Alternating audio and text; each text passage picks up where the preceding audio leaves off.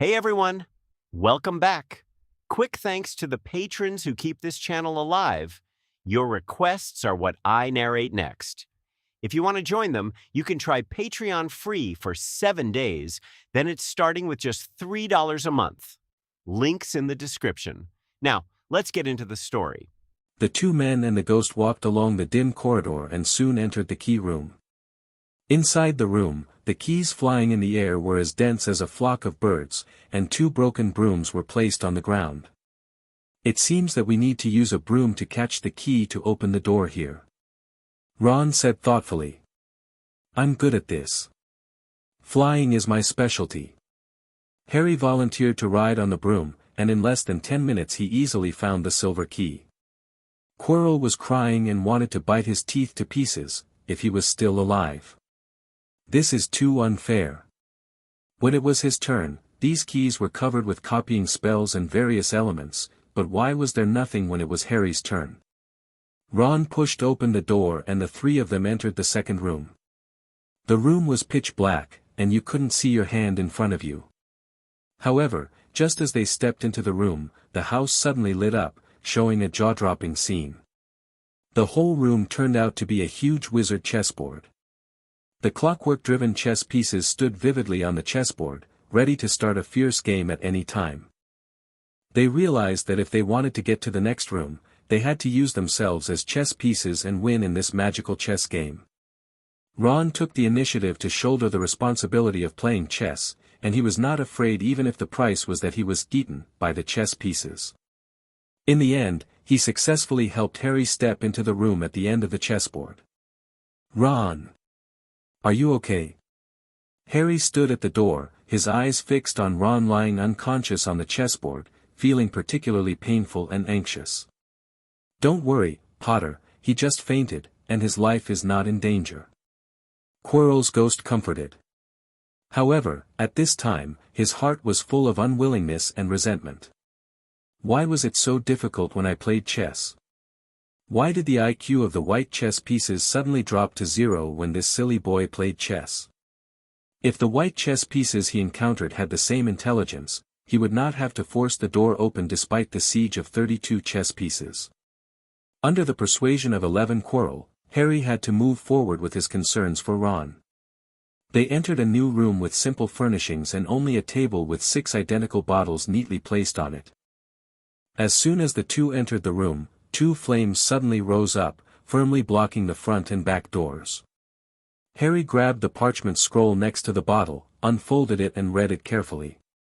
However, when he read halfway, he began to frown, scratched his head unconsciously, and muttered with difficulty. This logical reasoning question is really a headache. I can't understand it at all, let alone deduce the answer. Professor Quirrell, can you help me? Quirrell smiled bitterly and shook his head helplessly, to be honest, this logical reasoning question. I also have a headache. But if you ask me, the 5th or 6th bottle may be what we are looking for. When he said this, he felt mixed emotions. These were the answers he got with his life. The last time he passed this level, he had clearly used the exhaustive method to test that the 5th bottle contained the antidote.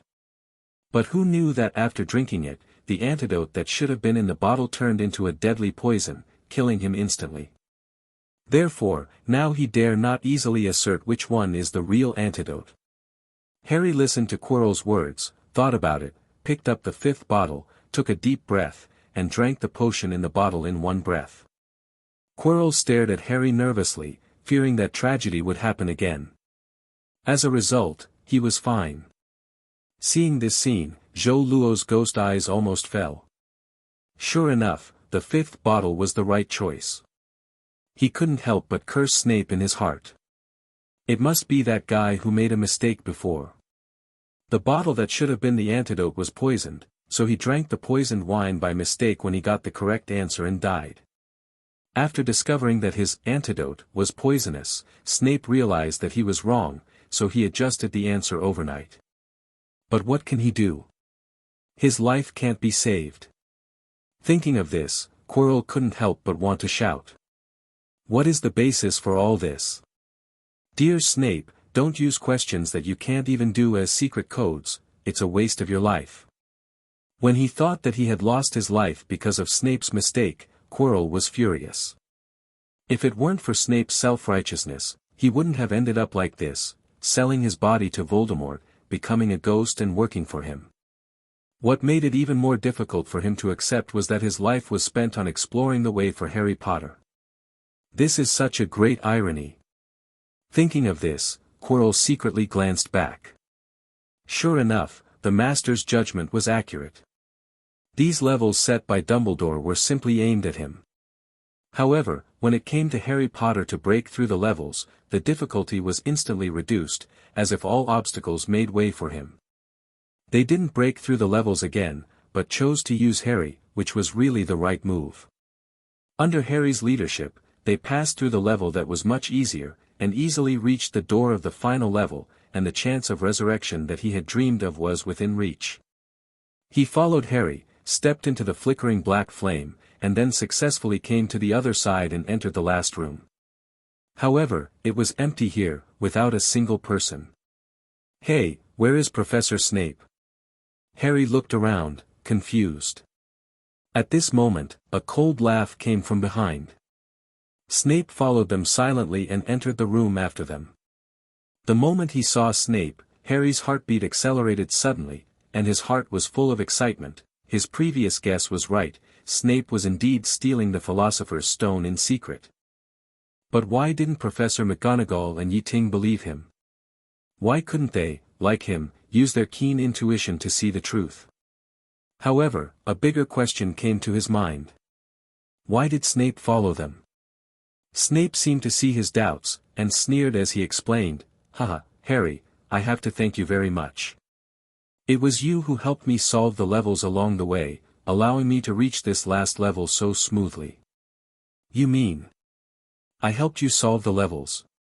Harry asked in astonishment. "You have been hiding behind us?" "That's right."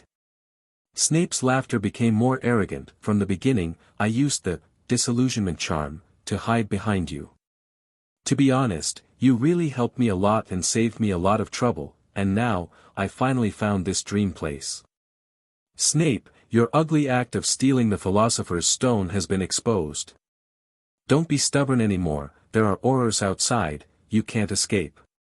Harry shouted loudly, trying to intimidate the other party. "Aurors." Snape's face flashed a trace of panic, but he quickly covered it up. Harry was secretly proud of himself. Usually, Snape always looked at him with disdain and disgust, as if he was looking at an idiot. Now, the professor finally showed a look of panic, which made him feel unprecedented satisfaction. He seemed to have seen the scene of Snape being sent to Azkaban, and Harry felt more and more comfortable. What could be more satisfying than sending your hated teacher to prison with your own hands? He. The ghost Quirrell Snape passed through his chest, and his cold body took away a lot of heat, causing Snape to tremble all over and stop moving. Just as Harry was about to leave with the captive, Quirrell's ghost reminded him in time, "Harry, let's find the Philosopher's Stone first to prevent it from being stolen again." Recalling Quirrell's desperate fight with Snape before, Harry felt a sense of trust in his heart, and he nodded. Quirrell's ghost suddenly became eloquent, no longer timid and stuttering, and looked very energetic. An inspiration flashed through his mind like lightning, and Harry seemed to have caught something. He said to himself excitedly, "If I silently say to find the Philosopher's Stone in my heart, and then stare into this magic mirror, can I see what I have found? The scene of finding the Philosopher's Stone. That way, I will know where the Philosopher's Stone is hidden." Before he finished speaking, Harry couldn't wait to walk to the magic mirror. He took a deep breath and stared at the deep world in the mirror. Gradually, a strange picture emerged in the mirror. He saw himself reaching into his pocket and actually took out a dark red stone with a dull color. At this moment, the self in the mirror suddenly let go, and the stone fell into the pocket of the self in the mirror. Then, Harry was surprised to feel that there was suddenly something in his pocket, heavy. Could it be that it was the legendary Philosopher's Stone? He couldn't wait to reach into his pocket, and then, an unconcealable surprise appeared on his face. "Professor Quirrell, I found it. I found the Philosopher's Stone. Harry waved the stone in his hand excitedly. Quirrell widened his eyes and stared at the gem in Harry's hand in disbelief. He swallowed his saliva, and his voice trembled slightly with excitement. Congratulations, Harry. This is really a miracle. Yes, it is indeed a great event worthy of congratulations. A cold voice suddenly sounded, breaking the joyful atmosphere. Harry turned his head sharply and found that the source of the voice was Snape. I don't know when, the professor has awakened, even broke free from the restraints, and held the flying wand in his hand, with a dangerous light flashing in his eyes. And the ghost of Quirrell, who had just vowed to guard Snape, now floated behind Snape like a loyal servant. Harry's heart suddenly rose to his throat, and the nerves that had just relaxed tightened again, and the muscles of his whole body tightened, ready to deal with emergencies at any time. Give me the Philosopher's Stone, hurry up, Harry. Snape urged in an unquestionable tone, I am a professor, you should listen to me. After that, Snape raised his wand and was about to attack Harry. He recalled that Professor Dumbledore had told him that this was the Mirror of Erist, a magical mirror that could reflect the deepest desires of the human heart. However, the light went straight through Quirrell's ghost without causing any damage. Quirrell next to him also revealed his true face. He stared at Harry with a look of ridicule and pride. Harry Potter, you helped me a lot this time, I have to thank you very much. However, just when Harry thought he had won, Snape suddenly roared with a ferocious face, Harry, do you think you have won? I just need to get rid of you and get the Philosopher's Stone, and I can leave here easily. Dumbledore is not here, and those Aurors are no match for me. You treacherous be asterisk asterisk asterisk asterisk asterisk d. Ha! Harry! Don't do this. Let's tie him up first. Quirrell stuttered and suggested, watching Harry's actions, a trace of imperceptible heartache flashed in his eyes. In his anxiety, Harry's eyes suddenly fell on the quaint big mirror in the room. Harry ignored him and looked at Quirrell's ghost in disbelief. Are you in the same group?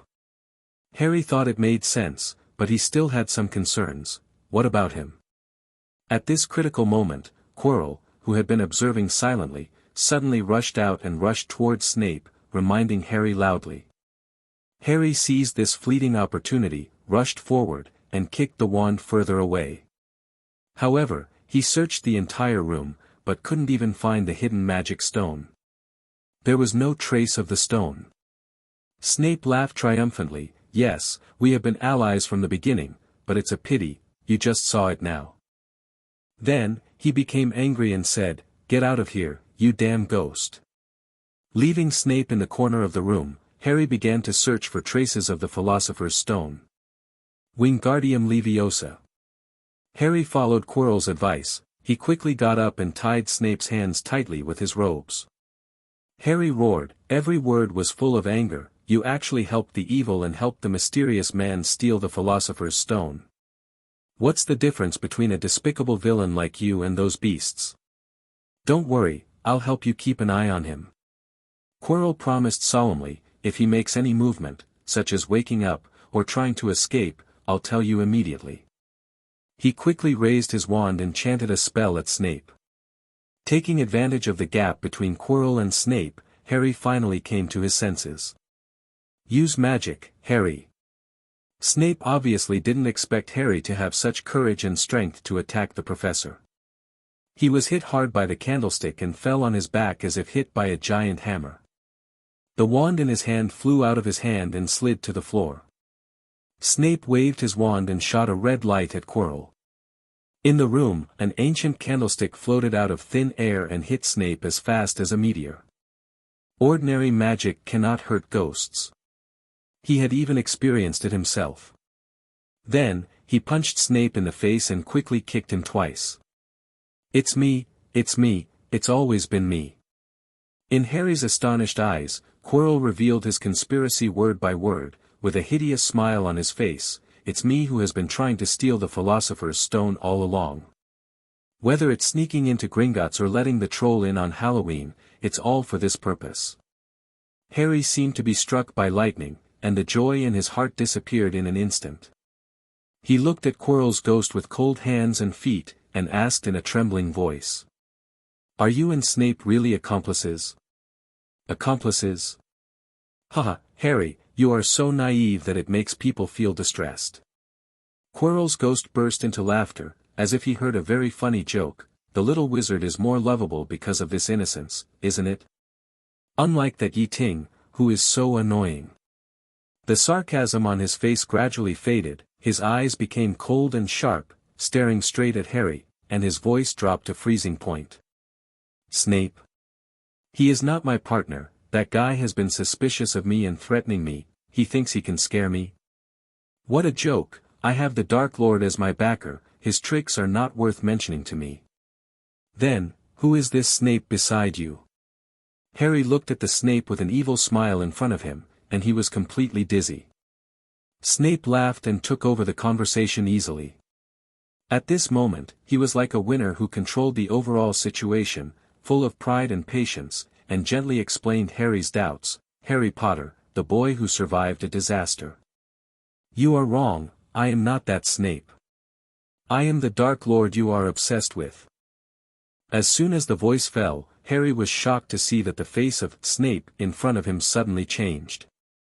The iconic hooked nose and shiny black hair disappeared in an instant, replaced by a distorted and terrifying face. The face was as pale as paper, like a dead chalk. The blood-red eyes flashed with a cold light, and below, there were two narrow nostrils like venomous snakes, which was creepy.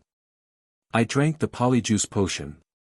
He smiled proudly. "That night, Quirrell and Snape were fighting, and I let him take the opportunity to pull out a few strands of Snape's hair. Hee, you can't imagine this, Snape himself didn't expect it." "Why did you do this?" Harry's voice suppressed a trace of fear. "Why? It's all because of that B******************** Ye Ting." When Voldemort hadn't spoken yet, Quirrell got anxious and growled impatiently. "It's not the first time that guy has prevented me from getting unicorn blood. He must have caught a glimpse of my true face before and informed Dumbledore, making the old fox wary of me. Otherwise, how could the level become so difficult? Why did so many students attack me, and Dumbledore turned a blind eye? I should have dealt with that kid Ye Ting a long time ago." A trace of murderous intent flashed in Quirrell's eyes, and he gritted his teeth and said, "Since Dumbledore has become suspicious, the Master has come up with a new plan." Voldemort remained silent, observing Harry's reaction with interest, and the glory of the mouth cannon was completely given to Quirrell. It's not that he didn't want to mock Harry in person.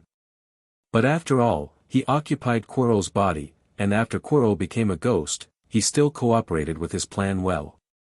This method of exploiting someone even after turning him into a ghost, even for someone as evil as him, felt a little bit. Anyway, Quirrell was already like this, so what's wrong with letting him vent his emotions? Quirrell continued proudly, "He cleverly turned me into a ghost, making everyone mistakenly believe that the danger was over, and he hid in my body, secretly planning how to steal the Philosopher's Stone. And you, Potter.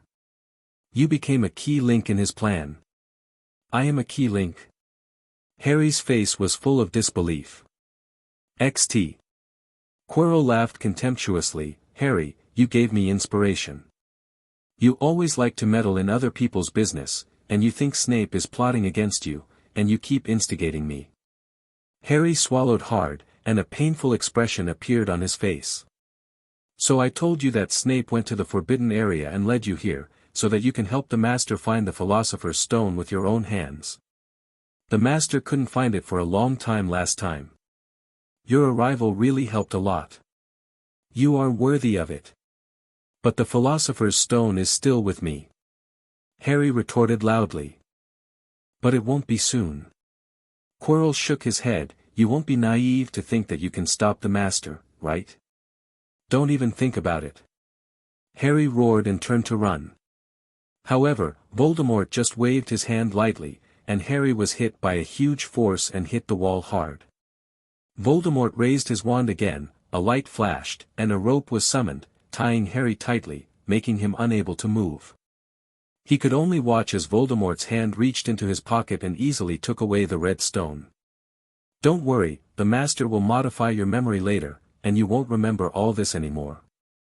Quirrell showed a smug smile on his face, as if he was the one who did it. You will faint here, and when you wake up, you will become the only eyewitness, identifying Snape as the villain who stole the Philosopher's Stone.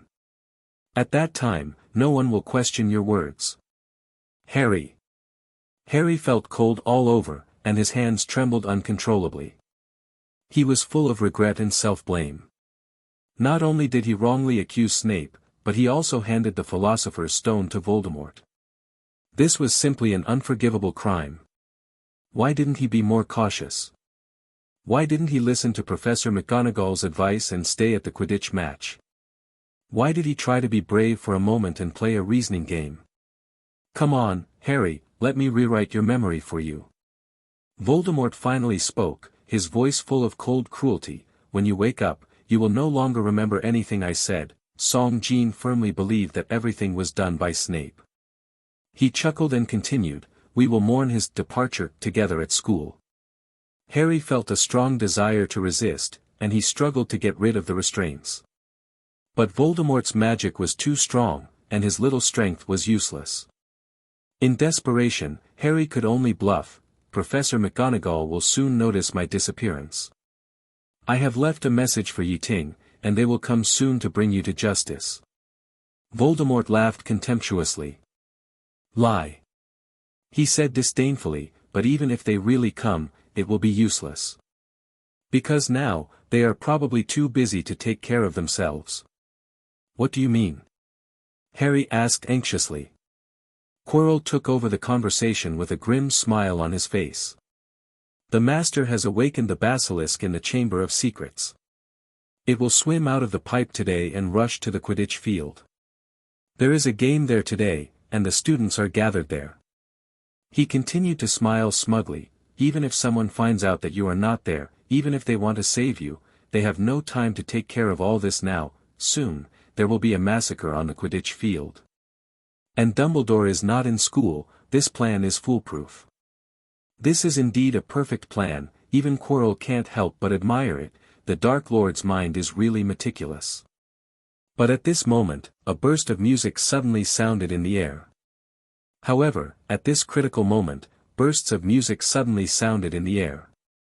This music was illusory and ethereal and mysterious, and it was exciting to listen to.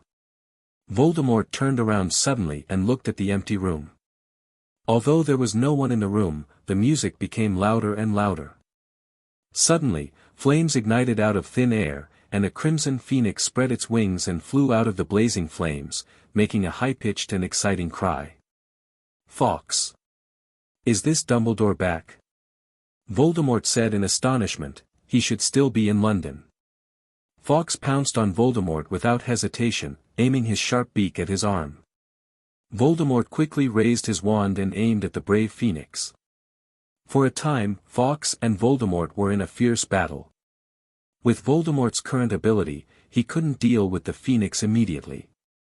Fawkes, relying on his ability to fly and his fast speed, kept flying around Voldemort, and swooped down to peck him when he saw a flaw.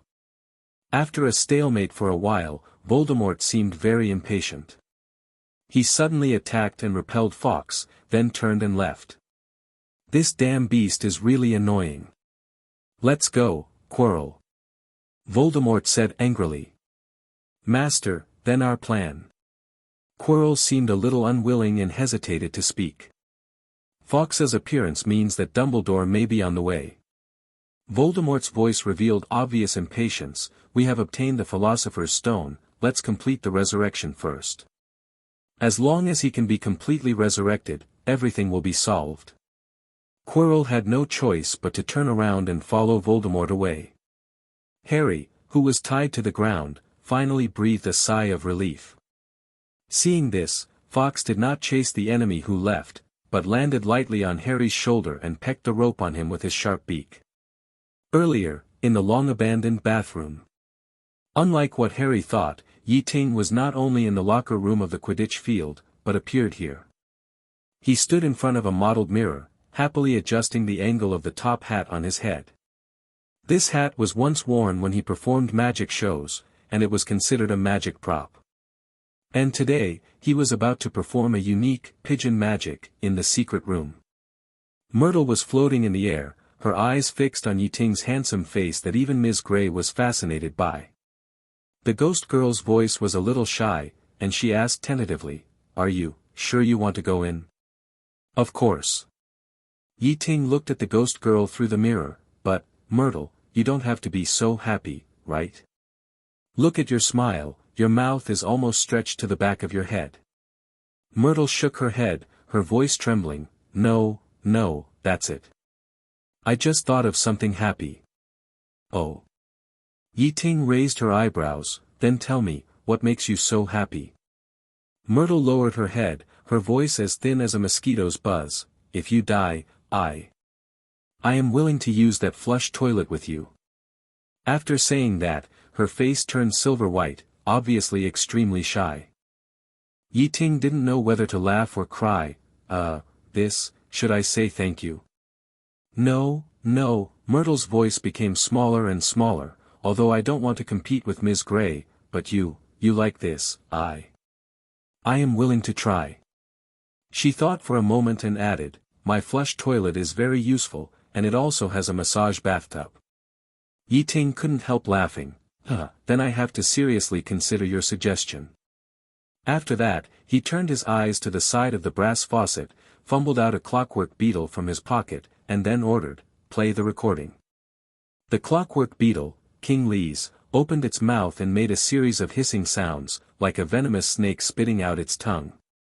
If Harry was there, he would definitely be able to recognize the true meaning of this sound. It was the meaning of "open" in Parseltongue. This hissing sound was actually a recording, and the person being recorded was Voldemort himself. The two ghost spies arranged by Ye Ting both made great contributions this time. Mrs. Gray helped Ye Ting convey the news that Dumbledore had left school, and Myrtle revealed the news that Voldemort had left the Chamber of Secrets. The materials for the Polyjuice potion were so rare that even Voldemort had to steal Snape's collection to make it. As soon as Ting got the news from Myrtle, he immediately sent the specially modified clockwork beetle to the abandoned bathroom. Sure enough, when Voldemort returned to the Chamber of Secrets, the beetle successfully captured the sound of him opening the door. To be honest, even if this method cannot open the door of the Chamber of Secrets, it is no big deal. After all, the entrance to the Chamber of Secrets was not built by Slytherin himself. At the beginning, the way to enter the Chamber of Secrets was not like this. Its birth can be traced back to the 18th century, from the hands of a student named Corvinus Gaunt. At that time, Hogwarts was undergoing a major pipeline renovation, and this descendant of Slytherin accidentally discovered the Chamber of Secrets left by his ancestors during the construction. In order to protect this secret, he tampered with the entrance and created this mechanism. At the beginning, Corvinus Gaunt was just a slightly talented student, not a magic master, and it was difficult for Ye to crack his magic. Ting said it was no problem at all. Dumbledore hadn't found the Chamber of Secrets for so many years, not because he couldn't solve the puzzle of the entrance, but because he didn't know where the entrance was hidden. As it turned out, Ye Ting's worries were completely unnecessary. Corvinus's technology was indeed not good. The mechanism he designed was quite rigid and had no intelligence at all. Even recordings could easily fool it. The copper faucet suddenly sprayed out a dazzling white light and began to spin wildly. The pool also moved slowly, and the ancient mechanism that had been sealed for a long time was finally activated. Finally, all the surrounding wash basins were moved aside, and a thick water pipe suddenly appeared. It was dark inside, like a passage to an unknown world. Ye Ting got into the water pipe without hesitation and slid down along the smooth wall. He casually summoned the rose lantern to bring a ray of light into the dark pipe. The pipes were intricate and connected everywhere, connecting every corner of Hogwarts. Obviously, as long as you follow these drainage pipes, you can eventually reach the secret room. But the whole system was too complicated, like a huge maze, and you might get lost if you were not careful. So, Ye Ting chose to walk along this thick main pipe, gliding forward in a zigzag manner. Although the path was winding, it was generally heading towards a deeper place. He couldn't help but start to imagine that this secret room might be transformed into a roller coaster project in the future, so that students could spend money to experience the excitement. After an unknown amount of time, the water pipe finally changed from bending to horizontal. Ye Ting emerged from the pipe mouth. The cyan wind element gently surrounded him, causing him to gradually slow down and stand firmly on solid ground. With his appearance, the soft light of the rose lantern instantly dispelled the darkness here.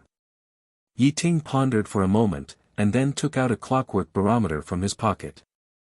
This mechanical barometer was originally an important accessory installed on the clockwork machine, which could sense the surrounding atmospheric pressure.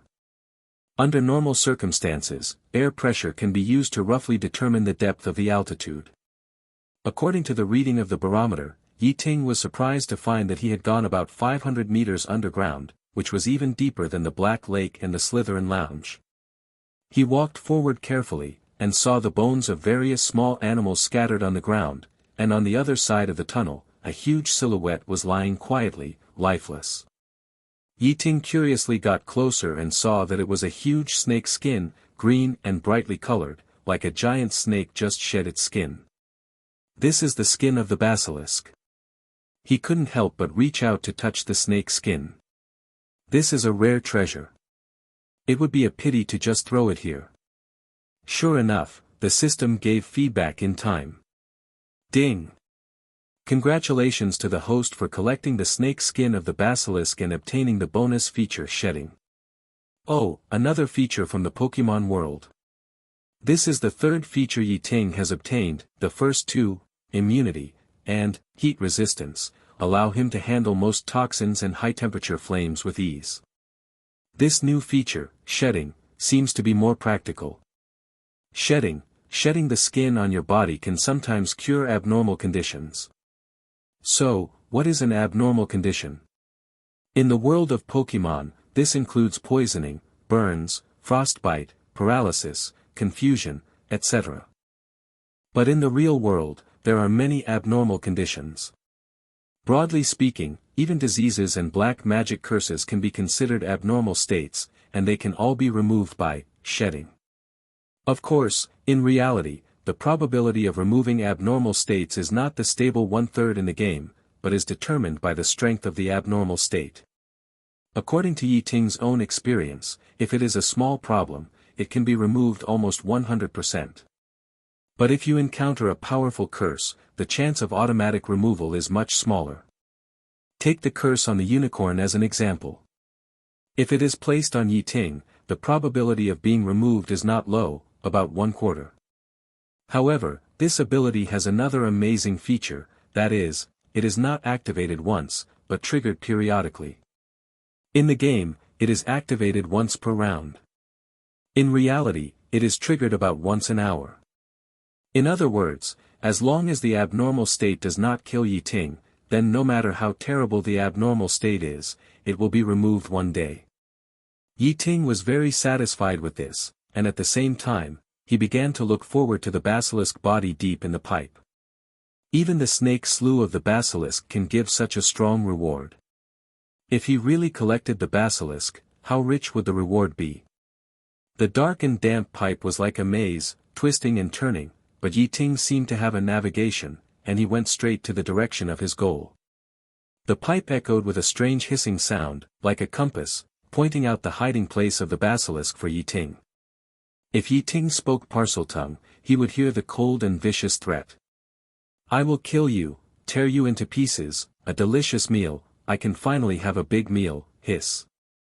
Tap, tap, tap. Ye Ting's footsteps echoed in the empty pipe. He moved forward without hesitation until he entered a large room. He took out a pair of special crystal glasses from his hat. When he put them on, he was not afraid of looking into the vicious eyes of the basilisk. The experience in the original book told Ye Ting that as long as he didn't look directly at the basilisk, he would not be killed by the basilisk's sight, and would only be petrified at most.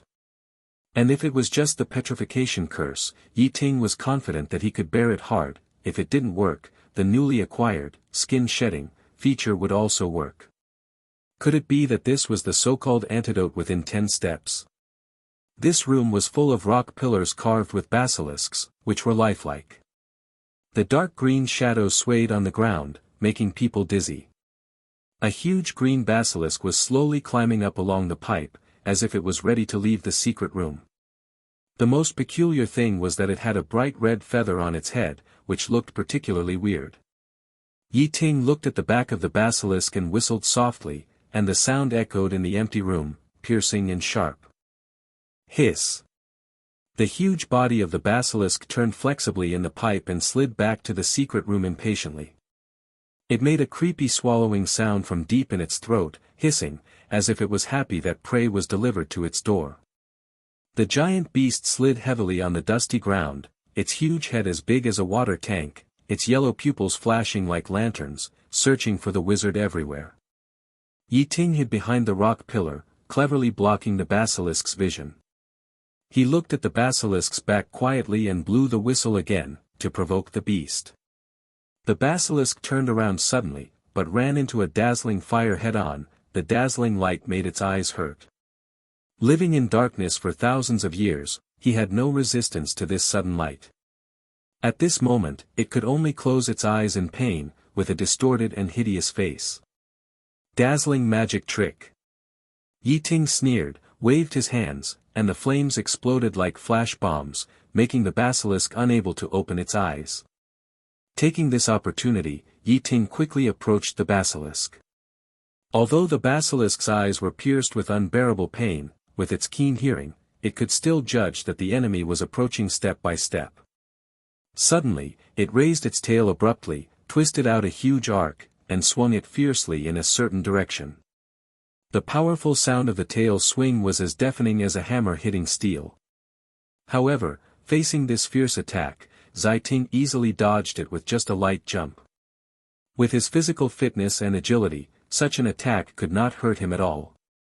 Then, Ye Ting took off the magic hat on his head, and just like the pigeon magic he performed in front of the audience before, he skillfully took out a group of energetic, big roosters from the hat. This group of roosters was specially raised by Hagrid by Ye Ting not long ago, and they are secret weapons used to deal with the basilisk.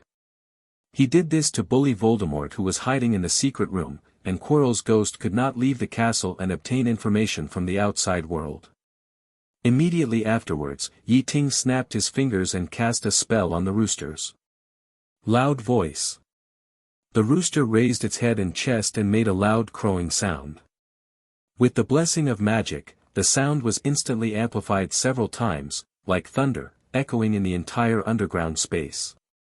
Although the basilisk was ferocious, it had a fatal weakness: it was afraid of the crowing of roosters. The crowing sound that pierced the eardrums echoed in the entire underground space.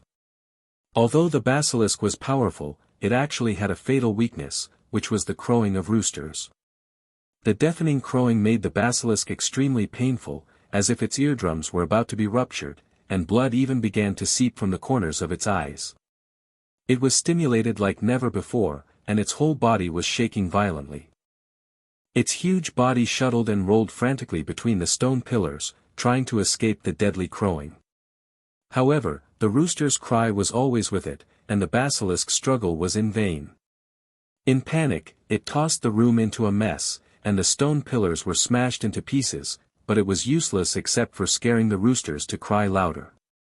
Not long after, the basilisk's movements began to slow down, and finally slowly collapsed to the ground, motionless.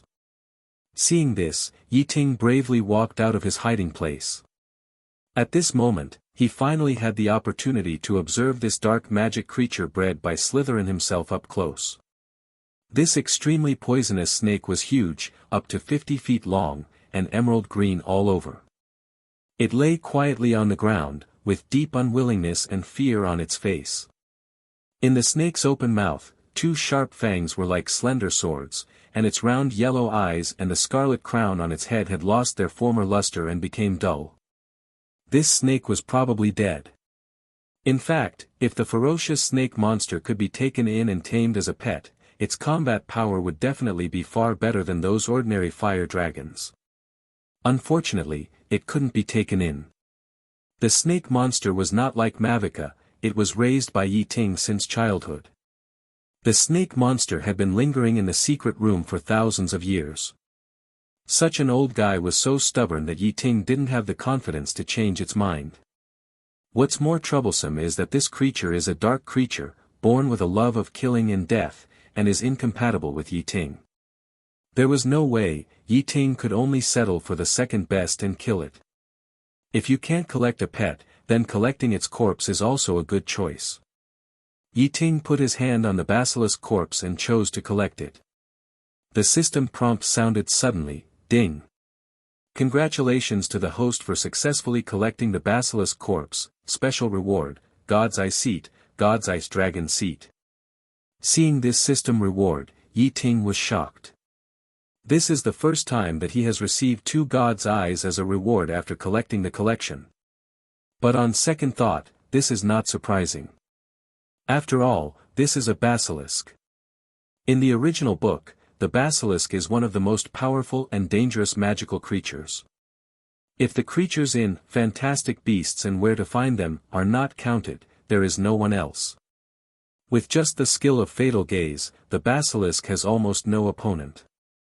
If it weren't for the weakness of C***K crowing, Ye Ting felt that he would have to fight with this guy for a long time before he could deal with it. This is also the reason why Voldemort was so arrogant and dared to put the basilisk on the Quidditch field to kill. Imagine if Dumbledore was not there, even if several professors joined forces, they would definitely not be able to do anything with the basilisk in a short time. Unfortunately, Voldemort didn't expect that someone could open the third eye and prepare a killer weapon to deal with the basilisk in advance. Although Ye Ting used a little cleverness to deal with this dangerous creature. The system doesn't care what method you use to obtain the collection. So this basilisk is definitely worth 2 God's Eyes as a reward. The first one is Zuanhuzuo, the God's Eye from the genius Dr. Bai Shu. Bai Shu is the attending physician of Buxialu in the Liyue region of Teyvat. To be honest, it is really weird that a killing machine can actually open the God's Eye of a genius doctor who has saved countless people. But considering that Bai Shu has always had a white snake that was once a fairy as a contract object, and both have a little bit of snake around them, this makes sense. It is worth mentioning that this God's Eye is the first God's Eye of the grass element that Ye Ting got.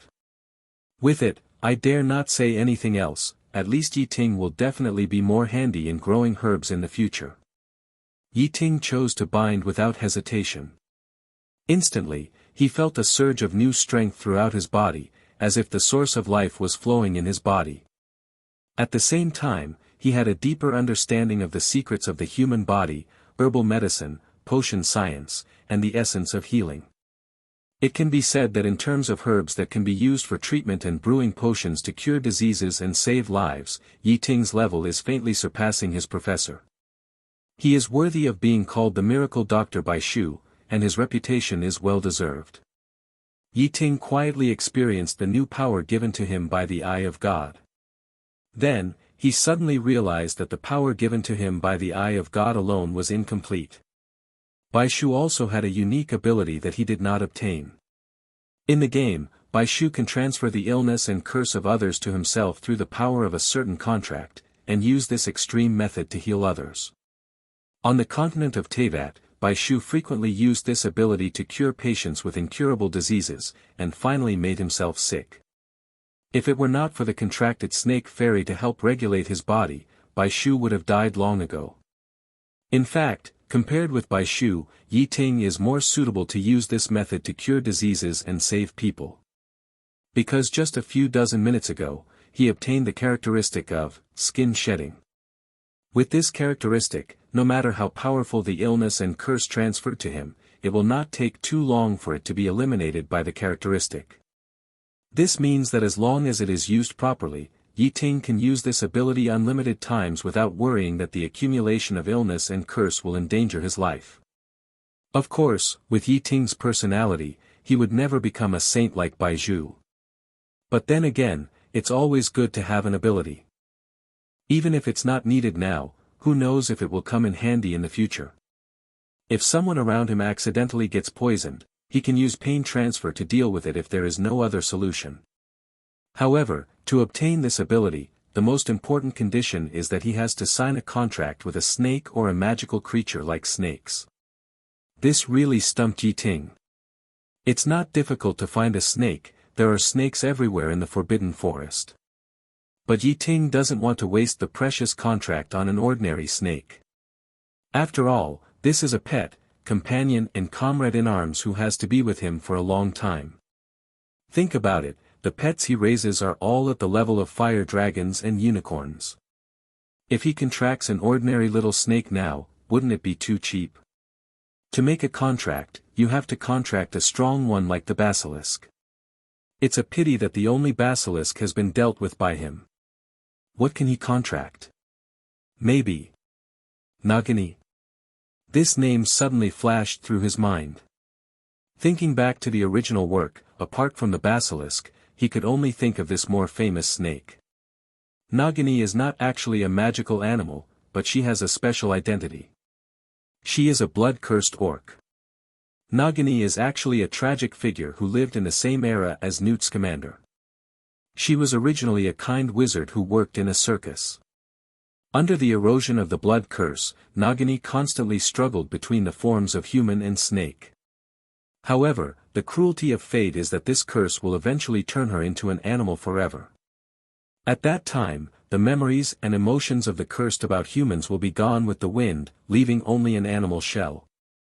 Perhaps because they wandered in the forests of Albania together, Nagini met the half-dead Voldemort after she fell into a snake. In the original novel, after Voldemort was resurrected, he made Nagini his new Horcrux, which was undoubtedly another mockery of fate to her kind nature.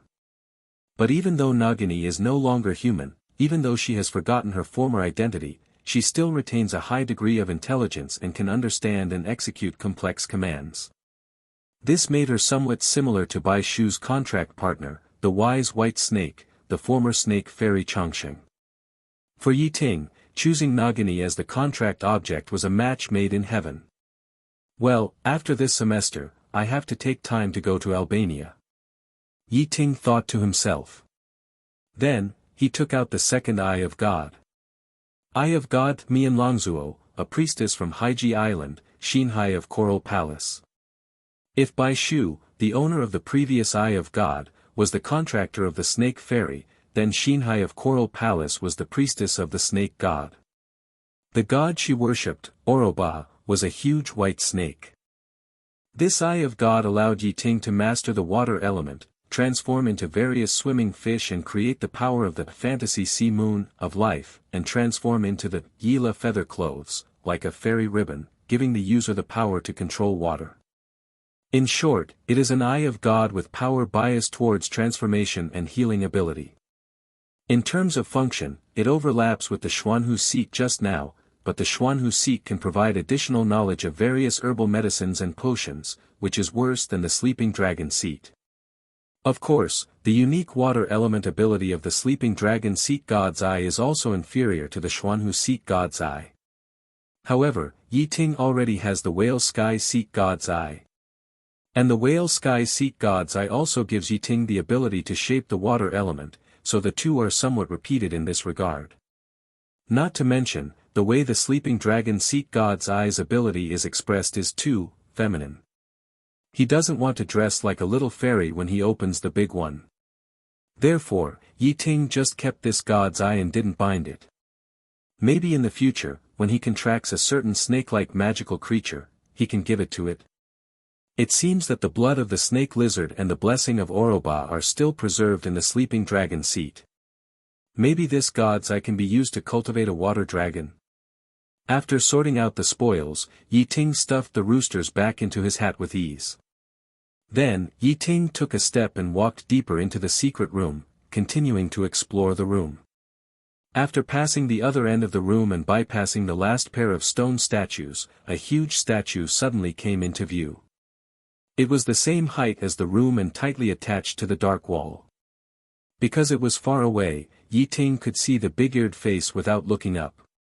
It was an old, monkey-like face, with sparse long beards that almost fell to the hem of the stone wizard's robe.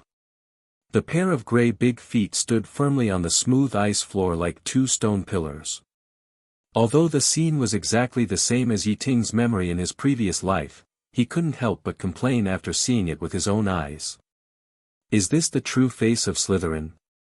It's too ugly. This is the core area of the Chamber of Secrets.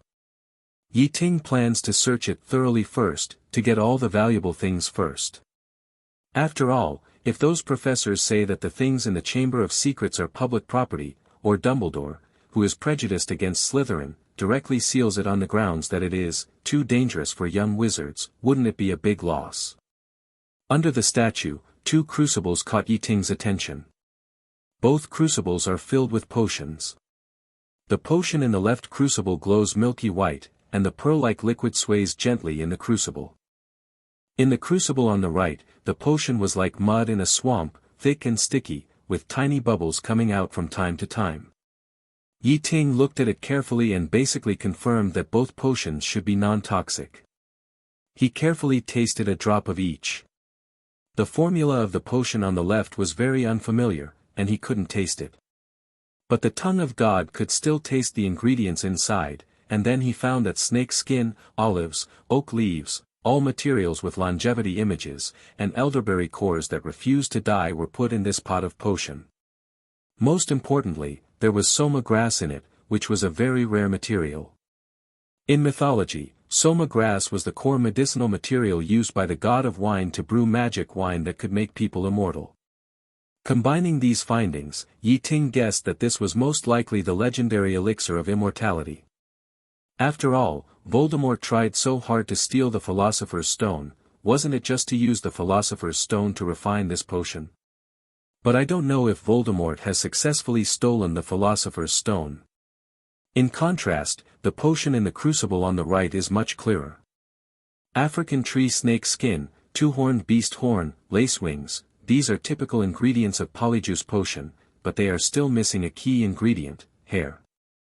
Although it is unclear what the real purpose of Voldemort's brewing of Polyjuice potion is, this pot of precious potion is undoubtedly a great gain of Ye Ting's trip. The brewing process of Polyjuice potion is extremely cumbersome. Not only are the materials precious, but it also takes up to a month to carefully brew it. Therefore, such a large crucible of Polyjuice potion is not cheap. Ye Ting really didn't expect that this trip to the secret room would have such an unexpected gain. But he couldn't help but feel curious. Who did Voldemort want to become after hiding in this secret room for so long? He actually brewed Polyjuice potion here. He remembered the scene he saw with Mrs. Grey that night. At that time, in the corridor, Quirrell suddenly hugged Snape, and the two wrestled with each other. Quirrell also took the opportunity to pull a handful of Snape's hair. At that time, Ye Ting felt that something was fishy. Zhou Luo was not usually so brave. Please give me flowers. Ye Ting's interpretation, Quirrell discovered Harry who was hiding nearby wearing an invisibility cloak, so he deliberately acted in front of them to frame Snape. Now it seems that Quirrell's trick was not only for fooling Harry, but also for getting Snape's hair so that he could look like him. This method is really hard. You should know that the taste of the Polyjuice potion is related to the owner of the hair. The Polyjuice potion prepared by cutting Snape's hair. Ye Ting recalled Snape's hair that had not been washed for a long time and became shiny, and he couldn't help but shudder. That smell, I guess, wouldn't be too good. After hearing Ye Ting's words, Snape's face suddenly made a sharp and cold sound. Upon hearing this, Ye Ting immediately pretended to be alert and raised his wand to Snape. Professor Quirrell, I know you are a good person. Let's join forces to catch Snape and go together to receive the school's Special Contribution Award and the Merlin Medal, how about it? He stood there in astonishment, and it took several seconds for him to recover. Those preserved in medicine jars were mixed with the potion. You have to be careful. Snape wants to steal the Philosopher's Stone. I have been tracking him here. No. Why are you here? Although some of the books on it had corroded covers, most of the books were in much better condition than those specimens. After nearly 1,000 years, even those magic words could not be maintained and stopped working, so these exhibits naturally could not maintain their original appearance. Ye Ting walked to the center of the hall and caught a glimpse of a row of towering display cabinets, where specimens of various magical creatures were quietly displayed. Ye Ting looked at the two crucibles. Since he was here, he couldn't go back empty-handed, right? In this way, the entire secret room was cleaned by Ye Ting, leaving not even a scrap of paper. As for those that could not be used, including waste materials and furniture that were still left, Ye Ting felt that these were at least antiques, so he collected them all with the system. Professor Snape, Professor Quirrell, what a coincidence. I didn't expect you two had such a good relationship. Oh, really? I also tracked Snape here. Quirrell had just lied to Harry, and now he was going to repeat the same trick to deceive Ye Ting. There were also some rare medicinal materials, which were only a pile of brown slag after weathering. It was really heartbreaking. But the founder of Slytherin was not very good at this. Avada Kedavra B. Ye Ting noticed that Salazar had carved some ancient magic words on the display case, presumably to preserve these treasures for a longer time. The scene was very embarrassing for a while. Ye Ting cleaned the secret room in the shortest possible time, stuffing everything that could be used and taken away into his hat, even the two glittering emeralds at the door. 0. However, just as he was about to step out of the secret room, he saw a ghost and a figure rushing over in a hurry. Many animal specimens are wrinkled and black, with only a few pitiful remnants left. Voldemort never expected to bump into someone here, not to mention that this someone else was Ye Ting. Ye Ting looked around and confirmed that nothing was left behind, nodded with satisfaction, and prepared to evacuate. Fortunately, the effect of the polyjuice potion was still lasting, and Voldemort's face naturally changed back to Snape's without any special spells. Ye Ting raised his hand and waved his hat, greeting them casually. Why, didn't you two go to watch the Quidditch game? In addition to the potions in the two crucibles, there are other treasures in this secret room. However, Ye Ting discovered that on the other side of the display case, behind the basilisk and cockatrice statues, there was actually a built-in bookshelf hidden on the wall. Quirrell, you idiot, he is deceiving you. It seems that these are the only valuable things in this secret room. Before he finished speaking, his wand was already pointing at Ye Ting. He turned to Ye Ting and said viciously, you appear here, which means you have seen through our plan. What a smart little wizard. But unfortunately, you are destined to die here today. But unfortunately, they have all changed beyond recognition over time. How could Ye Ting give Voldemort a chance to attack? At the moment when Voldemort raised his wand, he had already flashed his sharp figure and hid behind a solid rock pillar. The green light came late and hit the rock pillar hard. The rock pillar could hardly withstand the sudden heavy blow, and countless broken stones exploded, and dust flew everywhere, like gunpowder smoke on the battlefield. You, go and check the crucible for me, how is my elixir? Voldemort locked onto Ye Ting's figure and commanded Quirrell's ghost anxiously, and how come there are so many bloodstains on the ground? Where is my basilisk? Quirrell returned quickly with a look of horror and told the terrible bad news, no. No, Master, your potion, all the collections left by Slytherin, and the basilisk, are all gone. Damn it. Voldemort's heart surged with unprecedented anger. He understood everything in an instant. This kid actually sneaked in here quietly while he was stealing the Philosopher's Stone, and swept away all his treasures. How could this be? No one had ever been so bold as to steal Voldemort's things. He was furious and just wanted to raise his wand to kill Ye Ting. But thinking back to how Ye Ting behaved when he met her before, a chill made him suppress his impulse. Ye Ting, I, the Dark Lord, want to talk to you face to face. Behind the rock pillar, Ye Ting's body did not move, still keeping alert. He asked loudly, what do you want to do, just say it directly. Voldemort's voice was low and full of temptation, as if whispering, this is not the first time we have met, Ye Ting. In fact, I have been paying attention to you silently for a long time. His words were full of praise, and there was a subtle eagerness in his laughter. To be honest, I have never seen a young wizard as outstanding as you. No matter which subject you are very good at it. You have mastered such powerful magic at such a young age. Even those professors may not be able to compare with you. Ye Ting was a little annoyed. If you have something to say, just say it. Why are you praising me? I have heard too many compliments. Do I need a few more compliments from you? He became more alert in his heart and couldn't help but guess. Will Voldemort also say like Malfoy? Ye Ting, let's cooperate. However, the Dark Lord was not an ordinary man after all, and he changed the subject. I have always admired you. You were born in an orphanage, right? I am the same. I inherited the noble Slytherin blood from my mother. I firmly believe that with your talent, you can never be an ordinary muggle. Your parents may be extremely powerful wizards, but because of some accidents, you were left there. Here it comes, the classic genius is pureblood theory. He did not show any emotion on his face, just listened quietly. Finally, Voldemort revealed his true purpose. Why don't people like you come to serve me? I need subordinates like you.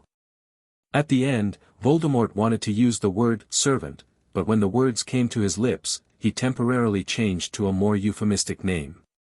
Ye Ting sneered again and again when he heard it. Huh, you are in this state now, you can't even protect your own body, you can only depend on Quirrell like a parasite, are you sure you are qualified to recruit me? Oh, Ye Ting, you are wrong. Voldemort's laughter echoed in the empty space, with a hint of strange charm, that's why you should stand on my side. Then, he said in a voice like an aria, death is always with you. It may come today, or tomorrow, or in a few months or years. But no matter what, death will eventually approach you step by step. And I, the great Dark Lord, have never fallen even under the attack of the killing curse. I have proved that I am immortal, and I have gone further than anyone else in the pursuit of immortality. Voldemort's voice became hoarse and seductive. At this time, he seemed to have returned to his youth, using his appearance and language to seduce those witches. You may have heard all kinds of bad reputations about me from Dumbledore, but those are shameless slanders against me. I am not a vicious wizard, but a kind guide. His voice suddenly became gentle like spring breeze, as if it could blow into people's hearts. I am willing to share the secret of immortality with my subordinates. Ye Ting, if you join the ranks of the Death Eaters now, I will give you powerful power and let you enjoy endless glory and wealth. Child, give me back the potion, I know it is lying in your pocket at the moment. After I am resurrected, kneel down at my feet. Listen to my teachings. I will teach you how to master the secret of eternal life. Come on. In the dim light, Voldemort's mouth curled up in a strange arc. He stretched out his hand, as if waiting for a lost lamb, and tried to pull Ye Ting into the abyss of darkness with his tempting voice. So, you have already got the Philosopher's Stone? Ye Ting frowned, with a hint of doubt in his tone. Easy. As if to prove himself, Voldemort took out the dull red stone from his pocket. The Dark Lord can do anything. As long as he wants. Even Dumbledore can't stop me. But I really don't have the potion you want. Ye Ting spread his hands helplessly. However, if you are willing to lend me the Philosopher's Stone, I may be able to help you find it. Very good. Seeing that the other party was still unmoved and still in the mood to joke, Voldemort became angry. This was the first time that he had lowered himself to win over a young wizard. In the end, he was rejected. If this is your choice, Ye Ting, then I can only say that it is a great pity. Avada Kedavra. Before he finished speaking, Voldemort turned into a ball of black smoke and instantly flashed to the side of Ye Ting. He aimed his wand at Ye Ting and shot out a dazzling green light. Now, there were no stone pillars around Ye Ting. This flash attack was obviously planned by Voldemort for a long time. However, Ye Ting's reaction was even quicker. Or rather, he had been waiting for a long time. At some point, the purple lantern that had been floating beside him suddenly expanded several times, like the brightest star in the night sky, hanging above Voldemort's head. Then, a series of heart-pounding purple lightning bolts rushed out of the lantern, like a punishment from heaven, and struck Voldemort directly. Voldemort hurriedly waved his wand and barely conjured up a golden shield, barely blocking the endless lightning attack. However, the strong electric field generated by the lightning tearing through the air still made his hair stand on end. Of course, his sparse hair was really nothing to stand on end. At the same time, facing Voldemort's deadly death curse, Ye Ting didn't even have the intention to dodge. He was surrounded by a green shield which was full of vitality and fairy air, like a barrier of paradise. This was exactly what Ye Ting did. The infinite energy shield, obtained after Ting activated the ultimate skill of Baishu God's Eye, healing energy and complete form theory. You want to use the Iron Armor Curse to resist the Master's Avada Kedavra Curse? You are really trying to shake a tree with an ant. You don't know your own strength. Quirrell, who was standing by, could not help but sneer when he saw this scene. The death curse used by Voldemort is unstoppable. All wizards who try to use magic to forcibly block it will eventually have only one ending, that is death. Quirrell seemed to have foreseen the fate of this annoying little wizard. He secretly rejoiced in his heart, and his mouth was almost grinning to his ears. He almost cursed directly, "I told you to cheat me, I told you to be arrogant, now you deserve to die in the hands of the Master." However, a miracle happened at this moment. When the dark green spell hit the bright green shield hard, the situation he expected did not appear. The two sides were actually in a stalemate. The bright green shield began to dim gradually, but the dark green spell also seemed to be powerless and soon lost its power. This little wizard actually blocked Voldemort's killing curse. If he hadn't been a ghost, Quirrell's eyes would have popped out. How could this be possible? However, no matter how unbelievable he was, what he saw was the truth. Voldemort's killing curse was indeed very lethal. Except for Dumbledore himself, no wizard had ever been able to withstand his killing curse head-on. The power of the killing curse was too overbearing, and Voldemort's attainments in this magic were so deep that the armor curse, used by ordinary wizards, was like paper in front of it, and it would break with a poke. But Ye Ting is an exception. His no-chi shield is made of pure grass elements. And this shield composed of pure life force is the nemesis of this spell composed of pure death force. Ordinary magic cannot stop the killing spell, but the shield of life can offset the magic of death. With so many God's eyes, Ye Ting's total magic power is so strong that he is not afraid of Voldemort, who occupies someone else's body. Voldemort tried to paralyze Ye Ting with talk therapy in order to flash around and attack from the side. But Ye Ting's words to deal with him are also a trap. You know, whether it is healing chi full form theory, or rose lightning, they are all background moves that can be released automatically. Ye Ting had already set up the game, just waiting for Voldemort to come to the door and get beaten. Ye Ting was attacked by the death curse and Voldemort was attacked by lightning, and the two things happened at the same time. The Rose Lantern attack does not require Ye Ting controlled himself. Ye Ting, who had the airless shield, was casting other magic while being attacked by the death curse. The attack of the Rose Lantern forced Voldemort to hastily cast a spell and summon a shield to resist. This caused a brief pause in his movements. But it was this pause that made him completely lose the initiative. Next, the two sides started a real magic battle in the secret room. With a roar, the powerful explosion spell rushed towards Ye Ting like his high-explosive shells. Voldemort supported his body with his elbows, and felt a heart-wrenching pain in his head. But soon, he found that he was the first one to collapse. Finally, he roared and cast the ending curse with all his strength without a wand, forcibly releasing the wind spirit's restraints, and only then did he escape before Ye Ting launched further attacks and triggered a diffusion reaction. He fell heavily on the stone floor like a kite with a broken string, blood oozing from the corners of his mouth, and his face was as pale as paper. All curses end. After such a set, even Quirrell, who was a tough guy before, would be weak. And what about him? He occupied Quirrell's body. Immediately afterwards, Ye Ting threw the beaker again, and the sealed wind spirit instantly woke up, releasing a 12-level storm, ruthlessly sucking Voldemort into the eye of the wind. Although Quirrell was an adult wizard, he was not ordinary weak. First, Voldemort himself sucked too much vitality, and more than a month ago, he was terribly ravaged in the restricted area and was seriously injured. Even if he recovered, he was still hit hard. Then, he waved his arm, and a fire python with flames all over its body suddenly appeared in the air, spinning around him quickly, blocking all the subsequent attacks. However, the price was also extremely heavy. The two of them fought for 5 minutes, and Ye Ting's spells continued, and even showed a trend of intensifying. Although Ye Ting was just a little wizard, perhaps because of his early development, his firepower was not ordinary.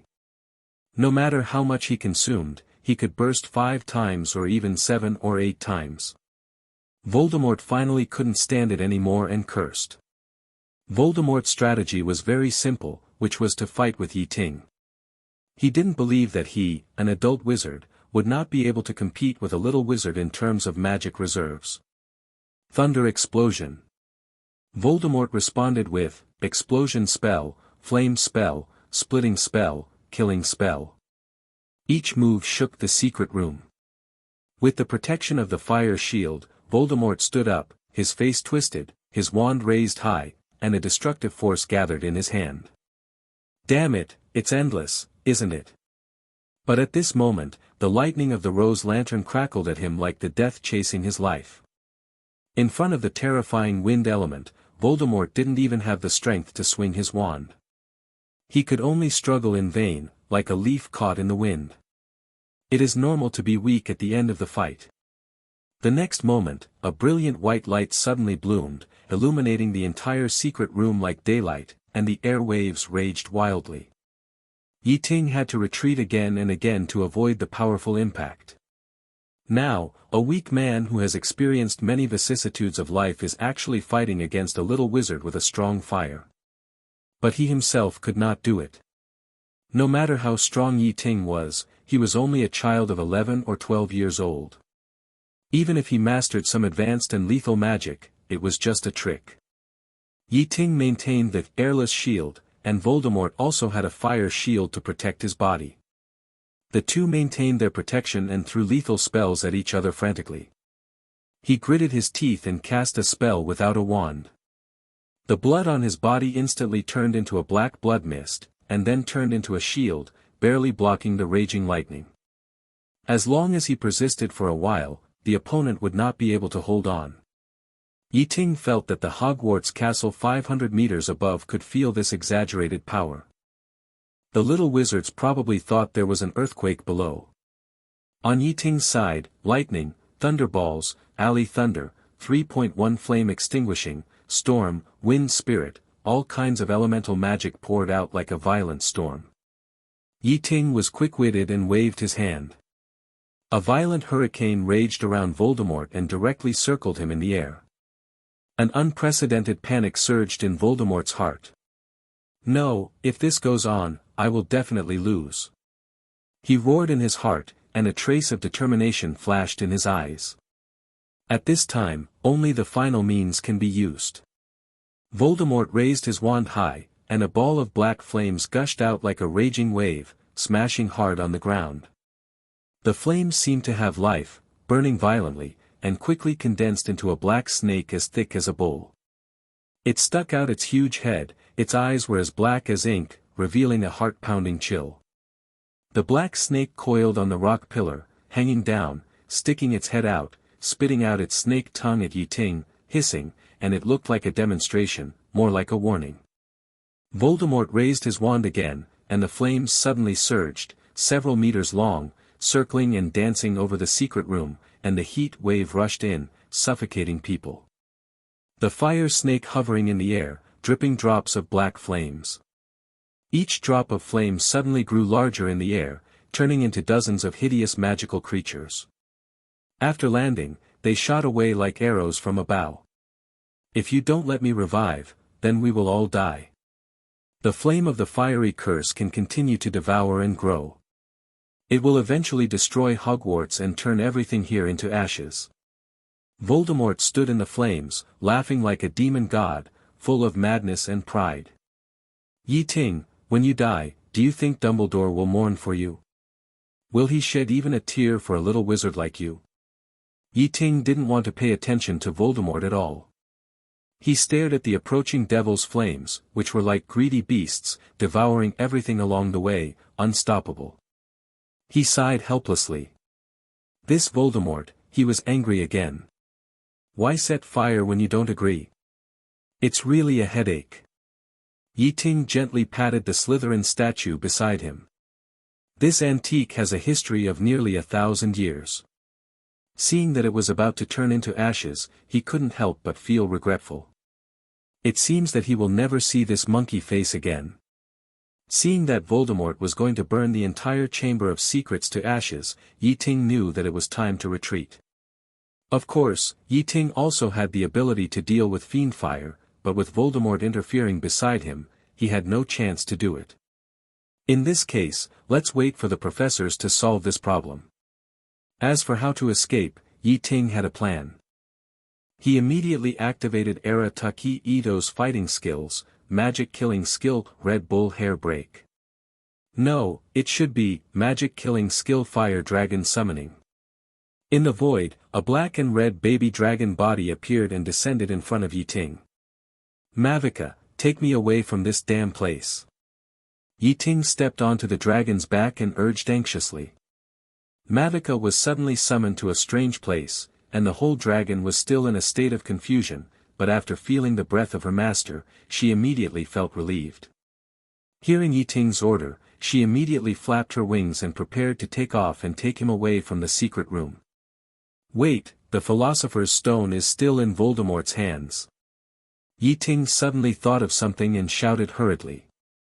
He looked at Voldemort, who seemed to want to leave in the distance, thinking in his heart. This Philosopher's Stone cannot be left to him.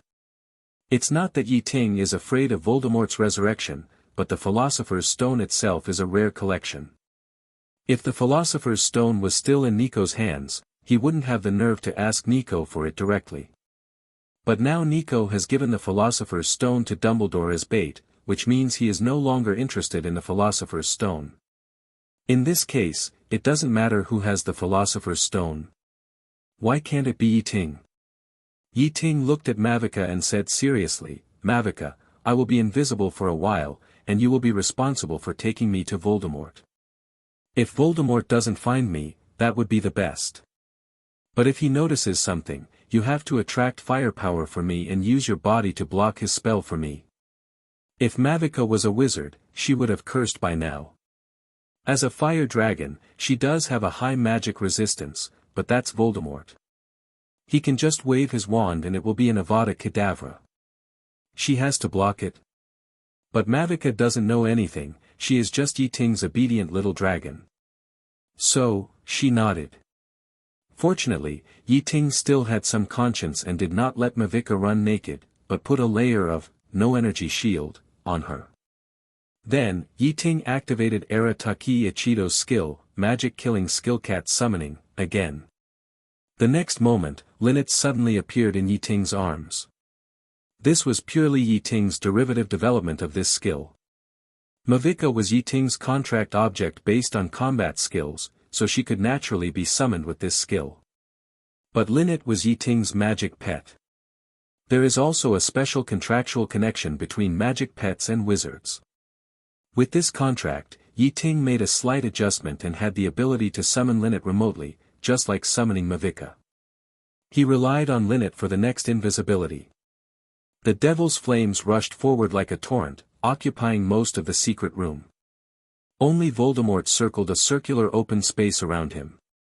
He stared at the secret room engulfed by flames, with a barely perceptible regret in his eyes. This was once his secret base in Hogwarts, and he had never expected that one day he would destroy it with his own hands. But fortunately, he got the Philosopher's Stone. As long as he left Hogwarts, he would soon be able to brew the elixir of immortality and regain real life. Voldemort's mind seemed to have emerged with that wonderful scene. He reshaped his body, and the Death Eaters issued a call for help. Those loyal servants came one after another, kneeling at his feet, kissing his toes, and accepting his reward devoutly. And those insects who betrayed him would be tortured to death by him, and eventually become delicacies in Nagini's stomach. What a wonderful scene! Voldemort couldn't help but let out a cold laugh, but after a few seconds, the smile suddenly solidified on his face. He turned around suddenly, and saw a familiar big bird made of flames flying towards him quickly. "Is it that dragon?" Voldemort exclaimed. Everything was just like what happened in the Forbidden Forest. He looked up and saw the young dragon he had met in the Forbidden Forest before, now falling from the sky and attacking him fiercely. Everything was just like what happened in the Forbidden Forest. Voldemort frowned, raised his wand without hesitation, summoned a shield to block the dragon's breath, and then said coldly, "Avada Kedavra." A green light flashed by, but the dragon did not dodge and was hit directly by the green light. However, the killing curse did not have any effect on it, because it was covered with a familiar green shield. No, there are other people hiding nearby. Seeing the shield, Voldemort's heart was alarmed. However, it was too late. Ye Ting's figure had quietly bypassed behind him, and his figure appeared like a ghost. Obstacles. Voldemort reacted very quickly, waved his wand, and the obstacle spell shot out like lightning, trying to block Ye Ting's attack. However, Ye Ting did not launch an attack, or even make any attacking movements, but simply put on a layer of no-shi-chi shield for himself. No. He is also a bait, the purpose is to attract my attention. As soon as Voldemort had this thought, he felt a sharp pain from behind, as if two pairs of sharp claws, with intense wind pressure, tore him to pieces from behind. It was Lynette. The cat helped Ye Ting approach Voldemort in stealth, but Ye Ting's appearance was not because Lynette had lifted the mystery shadow body technique, but because she left Ye Ting first and took a detour to get behind Voldemort. In Ye Ting's plan, even he himself was just a bait. The real killer was a cat that Voldemort had always ignored. In many confrontations with Voldemort, Ye Ting rarely brought Lynette with him. So much so that Voldemort didn't know or care about the power of a mere white-tailed cat. So this time, the cat finally made a great contribution. Lynette's full strength, mystery shadow stab, was quite powerful. Voldemort, or Quirrell's body, the spine was destroyed on the spot, completely lost the ability to move, and could only fall to the ground unwillingly.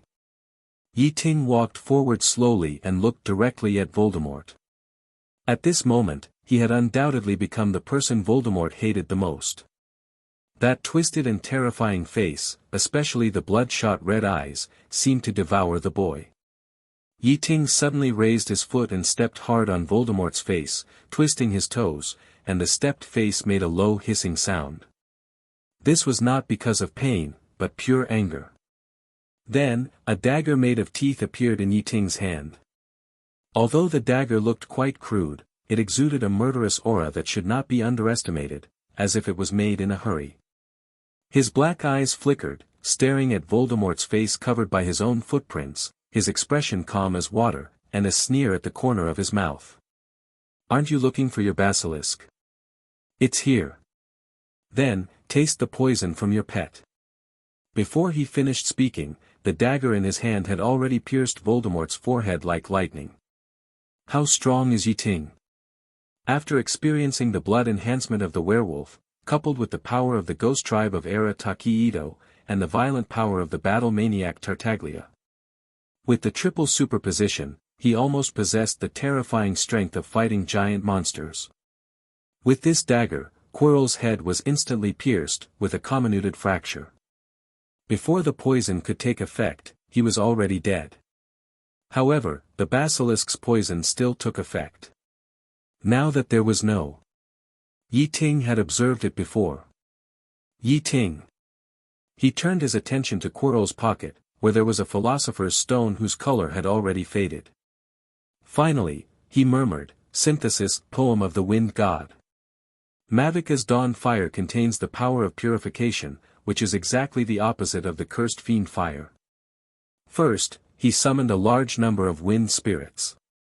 It happened that Ye Ting had made a lot of Daiwu isomorphic type 2 wind spirit potions during this period. Then he controlled the wind spirits himself and merged them together. If he didn't find a way to recover as soon as possible, he might even die in Hogwarts. The familiar wind vortex appeared again. Under Ye Ting's control, the wind vortex soon sucked in a large amount of fiend fire and sealed it into a small annoyance. Although Ye Ting's dagger failed to completely destroy his soul, it also caused him to suffer unprecedented damage. Maybe, it can be used to neutralize the power of fiend fire. Watching Voldemort's soul drifting away, Ye Ting shook his head and did not try to stop it. Finally, after a violent explosion, the two flames dissipated into the invisible at the same time, leaving only a piece of fresh air and a faint smell of fire smoke. Voldemort's body, like a wandering soul, emerged from the back of Quirrell's head and let out a shrill roar. But now, the poison that could corrode the soul directly burned Voldemort's soul. Although Ye Ting has not yet mastered the counter-curse of the Fiend Fire Curse, unlike last time, Ye Ting has Mavica by his side this time. Last time in the Forbidden Forest, he forgot to try this method, but this time he must try it. The power of the Firebird was sucked into the vortex, and the two flames collided violently in the vortex, bursting out with dazzling light and deafening roar. The Dawn Fire and the Fiery Fire intertwined, tearing and devouring each other.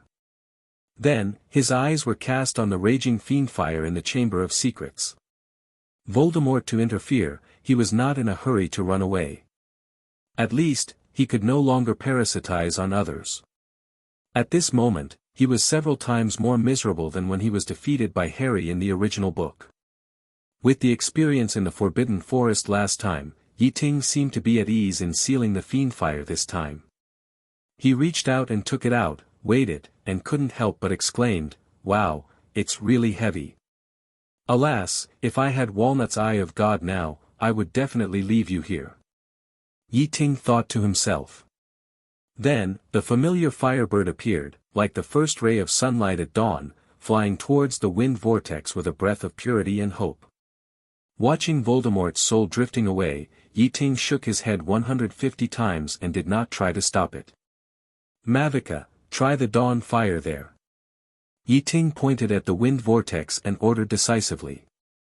While the Chamber of Secrets had not been burned to ashes, he had to seal it up quickly. He couldn't just watch the castle being burned to ruins by this fire, right? This fiery fire that almost burned the entire secret room was so powerful, but fortunately, under the tug of the wind god's poem, most of its power had been consumed, so it could barely match Mavica's flame.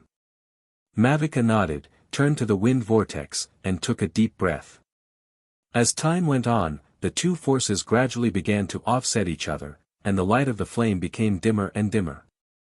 About 10 minutes later, Ye Ting finally left the secret room and arrived at the Quidditch field. There was already a lot of noise outside the locker room, and the Ravenclaw students gathered together to cheer for the players who were about to play. The game was about to start, and everyone was very excited. When Ye Ting approached, he saw Zhang Qiu standing at the door, chatting with a group of girls. "Did you feel it? Was there an earthquake just now?" asked the head of the class, Penelope, with anxiety flashing in her eyes. "I think so too, the floor and the table are shaking, it must be an earthquake." Padma Patil immediately agreed.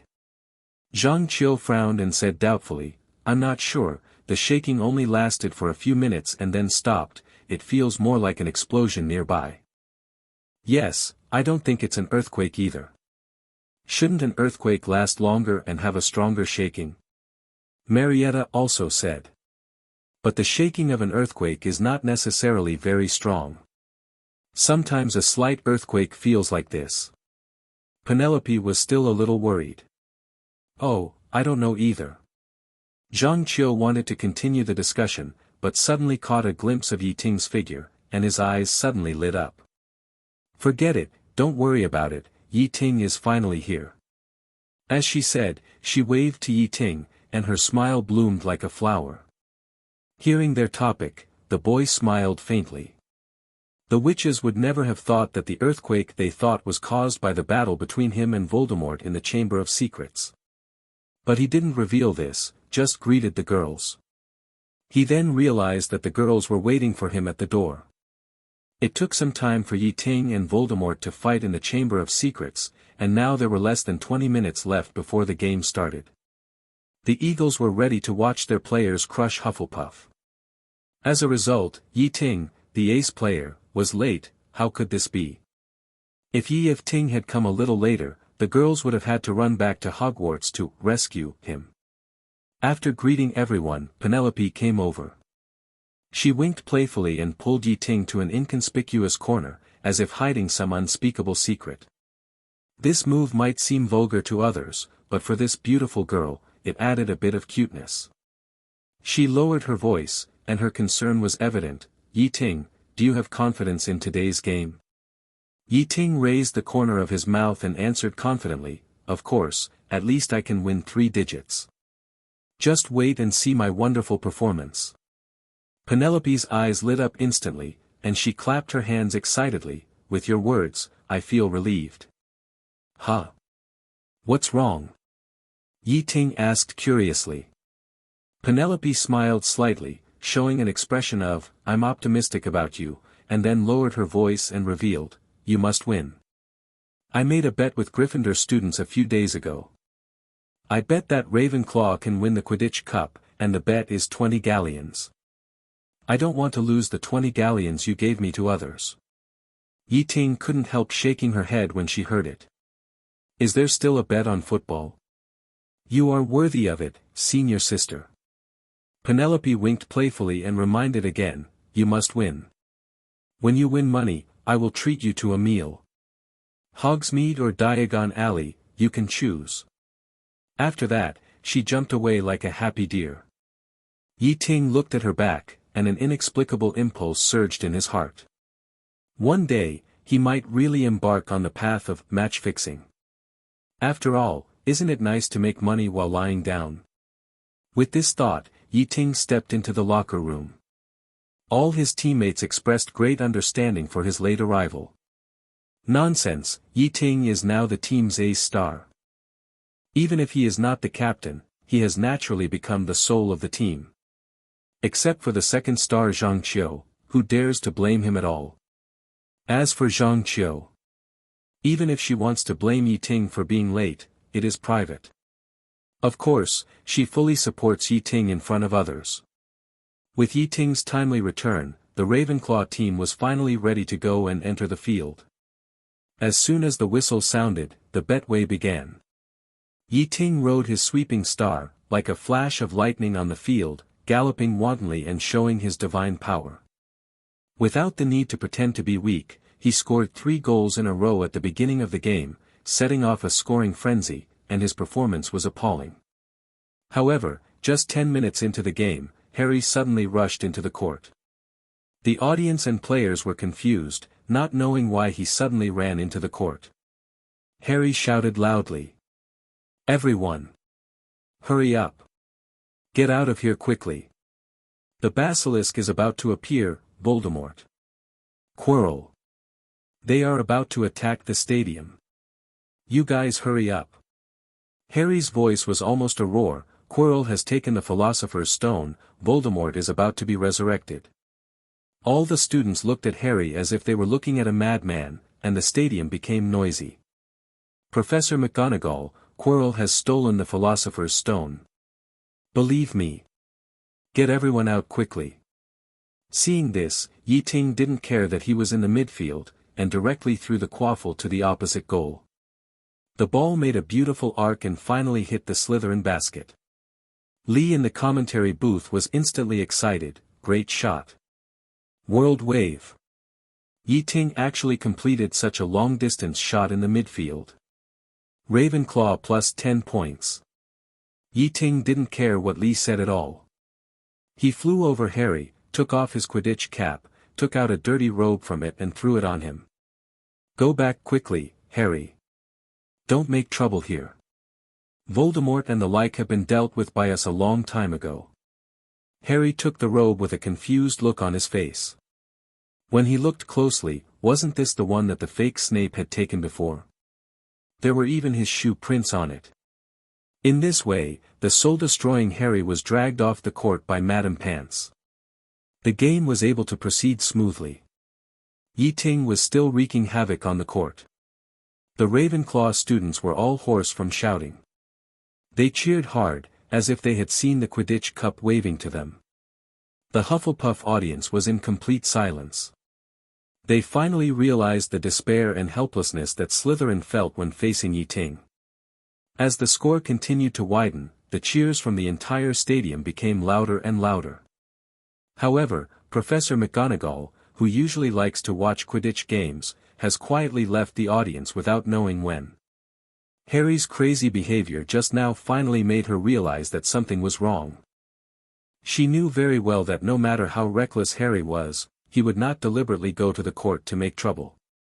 Thinking of the tremors that seemed to be earthquakes just now, she had a bad premonition. So, she decided to talk to Harry to see what secrets were hidden behind it. About half an hour later, the game was over. Ravenclaw defeated Hufflepuff without any suspense with an astonishing gap of more than 200 points and won this glorious victory. Ye Ting and Zhang Qiu became heroes of the college again. I guessed it. He thought Rita Skeeter would definitely like it. At this point, Madame Pomfrey seemed to remember something, and snorted more dissatisfiedly. He actually recruited a dark wizard to be a teacher in the school. He is going to cause trouble even if he dies. I think he is old and confused. If it doesn't work, let Minerva be the principal. At least she won't let some unscrupulous people enter the school. However, when Ye Ting returned to the locker room with the joy of victory, he unexpectedly met Professor McGonagall, who had been waiting there. You just stay in the hospital obediently these days. I will keep an eye on you like a prey and never let you run around. Madame Pomfrey said fiercely. Then, Ye Ting was rushed to the school hospital by the worried Professor McGonagall. Ye Ting, what happened? Harry leaned over the bed and asked curiously, did you see Quirrell's ghost and Voldemort? And the Philosopher's Stone? Madame Pomfrey was about to leave the ward, but seeing Harry so active, she walked back. She gave Harry a bottle of tranquilizer and sleeping pills. After Harry drank it, he immediately collapsed on the bed and soon fell into a deep sleep. She glanced deeply at Ye Ting again, and Ye Ting instantly calmed down and covered herself with a quilt. Madame Pomfrey nodded with satisfaction, then turned and walked back to the office. But not long after, there was a quarrel at the door. Ye Ting's ears moved slightly and listened carefully. It seemed that someone outside was trying to break into the school infirmary, but was firmly stopped outside by Madame Pomfrey. After a dispute, Dumbledore finally pushed the door open. He looked at Ye Ting lying on the bed with a gentle look. Ting, a smile appeared on the corner of her mouth. It's not easy to break through Madame Pomfrey's obstruction. I have suggested her to be a Quidditch goalkeeper more than once. She really has an extraordinary talent in blocking people. The headmaster sat down leisurely on the chair and smiled. Ye Ting, do you know how many students want to come in to see you and give you gifts? Especially those witches. If Madame Pomfrey hadn't stopped you, I'm afraid your bedside would be full of things now. Dumbledore blinked and smiled more brightly. Everything you did in the Chamber of Secrets, fighting against Quirrell, killing the basilisk, and protecting the Philosopher's Stone, has been spread all over the school. Of course, they don't know about Voldemort. Everyone says that a dark wizard sneaked into Hogwarts through the Chamber of Secrets. Yes, who would have thought that Voldemort would actually occupy Quirrell's body and act? Ye Ting smiled. Ye Ting was lying on the bed, receiving a detailed full-body examination from Madame Pomfrey. Otherwise, Hagrid would not have been expelled for this 50 years ago. Ye Ting sighed helplessly. Okay, then I'll write a few letters and you can help me deliver them. Also, I have 11 orders to deliver, please help me postpone it. Please urge the 5 orders in Diagon Alley. Speaking of which, Dumbledore is the one who should be treated for his brain. Indeed, Voldemort's actions this time were completely beyond my expectations.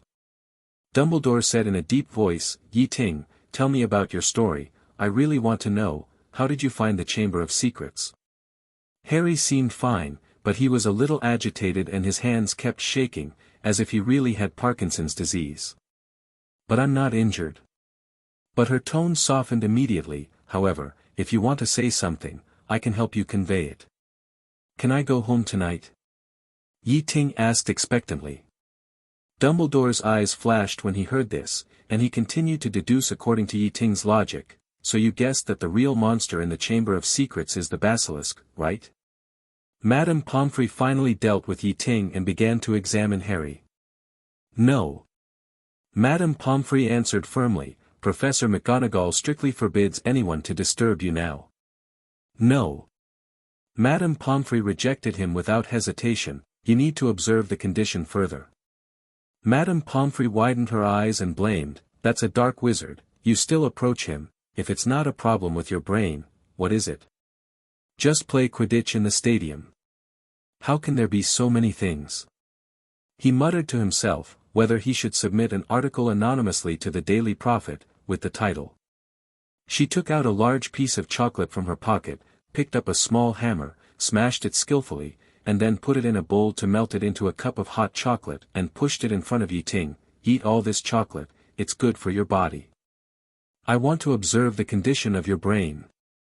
Ye Ting said. Hagrid mentioned that his eight-eyed giant spider Aragog suddenly felt uneasy, as if he had encountered a natural enemy. "So I went to ask the victim of that year, Myrtle. She told me that she was not attacked by any spell before she died, but just saw a pair of big yellow eyes." Ye Ting tilted his head and slowly uttered the words that he had prepared in his heart for a long time. "At the beginning, I was chatting with Hagrid, and we talked about his past when he was wrongly accused. Of course, I didn't believe that Hagrid killed people at the time, so I always wanted to overturn his case." 11. Then can I let others visit me? Everything about Harry was within his expectations and plans, but Ye Ting's behavior was completely beyond his imagination, which made him feel unexpected. Dumbledore had spent a lot of time looking for the Chamber of Secrets, but never found anything. But he never expected that Ye Ting could find the Chamber of Secrets and successfully prevent the conspiracy of Voldemort and the Basilisk. Pomfrey denounces Dumbledore's 10 sins, feels less responsible than Miller and McGonagall. 2.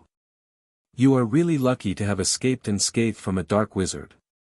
Madame Pomfrey said as she examined him.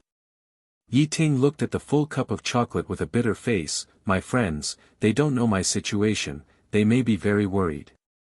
Madame Pomfrey's sharp comments made Ye Ting stunned. Faced with Professor McGonagall's questioning, Ye Ting had to briefly narrate to her what happened in the secret room before. That's right. Ye Ting nodded gently, with a gleam of wisdom in his eyes. It is difficult for a large creature like a basilisk to roam quietly under the eyes of the teachers and students of Hogwarts. After thinking about it, he has only one way, which is to use the pipeline system of Hogwarts. And Hogwarts, a history of the school, happened to record that a student named Corvinus Gaunt had participated in the maintenance of the Hogwarts pipeline system. And Corvinus Gaunt is one of the heirs of Slytherin. Dumbledore nodded in admiration. What a genius reasoning, I never thought of this. Ye Ting naturally couldn't reveal his identity as a time traveler, let alone say that he knew the location of the secret room a long time ago. He could only weave a set of self-consistent and impeccable rhetoric. Of course, it was difficult for Dumbledore too. Dumbledore was not only extremely intelligent, but also had a keen insight. Although Ye Ting was able to completely resist Dumbledore's legitimate psychic, Dumbledore was a very experienced person. He could tell whether a wizard was lying without the help of magic, just by relying on his rich experience and keen intuition. Fortunately, Ye Ting's heroic actions in the Chamber of Secrets were enough to win Dumbledore's trust. Especially when he successfully stopped Voldemort and took back the Philosopher's Stone, Dumbledore's favor for him doubled. Now, Ye Ting took out the tempting Philosopher's Stone from his pocket and handed it back to Dumbledore without hesitation. His move made Dumbledore appreciate this child even more. Intelligent, talented, kind to others, and most importantly, able to withstand temptation. The only shortcoming is that he likes to make trouble. Dumbledore sighed in his heart. Even if he was young, he couldn't be so outstanding. Oh, I almost forgot. Dumbledore took the almost tarnished Philosopher's Stone, and a trace of emotion flashed in his eyes. After Harry handed the Philosopher's Stone to Voldemort, I almost thought I had lost it completely. I didn't expect that you could get it back. He paused, and asked another curious question. By the way, Minerva said before that they thought there was an earthquake in Hogwarts. Did you do that too? Yes. Ye Ting scratched his head pretentiously, and said innocently, at that time, I was fighting Voldemort with powerful magic in 770. I didn't expect the noise to be so loud that even you were alarmed. From the results, you must have won. What an amazing magical talent. Dumbledore's words were full of emotion. If I wasn't your headmaster, I would almost doubt whether you were Merlin's reincarnation. Couldn't you do it at the beginning? Ye Ting asked. No, I can't. I've never seen a little wizard as powerful as you. I once had a... Dumbledore paused slightly, as if he was considering his words, and then continued, friend. He once said that real magic only blooms in a very small number of souls. And in these very few souls, even more amazing magical talents will be awakened. Dumbledore's eyes became deep, and he sighed. This kind of talent cannot be explained in words, it can only be regarded as the power of inheritance in the blood. Because of this, the pure blood concept is so deeply rooted in people's hearts. They firmly believe that the intermarriage of pure blood wizards can allow the talent to continue without being diluted. But I think your existence can completely subvert this concept. I think if he knew you existed, he would definitely re-examine some of his ideas. He narrowed his eyes, stared at the boy in front of him, and said softly, in that case, perhaps some things. At this point, Dumbledore suddenly realized something, paused, and did not continue, but turned back to the topic. Ye Ting, I have to say that you did something both noble and brave today. Dumbledore's words were full of praise. You found the Chamber of Secrets and stopped the basilisk from wreaking havoc. Harry told me that Voldemort originally planned to put the monster into the Quidditch field. If he really did that, the consequences would be disastrous. I think you are fully qualified to receive a special contribution award for the school. As he said this, Dumbledore gently placed the Philosopher's Stone on the table, his voice gentle and full of respect. To be honest, I think it's not too much for you to get the Order of Merlin, first class. After all, you prevented Voldemort from resurrecting. Unfortunately, this matter is not up to me. I just talked to Minister Fudge. He thinks you are too young, and Professor Quirrell's body was burned clean by the devil's flames, and many things cannot be proved. At most, it can only be considered that he stole the Philosopher's Stone. So at most, he can only award you a second-class medal. Of course I won't question, Minister Fudge's decision. Dumbledore blinked, with a hint of helplessness in his smile, but sometimes he is more conservative than an old man like me. At this point, he finally stood up. Okay, I should go. If I don't leave, Madame Pomfrey will rush out to chase us away. You know, she is more fierce than Professor McGonagall. Professor. Ye Ting suddenly said, I have another question. Is this the last question? Dumbledore turned his head. Of course. Ye Ting looked at Dumbledore's back and asked seriously, what if Voldemort really took the Philosopher's Stone and then resurrected? Then I might not be too distressed. Dumbledore's voice was steady, as if everything was under control, because Tom will soon find that the magic power in this Philosopher's Stone is almost exhausted. After Voldemort is resurrected, he will find that his elixir of immortality quickly loses its efficacy. Then, his body will quickly age and die. The resurrection plan he has worked hard for several years will eventually end in failure. Dumbledore's tone was accompanied by a subtle sarcasm. Ye Ting was silent for a moment, then suddenly realized something and hurriedly shouted, Professor, you forgot to take the Philosopher's Stone. Dumbledore stopped and turned around, with a satisfied smile on his face. It's okay, Ye Ting. You protected the Philosopher's Stone from Voldemort, and I believe you won't lose it. After all, we all know who its real owner is, don't we? So, I'll leave the Philosopher's Stone to you personally. Good night. As Dumbledore left, Ye Ting leaned against the head of the bed, holding the Philosopher's Stone tightly in his hand. He gently stroked the surface of the stone, and a complex emotion surged in his heart. But, is the magic power in the Philosopher's Stone almost used up? Dumbledore took a piece of almost useless stone and played Tom around. What a terrible old man. But no matter how cunning Dumbledore was, he had to drink his foot-washing water. Dumbledore deceived Voldemort, but what he did was completely within Ye Ting's expectations. Ye Ting had already guessed that Dumbledore would leave the Philosopher's Stone to him. Since both he and Dumbledore knew Nicholas Flamel, Dumbledore would not take the Philosopher's Stone at all, but chose to let Ye Ting return the Philosopher's Stone to Nicholas himself. In this case, isn't this a good opportunity for him to show his selflessness? Ye Ting decisively seized the opportunity to pretend to be a good person. Now he left a good impression in front of the principal, so that he could cover for him in the future when he got into trouble. Didn't you see that Dumbledore helped him cover for it when he raised the dragon this time? Of course, Ye Ting was not without precautions. What if Dumbledore didn't play by the rules? That didn't matter. Because Ye Ting had secretly collected the Philosopher's Stone. And Albedo's Eye of God also has a similar effect. If Lisa is a genius in magic, then Albedo is a genius in alchemy. Ye Ting really had never encountered such a situation before, and said helplessly, if I encounter such a thing again in the future, I will never act rashly. Even if I want to. Go, I will tell you first and ask for your consent. How about it? So, he simply talked about the summer vacation a few months later. Susan lowered her eyes, with a hint of shyness and expectation in her voice. Where are you going to go during the summer vacation? If you want, you can come to my house. In fact, my house is quite big.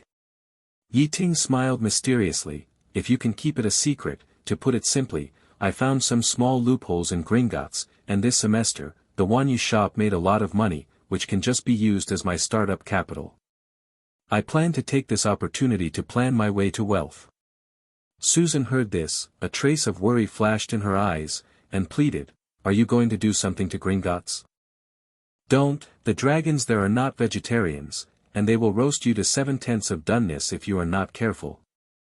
If you really need money. Ye Ting's adventure in the secret room seemed to have left her with a wrong impression, making her think that Ye Ting was going to Gringotts to make a big fuss again. Before she said something like contributing her own pocket money, Ye Ting hurriedly explained the reason. I am indeed interested in Gringotts, but not in the rough way you think. Have you noticed that in the Muggle world, the prices of precious metals such as gold and silver are always fluctuating, while in the wizarding world, 1 gold galleon is always equal to 17 silver sickles, and 1 silver sickle is always equal to 29 copper nuts. The exchange rate between these 3 currencies has always been as stable as a rock. Susan blinked, looking confused. I have never paid attention to these things. Isn't this something that goblins should worry about? Ye Ting smiled and explained, the exchange rate of gold and silver is floating. Now the exchange rate of gold and silver in the Muggle world is higher. I can take a ton of silver to Gringotts, cast it into silver sickles, and then exchange the silver sickles for gold galleons, and then take the gold to the Muggle world to exchange for more silver. In this way, wealth will naturally roll in. Susan was still a little confused and asked, where did you get a ton of silver? Ye Ting shrugged and smiled, I am just giving an example. The money I have now plus some pounds should be enough as a starting capital. As for the Muggle traders, I think Hermione's parents should be able to help. Then I can only wish you good luck. Susan chatted for a few more words, turned around and left in a depressed mood. Ye Ting talked for a long time, and she seemed to only pay attention to the name Hermione. Susan stood not far away. She raised her head with great effort, squeezed out a smile that was more sad than crying, and whispered, I came to see you. Madame Pomfrey strictly prohibited us from entering. Hermione begged her many times, and everyone said that you. I'm fine. Ye Ting threw off the quilt, jumped off the bed flexibly, and said in high spirits, I'm really fine, look. Susan lowered her head, her eyes fell on her toes, and her voice was as thin as a mosquito. Are those rumors true? Everyone is saying that Quirrell's ghost attracted a dark wizard who tried to steal the Philosopher's Stone, and you, staggered. It's about the same. We'll talk about the details later. Ye Ting raised the stone on the table, shook it gently, and smiled. This is the Philosopher's Stone, the highest masterpiece of alchemy, the treasure that Voldemort dreamed of. He didn't even warm it up before I killed him, and the Philosopher's Stone fell into my hands. Take a look. However, Susan did not reach out to take it. Her face was as pale as paper, and her beautiful face was full of worries. She tried to restrain her inner fear and didn't want to cry in front of Ye Ting. However, tears fell from behind her glasses like pearls that had broken off the string. What's wrong with you? Are you feeling uncomfortable? Ye Ting asked anxiously. Nothing. Susan's voice was filled with tears. Her eyes were red, and she bit her mouth tightly, trying not to cry out loud. Ye Ting reached out his hand, gently wiped her tears, and smiled. Of course it's true, how could I lie to you? Just like Sniff won't give up the gold coins. Not only that, he also mastered the skills of creating alchemical life, and was able to create spirituality and even life through alchemy. Ye Ting looked up suddenly, but saw only silence in the room, and no one was seen. As the core item of the first part of the original work, Ye Ting's harvest from collecting it is also remarkable. At this time, a figure slowly emerged. It was Susan, but not only her. The girl was holding Lynette in her arms. It was the cat who cast the invisibility magic to help Susan sneak into the room. His voice echoed in the empty room. Susan finally burst into laughter. Susan, don't be silent. After receiving Albedo's inheritance, Ye Ting's talent and attainments in alchemy soared instantly, even surpassing Nicholas Flamel in some aspects. And my aunt told me that she prepared a potion for me that can make my magic stronger. And now, Ye Ting has been able to break through this limitation. Seeing this, Ye Ting hurried over, hugged the girl gently, and comforted her softly. Don't cry, I'm fine, don't make yourself so sad. 11. This is the legendary method of creation. Susan, why are you here? A trace of surprise flashed in Ye Ting's eyes. The girl raised her head and looked at Ye Ting with tears in her eyes, with a tremor in her voice. Really? Ye Ting was a little surprised to hear this. I am honored to receive your invitation. But I plan to go back to London this vacation to deal with some personal financial issues. You know, Lisa's Eye of God is the real foundation of Ye Ting's current magic talent. After that, Ye Ting didn't dare to talk to her about the secret room and the basilisk, for fear of making her cry again. He obtained the Eye of God, the Cretaceous sun. It is because of it that Ye Ting has gradually become the genius he is today. When he obtained this Eye of God, Ye Ting realized that it was almost an Eye of God at the same level as Lisa. This skill is completely taboo in the Harry Potter world, and no one can achieve it, not even Nicholas Flamel. The Philosopher's Stone is the treasure of the entire magic world and the supreme masterpiece of alchemy. Just when Ye Ting was daydreaming, with a creak, the door of the school infirmary was suddenly pushed open, and then quietly closed. Who?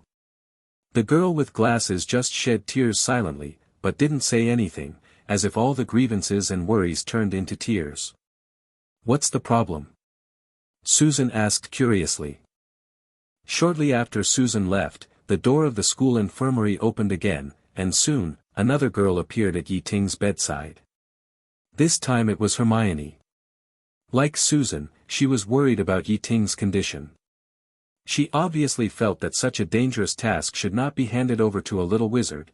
You should have informed Professor McGonagall in advance, or asked Dumbledore for this kind of thing. The little witch's tone was a bit reproachful. Merlin, that's a basilisk. I can't imagine how you can muster the courage to deal with such a terrifying creature. So I asked Hagrid to prepare the rooster in advance. Ye Ting just shrugged his shoulders and said calmly, if I told the professor about this, how could I monopolize such a precious trophy as the basilisk corpse? Hermione put her hands on her hips and looked puzzled. Are you going to take such a big risk for a little trophy? Ye Ting, you are so impulsive. Ye Ting couldn't explain this. The basilisk corpse is just a trophy in the eyes of others. But in his eyes, it represents a new historical zone. Then, Ye Ting brought up the topic he had discussed with Susan before. Are you really going to trade with the goblins and convince my parents to help? Isn't it a little too early? Hermione's tone was a little hesitant. In order to avoid Ye Ting's misunderstanding, she quickly added, I'm sure they will welcome you to our house, but I also know that they may not be willing to take out pounds to do any arbitrage transactions. Ye Ting was confident, I will try to convince them, believe me. After Hermione finished chatting and left, the door of the school infirmary opened for the third time. This time it was Zhang Qiu who came. Compared with the two first-year witches, she understood Ye Ting's power more thoroughly and was not so worried about Ye Ting's adventures. She was thinking about another thing.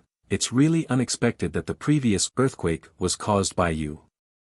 The girl looked at Ye Ting with admiration. You are really worthy of it. I'm glad I didn't make you worry. Ye Ting smiled. Of course I'm not worried about you. Zhang Qiu curled his lips, but you have to know that it's difficult to support yourself alone. You can't always solve problems alone and face enemies alone. You need the help of friends. Zhang Qiu said very emotionally, and Ye Ting was a little moved, but he always felt something was wrong. Sure enough, the girl immediately exposed her true intention. Next time you encounter such a situation, you must take me with you. At this point, she was still a little indignant. If you leave me alone on the court again, I will really be angry. Okay, I will take you with me next time. Yi smiled and comforted. Next, Zhang Qiu enthusiastically asked Ye Ting about the details of his experience, and then left the school clinic with a sense of unsatisfaction. Lynette finished her work. Tonight she was unlucky. She had experienced a thrilling morning and helped her master solve the enemy. She wanted to have a good rest. Who would have thought that she would be captured by the three friends of the master at night and become their tool cat? If she hadn't detected the master's aura from time to time, she wouldn't have come to help. If you ask Harry when he had suffered the most serious injury in his short 11 years of life, the answer would undoubtedly be on a night with thunder and lightning. That night, he and Ye Ting were lying on their own beds, thinking that they would spend the long night alone, swallowing the loneliness that had nowhere to vent. However, Harry suddenly discovered that someone came to visit Ye Ting's bedside, and they were girls. That's fine, there were 3 of them, one of them was Senior Zhang Qiu. And what about him? None. At that moment, Harry suffered a critical hit of 10,000 points, and his thin health bar was instantly cleared.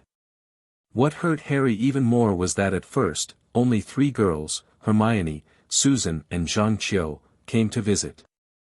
They were not always there, but they sneaked in to chat with Ye Ting in the early morning, noon and evening when Madame Pomfrey was away. Within 2 days, Penelope joined the visiting team, and even George and Fred occasionally came to join in the fun. Lynette took the trouble to help them sneak in. Harry felt that he didn't feel so uncomfortable when he faced Voldemort. Sometimes he wondered, why couldn't Ron put on his invisible cloak and visit him secretly? Even if Ron was a man, even if there was only one person to accompany him, even if it was the annoying Malfoy, it was better than lying alone in bed, right? Fortunately, Harry made it to the 3rd day, and Madame Pomfrey finally released the visiting privileges and allowed many students to visit him. But in comparison, there were more students visiting Ye Ting, and they swarmed in, blocking the corridor. Even Filch was dragged here by Madame Norris once. Among these people, there were especially many girls, and even Slytherin College had many little witches coming over. The presence of these little witches seriously affected the work of the school infirmary. Madame Pomfrey had no choice but to let Ye Ting and Harry, the 2 little wizards who she thought were brain-wounded, leave the school infirmary so that the corridor could be restored. As time passed, the waves in the student circle about Quirrell stealing the Philosopher's Stone gradually subsided. If we talk about being affected, only the first-year wizards are still in fear. Which of the students in other grades are not well informed and have long been accustomed to it? The professor of the Defense Against the Dark Arts class at Hogwarts is actually a dark wizard. This is not the first time that such a thing has happened. But in stark contrast to the calmness of Hogwarts, this incident is like a deep-sea bomb in the magic world, causing waves everywhere. Dark wizards, Philosopher's Stone, Chamber of Secrets, Basilisk. These sensational words spread like wildfire, shocking the entire magic world. Such a thing actually happened in Hogwarts. People talked about it. You know, the heir of Slytherin is a legend that Hogwarts has talked about for generations. Who is not interested in this topic? The headline of the Daily Prophet was even more explosive. Single-handedly killed the basilisk Ye Ting, the heroic boy who saved Hogwarts.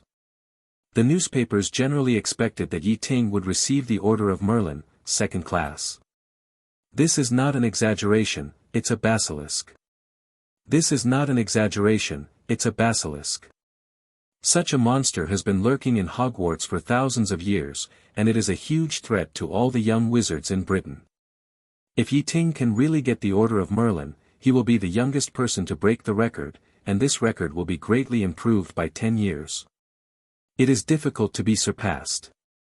For a time, the whole of Britain knew the name Ye Ting. Since knowing that there is a basilisk hidden in the school, Professor Snape's attitude has changed 180 degrees. For the first time, he gave Ye Ting extra points in several classes, just to ask him to hand over the body of the basilisk. He also said that the basilisk has been the public property of Slytherin since ancient times. Unfortunately, Ye Ting didn't buy his trick at all. As June quietly approached, the day became like a furnace. The sky was clear and the clouds were gone. Everyone's mind had long drifted to the outdoors. They imagined themselves holding a few pints of iced pumpkin juice and having a sweet love on the green grass.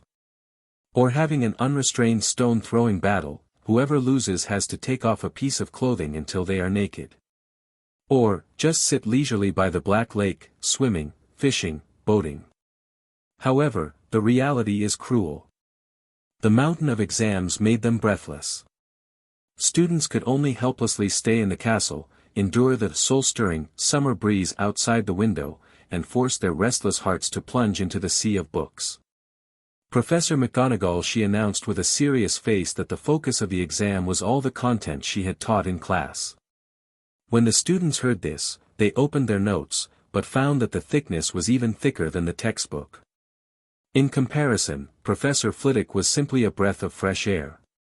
He not only marked the key points for everyone, but also revealed that the questions would not be too abnormal. The most troublesome thing was Professor Snape. He even said shamelessly that the whole book was the key point and could become a test question. Harry and Ron had originally planned to forgive him, especially Harry. After the restricted area incident, he realized that he had wronged Snape. It turned out that he was a great good man and didn't want to steal the Philosopher's Stone at all. But Snape's actions directly put them back in the camp of Snape's lifelong hatred. Everyone was actively reviewing, only Ye Ting seemed out of place. He was immersed in the study of alchemy all day long. Please give me flowers. Albedo's alchemy is very advanced, but that is the alchemy of Teyvat. Ye Ting needs to spend time to transform it into alchemy that conforms to the rules of this world. But his behavior, in the eyes of others, is simply arrogant. What is the difference between a god of learning and a tyrant of learning? Those who study hard all day long and finally get high scores in the exam are called tyrants of learning. Those who are leisurely all day long, have no knowledge, and can still get high scores in the exam, that is the real god of learning. In the eyes of everyone, Ye Ting is very good at alchemy, but he is not good at alchemy. Ting is already a god-level student. As for the exams, when your ability is far ahead of the students in the graduating class, will you still care about the 10th grade exams? On the other hand, Hermione has been planning her review since Christmas. Since Easter, she has reviewed all the courses several times in turn. Now she is still working hard late into the night. She held her breath and vowed to get full marks in all subjects, at least not to be outdone by Ye Ting in grades. Look, what reason does this kind of student have to fail? Ye Ting has witnessed Hermione's excellence with his own eyes. But it's strange that such an excellent child would have few friends if it weren't for his help. It can only be said that Hermione's emotional intelligence is not very high, otherwise, with the strategic material of the top students' notes, she can attract a lot of suck-up dogs. In addition to burying her head in review, Hermione also specially asked Zhang Qiu to collect the first-grade test questions, intending to review the old and learn the new. Seeing this, Ye Ting couldn't help but pour cold water on her. This method is useless. The professors are not fools. Most of the test questions from last year will not be tested this year. 0. But Hermione's persistence still reviewed these test papers. This incident reminded Ye Ting that he began to consider collecting real questions after the exam. He planned to use his connections to collect all the test questions of the 6 grades and compile them into a collection of past real questions to sell to those students who urgently need to cram at the last minute in the future. If nothing unexpected happens, Ye Ting estimates that this exam will not be held in the next semester. This group of senior students tried their best and even asked the magic professor in class for advice, and only then did they succeed in deciphering it. Seeing that the Wanyu shop was making a lot of money, many young wizards were quite tempted. From the perspective of the school's teaching, the performance of the students in the defense against the dark arts in these years will definitely be unsatisfactory. In the blink of an eye, the big day of the exam arrived. They finally succeeded in completely copying, but found that the cost was frighteningly high. The charm of gold galleons is even more tempting than magic. In the end, only a small number of people who were greedy for small profits bought these imitations. Ye Ting, with his superb alchemy, reduced the manufacturing cost of the props to a jaw-droppingly low price. Automatic answering feather pen, memory ball, invisible cheating bracelet, wrong question indication wand, communication glasses, automatic error correction ink. He even began to study how to use clockwork mechanical automation to assist in alchemy and alchemy. Ye Ting and the twins urgently made a bunch of high-tech equipment. They couldn't learn alchemy well, and they couldn't sell their copycat products. When these things were launched, the students' eyes were green. After all, cheating is very tempting for poor students. Not long after, a team spontaneously formed by senior students tried to decipher the alchemical props of Wanyu shop. To be honest, the popularity of the Wanyu shop has long made some young wizards drool. As expected, the defense against the dark arts exam was cancelled again. But the production cost and success rate were disappointing. The difference between the props they made and those of the Wanyu shop was like the difference between an ugly duckling and a white swan. How could ordinary people beat him? As a result, those copycat cheating props could only be sold at a low price, and the team had to disband in disgrace. Wanyu shop will certainly not let go of this business. Past test questions must be collected, and cheating tools are of course indispensable. The cost of raw materials alone was far behind the Wanyu shop, which could enter and leave Hogwarts and was on good terms with Hagrid. It's a pity that there are very few people who can understand ancient magic words, and young wizards who are good at alchemy are rarer than unicorn horns. Strangely enough, the exam for this course has been cancelled from time to time for decades, as if it has become a traditional habit. Hogwarts exams are divided into 2 parts, written exams and applied exams. The first is the written exam, followed by the practical exam. In the written exam, students are not allowed to bring their own quills and ink, which are the hardest hit areas for cheating. Therefore, the school specially prepared stationery to ensure the fairness of the exam. However, the devil is always stronger than the saint. Even with such precautions by the school, there are still some restless students who try to challenge the rules. Goyle wore a pair of seemingly ordinary black-framed glasses, but suddenly smoke came out during the exam, which was hard not to attract attention. And Crabbe brought a wand-shaped error correction device, which made a creaking sound during the exam, which was simply exposing his shortcomings. This is the result of not buying genuine products from the Wanyu shop, but choosing to imitate cheating props. But then again, even if you buy genuine props from the one you shop, it is even more difficult to cheat. Those seemingly magical props are just psychological comfort in front of the strict, anti-cheating spell.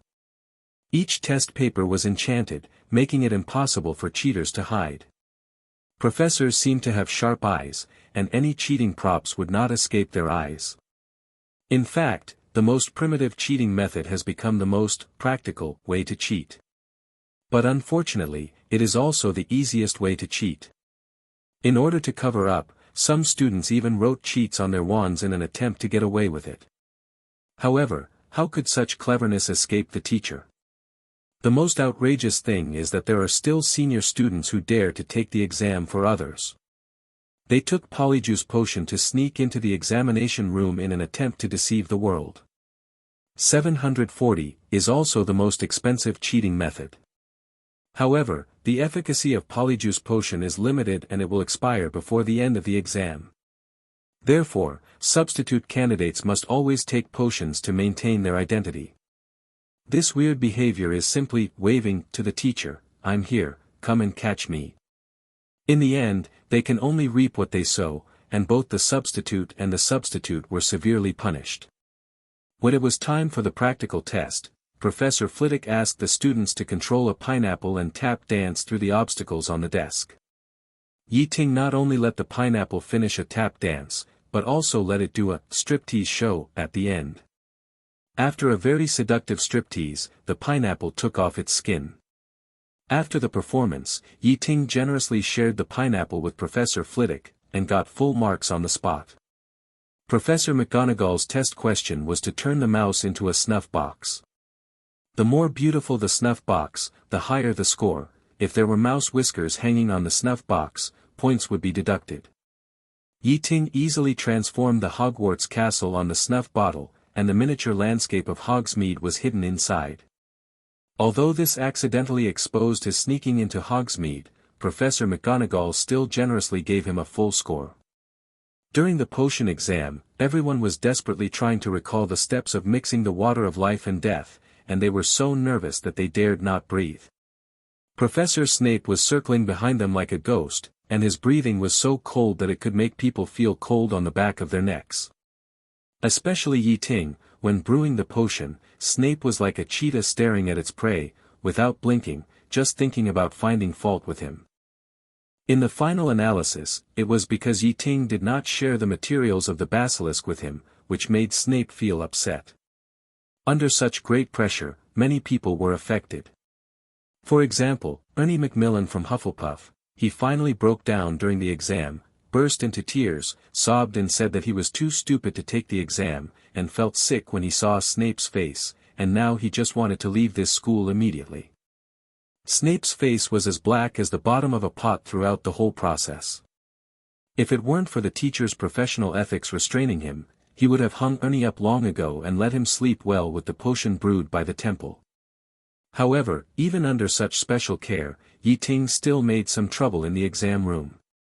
He boldly added a lavender to the formula of the water of life and death, which can make the sleeping person have a good dream.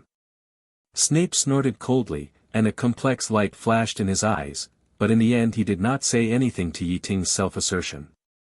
The astronomy exam was held at midnight, and they needed to climb up the tower to observe the movement of the planets. The content of this exam was quite tricky.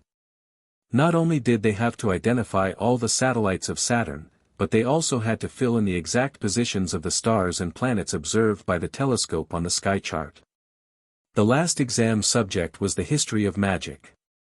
The questions were quite standard, examining the understanding of wand legislation, the consequences of violating the statute of secrecy, and of course, the reasons for the establishment of the International Confederation of Wizards.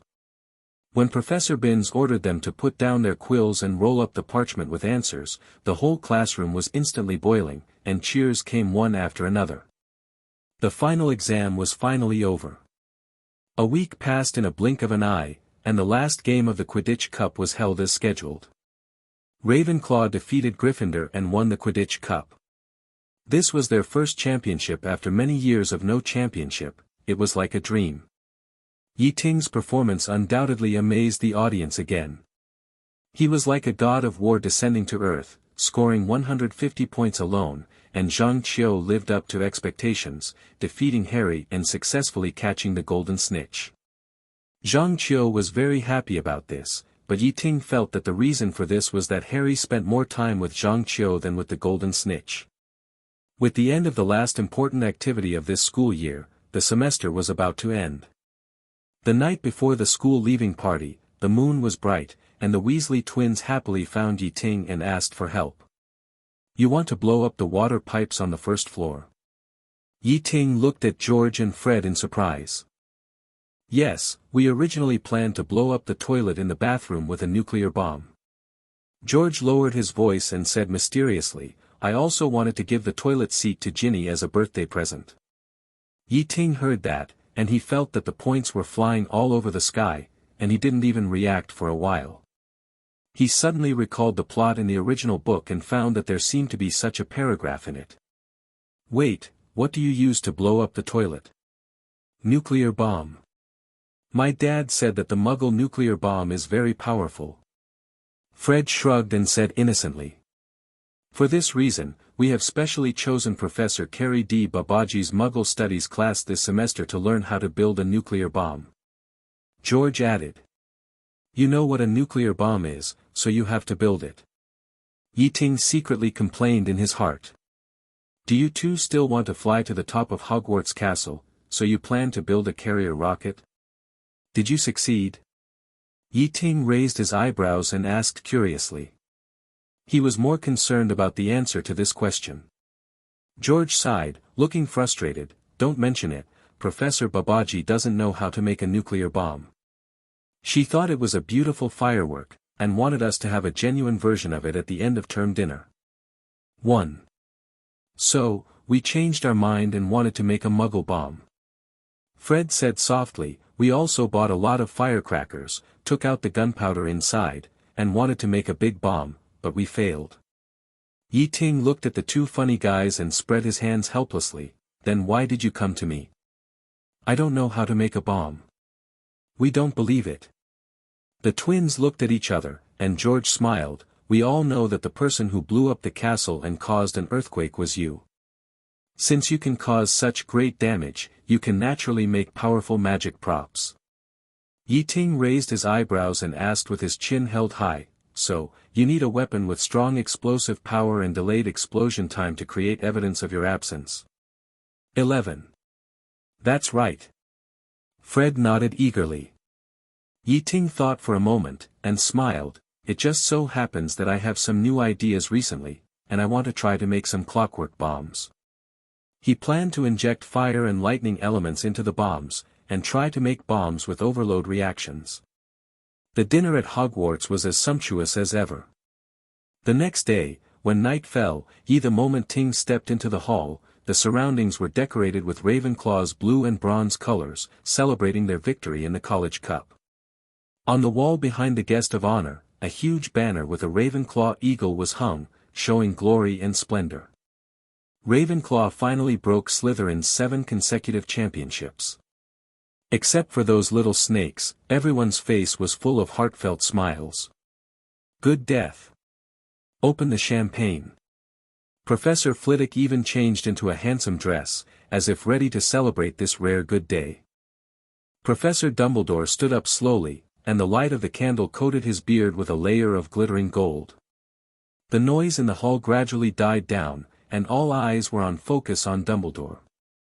"Another wonderful year has passed," Dumbledore announced happily. "However, before we enjoy the delicious food, I have to say a few words and say some old sayings that may make your ears calloused. What a wonderful year! Your little brains must be richer than in the past. There is a whole summer vacation waiting for you, so that you can digest those things before the next semester starts, so that your brain can make room." Everyone focused their attention on Dumbledore, and the headmaster slowly said, "First of all, we lost another defense against the dark arts teacher, which means we have to start looking for a new professor again." Dumbledore's eyes flashed with helplessness. "Alas, this is not an easy thing." He smiled bitterly and shook his head. Whenever summer vacation comes, when I write to those old friends, they all refuse to accept my letters as if they have seen a ghost, for fear that I will invite them to teach at Hogwarts. When the young wizards heard this, they burst into laughter. Nowadays, the most popular hell joke in Hogwarts is, "You are so good, come teach defense against the dark arts next year." I'm not kidding, I'm already having a headache. Dumbledore blinked and said helplessly, "If you have good suggestions for candidates, would you write to me? I will seriously consider it." Dumbledore paused and continued. "Now, we have to hold the award ceremony for the College Cup. The specific scores of each college are as follows: 4th place, Gryffindor, 385 points, 3rd place, Hufflepuff, 390 points, 2nd place, Slytherin, 431 points, and the top of the list is Ravenclaw, 485 points. Ravenclaw's dining table suddenly erupted with thunderous cheers and stomping sounds, and the students cheered and celebrated their victory. The Gryffindor students all lowered their heads and remained silent. The gap between their college and several other colleges is very large. The gap between their college and several other colleges is really too big. This polarized situation is mainly due to too many points deducted in the early stage. Although they tried hard to catch up later, and won the runner-up in the Quidditch Cup, they barely caught up. But even so, the gap between them and Ravenclaw is still unbridgeable.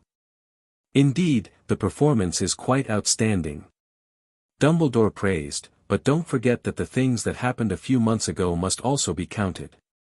The hall was instantly quiet, and the students looked at each other in bewilderment. There can be extra points at the end of the semester. They were still 1.6 years old, and this was the first time they had heard of such a thing. This operation was simply amazing.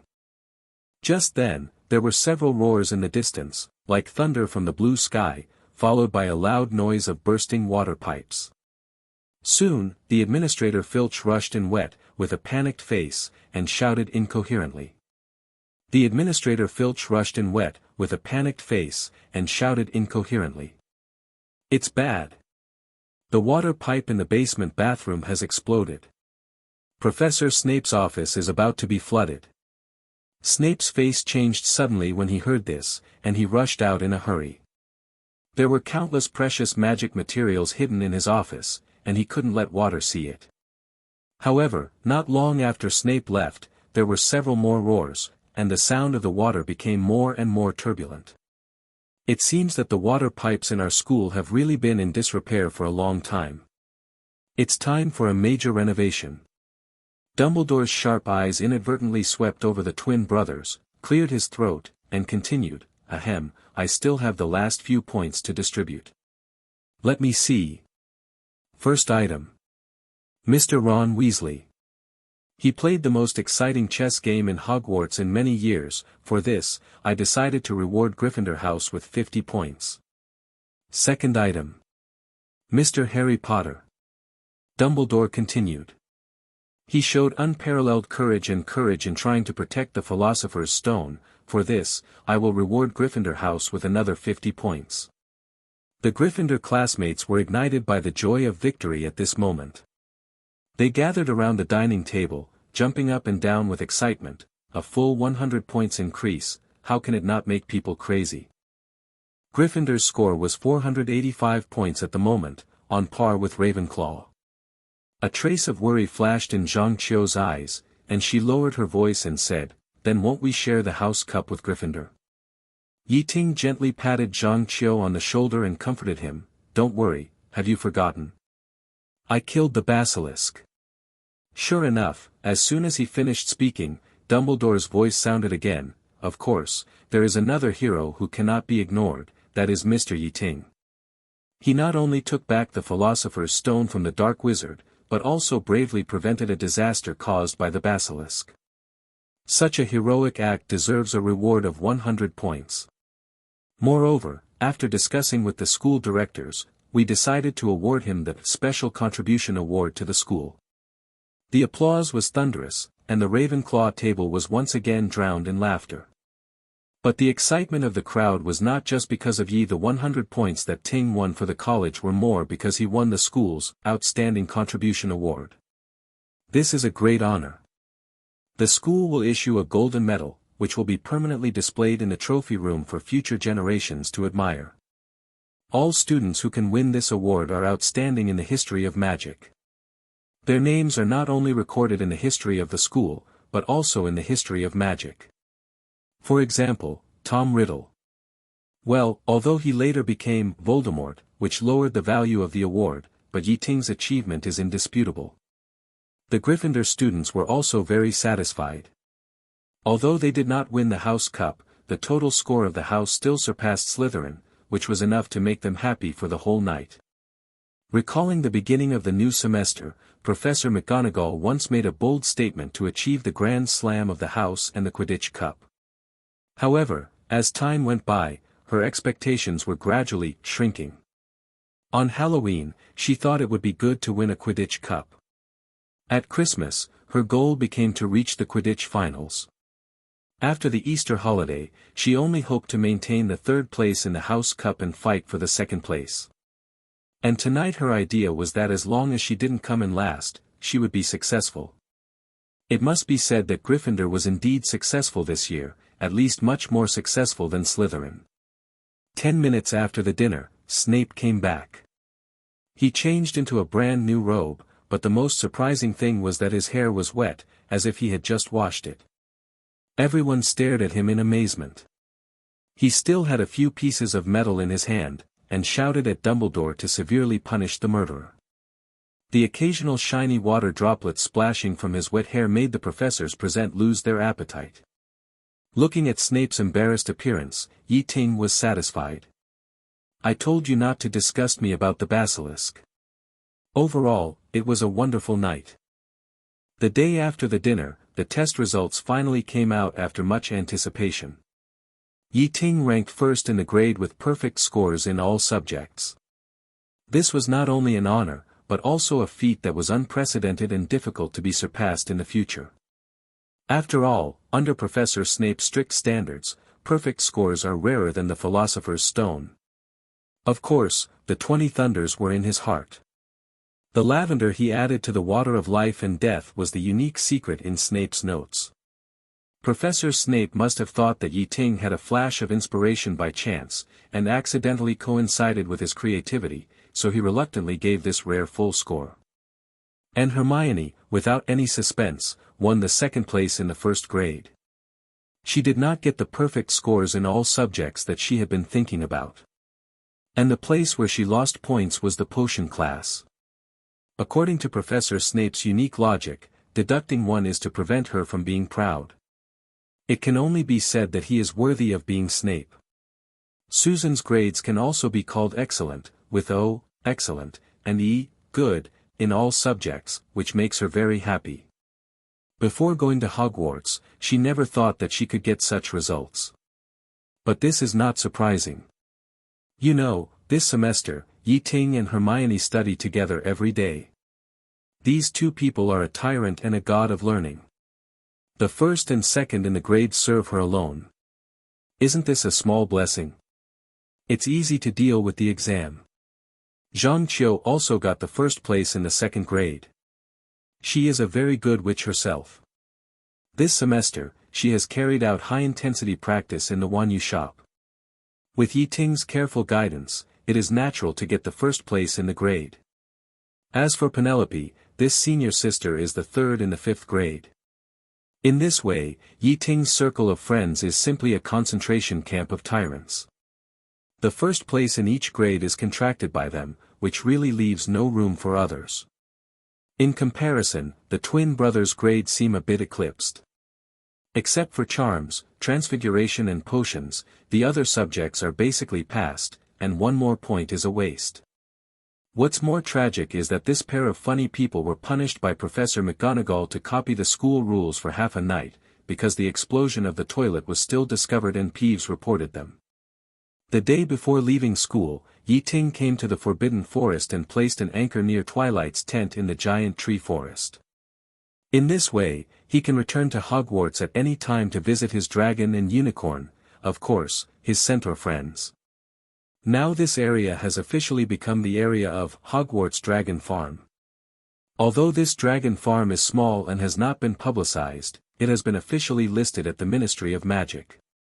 The person in charge of the dragon farm is Hagrid, but the real manager is Twilight Sparkle. This female centaur officially obtained the status of a Hogwarts employee. No matter how much the centaur tribe hates her, they dare not disturb her again. He suddenly said, "By the way, do you know? I plan to buy 10 houses." Buy a house? Zhang Qiu was stunned when he heard it. For her, the world in the book is more attractive than the scenery outside the window. You're right. Yes, it's buying a house. Ye Ting smiled and nodded. He had already made a plan for currency exchange. If everything went well, then small things like galleons would no longer bother him. Of course, he did not intend to use most of his money. The characteristic of capitalist reproduction is expanded reproduction. He planned to invest the money in the purchase of raw materials and further expand the scale of the store to gain more profits. Even so, he could easily squeeze out enough funds to buy a house. Houses in the magic world are not as expensive as their hometowns decades later. The price is relatively affordable and can be done with a few thousand galleons. After all, with the Fleur network and apparition, they will not be troubled by commuting at all. Most wizards choose to live in small villages far away from people. However, the most troublesome thing is not the procedure.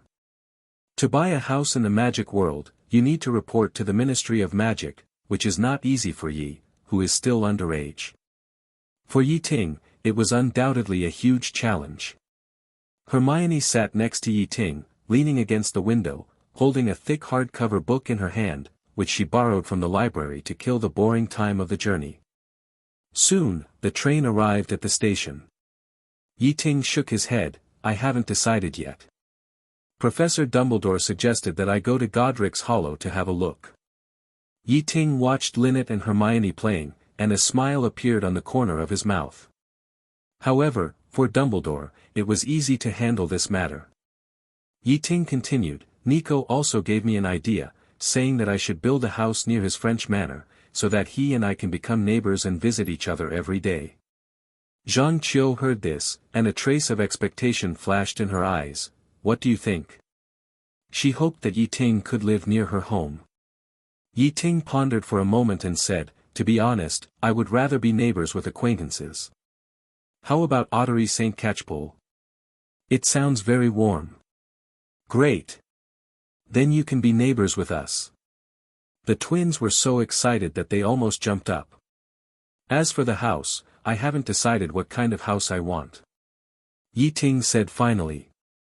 Harry, who was standing aside, looked at Ye Ting with envy, and a small flame quietly ignited in his heart. He also wanted to have a small house of his own, away from the constraints of the Dursleys. Thinking of this, he couldn't help but touch his vault key, thinking in his heart, perhaps, he should also talk to Professor Dumbledore to see if he could realize this little dream. Then, the topic naturally turned to the notice that had just been received. After the end of the semester, everyone's luggage was moved onto the train, and they reluctantly left the school and embarked on the journey home on the Hogwarts Express. They talked and laughed all the way, and their laughter continued. As if overnight, their wardrobes were empty, and all their belongings were packed into suitcases. Godric's Hollow is located between the mountains in the west of England. It is a mysterious wizard village named after the legend of Godric Gryffindor. Harry suddenly realized what was going on and smiled brightly. "Haha, this summer vacation, I must tease Dudley and let him know how powerful I am." The countryside outside the window was picturesque and lush, adding a touch of color to their journey home. Sometimes, having someone above you is really not a bad thing. However, Hermione just gently waved the wand in her hand, and a rope was wrapped around Lynette's tail, and a beautiful bow was tied. Lynette lazily lay by the window, her tail sweeping back and forth from time to time, as if deliberately disturbing Hermione's reading. "Then when did they cast this spell on us? We didn't agree," Hermione said angrily. Twilight Sparkle finally didn't have to move to another place after each shot, and could prepare a place to shelter herself from the wind and rain. "Where are you going to buy a house?" Susan blinked curiously and replied. Ye Ting also promised to come to help her when she was free and build a cabin that centaurs could also use. Ye Ting, Hermione, Zhang Qiu, Susan, George and Fred, as well as Harry and Ron who came over, occupied a compartment. The holiday notice fell like snowflakes into the hands of every student, and the most eye-catching content was the warning that magic was strictly prohibited outside the school. Of course, ever since Mavica took the giant tree forest as her territory, no centaurs dared to come here to hunt. Fred and George looked at each other, and Fred guessed, "We haven't figured it out yet. It may be when the first graders rode across the lake. Otherwise, why don't the first graders ride in carriages with other grades?" Another theory is that it was when we first wore the sorting hat. Zhang Qiu added. "You must come to my house this summer." At this time, Ron interrupted, "I will send an owl to invite you." "Thank you." Harry was the most positive about this, "I really need something to look forward to." Ye Ting looked at Harry, "It sounds like you don't like going home very much." Harry smiled bitterly, "If you have a bad-tempered cousin, and he is so strong that he can knock people out with his bare hands, you won't like it either." However, Ye Ting smiled slightly, "Don't forget, we have magic. No matter how strong the barbarian is, it's not worth mentioning." Having said that, didn't the notice just now say that you can't cast spells outside the school? Harry reminded. "Of course I didn't forget," Ye Ting said confidently, "but your cousin doesn't know that. Alas, I really hope they can forget about this and not send us this notice." Fred's eyes were full of regret, as if the notice was something ominous. What's worse is that he has no parents and no one to apply on his behalf. It was once the cradle of countless outstanding wizard families, and the famous magic historian Bathilda Bagshot also lived here. Zhang Qiu curled his lips in dissatisfaction. "There is a spell called Tracing Silk, which can detect magical activities performed by wizards under the age of 17. The Ministry of Magic relies on this to find out if we are secretly using magic. This is the dividing line for the holiday." Hermione couldn't help but think of a pair of invisible magic eyes, as if they were quietly following every little wizard home, making her feel a chill. How could they know what the little wizards all over the country are doing? Is there really magic secretly monitoring us?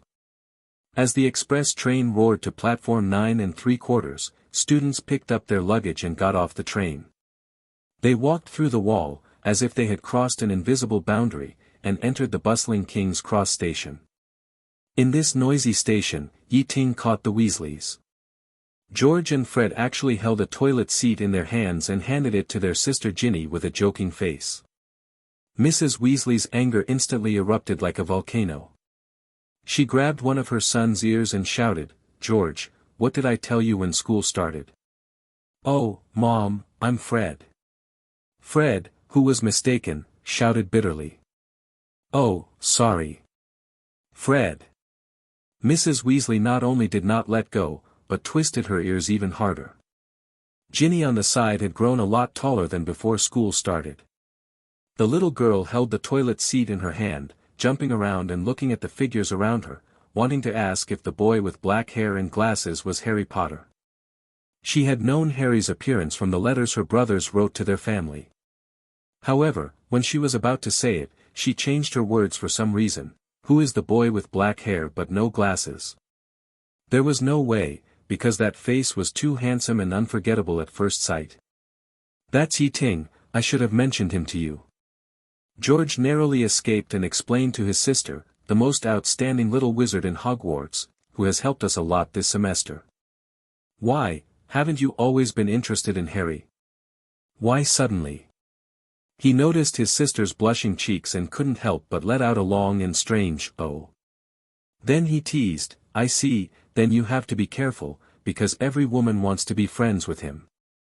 As he said that, he pointed at the girl next to Ye Ting. Unfortunately, Zhang Qiu was taken away by his family, leaving only Hermione and Susan. Susan turned her head away unconsciously, as if she didn't want to be involved in this storm. Hermione waved her fist threateningly, as if to warn George not to say anything more. Ye Ting walked up to the girl and shook hands with her. With a handsome smile on his face, "You are Ginny Weasley, right? I mentioned you in your paintings. You are as cute as they said. Nice to meet you." The little girl's cheeks flushed slightly. She shyly shook hands with Ye Ting, and then hid behind her mother like a little rabbit. After saying goodbye to the Weasley family, the others found their parents and said goodbye to each other. During this period, Ye Ting inadvertently saw Neville's grandmother, Mrs. Longbottom. She finally changed out of the eye-catching clothes. Perhaps she felt that comfort was more important in this hot summer. Time passed by minute, until they finally met Hermione's parents. At the exit, a kind man was standing there. His cheeks were rosy and fat, his hair was a little sparse, and he was wearing a blue shirt with buttons on the collar. Although the seams of the shirt were a little tight, it did not prevent him from giving people a friendly and easygoing feeling. This was Hermione's father. He seemed to have heard of Ye Ting from Mrs. Granger a long time ago, and his eyes flashed with curiosity and scrutiny. Hermione's father looked quite strong, but Ye Ting was confident that he would definitely not be able to beat him. "Hey, why did he suddenly have such an idea? Dad!" Hermione shouted in a gentle voice that would never appear at ordinary times, and then ran over like a happy bird. Ye Ting had no choice but to follow him. After all, this was Hermione's parent, and he couldn't be rude in front of others. "You must be Ye Ting, right? Minmin mentioned you many times in the letter, saying that you are a rare person who is a little better than her." Mr. Granger shook hands with Ye Ting enthusiastically. "Hello, Mr. Granger. In fact, I am only a little better than Hermione, and our grades are actually not much different." Ye Ting responded modestly. Hearing this, Mr. Granger's smile became even brighter, as if even the wrinkles at the corners of his eyes were laughing along with him. "Minmin has always been the top student since she was young, and she is a very well-behaved child. Welcome to come to our house to play. But now, we'd better get in the car first. Hermione's house may seem plain by Hogwarts standards, but if you are in London, where every inch of land is worth a lot of money, it is definitely a luxury." The two-story building shone brightly in the afterglow of the setting sun, with layers of windows, especially the amazingly high floor-to-ceiling windows, as if silently announcing how spacious the living room is. "Dear, can you please open the door?" Mr. Granger called kindly. Then, a slow sound of footsteps gradually approached. The door was opened, and Hermione's mother appeared elegantly in front of everyone. Her blue eyes were so deep that they seemed to be able to see through people's hearts, like a clear spring. The tall figure was tightly wrapped in a large and beautiful woolen shawl, and the leather jacket added a bit of coolness.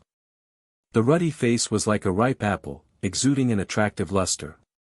Although they had met once before, after seeing Mr. Granger's appearance, Ye Ting was secretly glad that Hermione inherited more of her mother's appearance. Of course, with Hermione's current cuteness, Ye Ting believed that she would definitely surpass her mother when she grows up. "You are back. Hello, Mr. Ye Ting, please come in." She greeted them warmly and pointed upstairs. "There are various toys prepared in the entertainment room on the second floor. I hope you like them." "Toys? I am more looking forward to seeing some books and newspapers, especially about arbitrage trading and hedge fund trends. However, I still want to thank you very much for your hospitality." Ye Ting responded with a smile.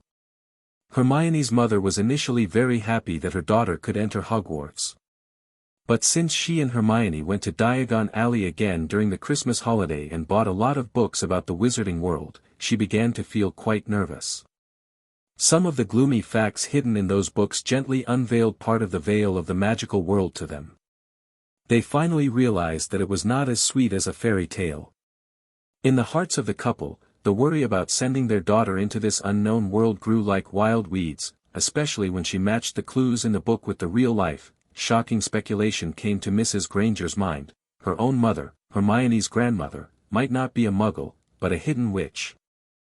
Even more frightening is that she may have met with misfortune during World War II, that is, during Grindelwald's reign of terror, and did not die in childbirth as her father said.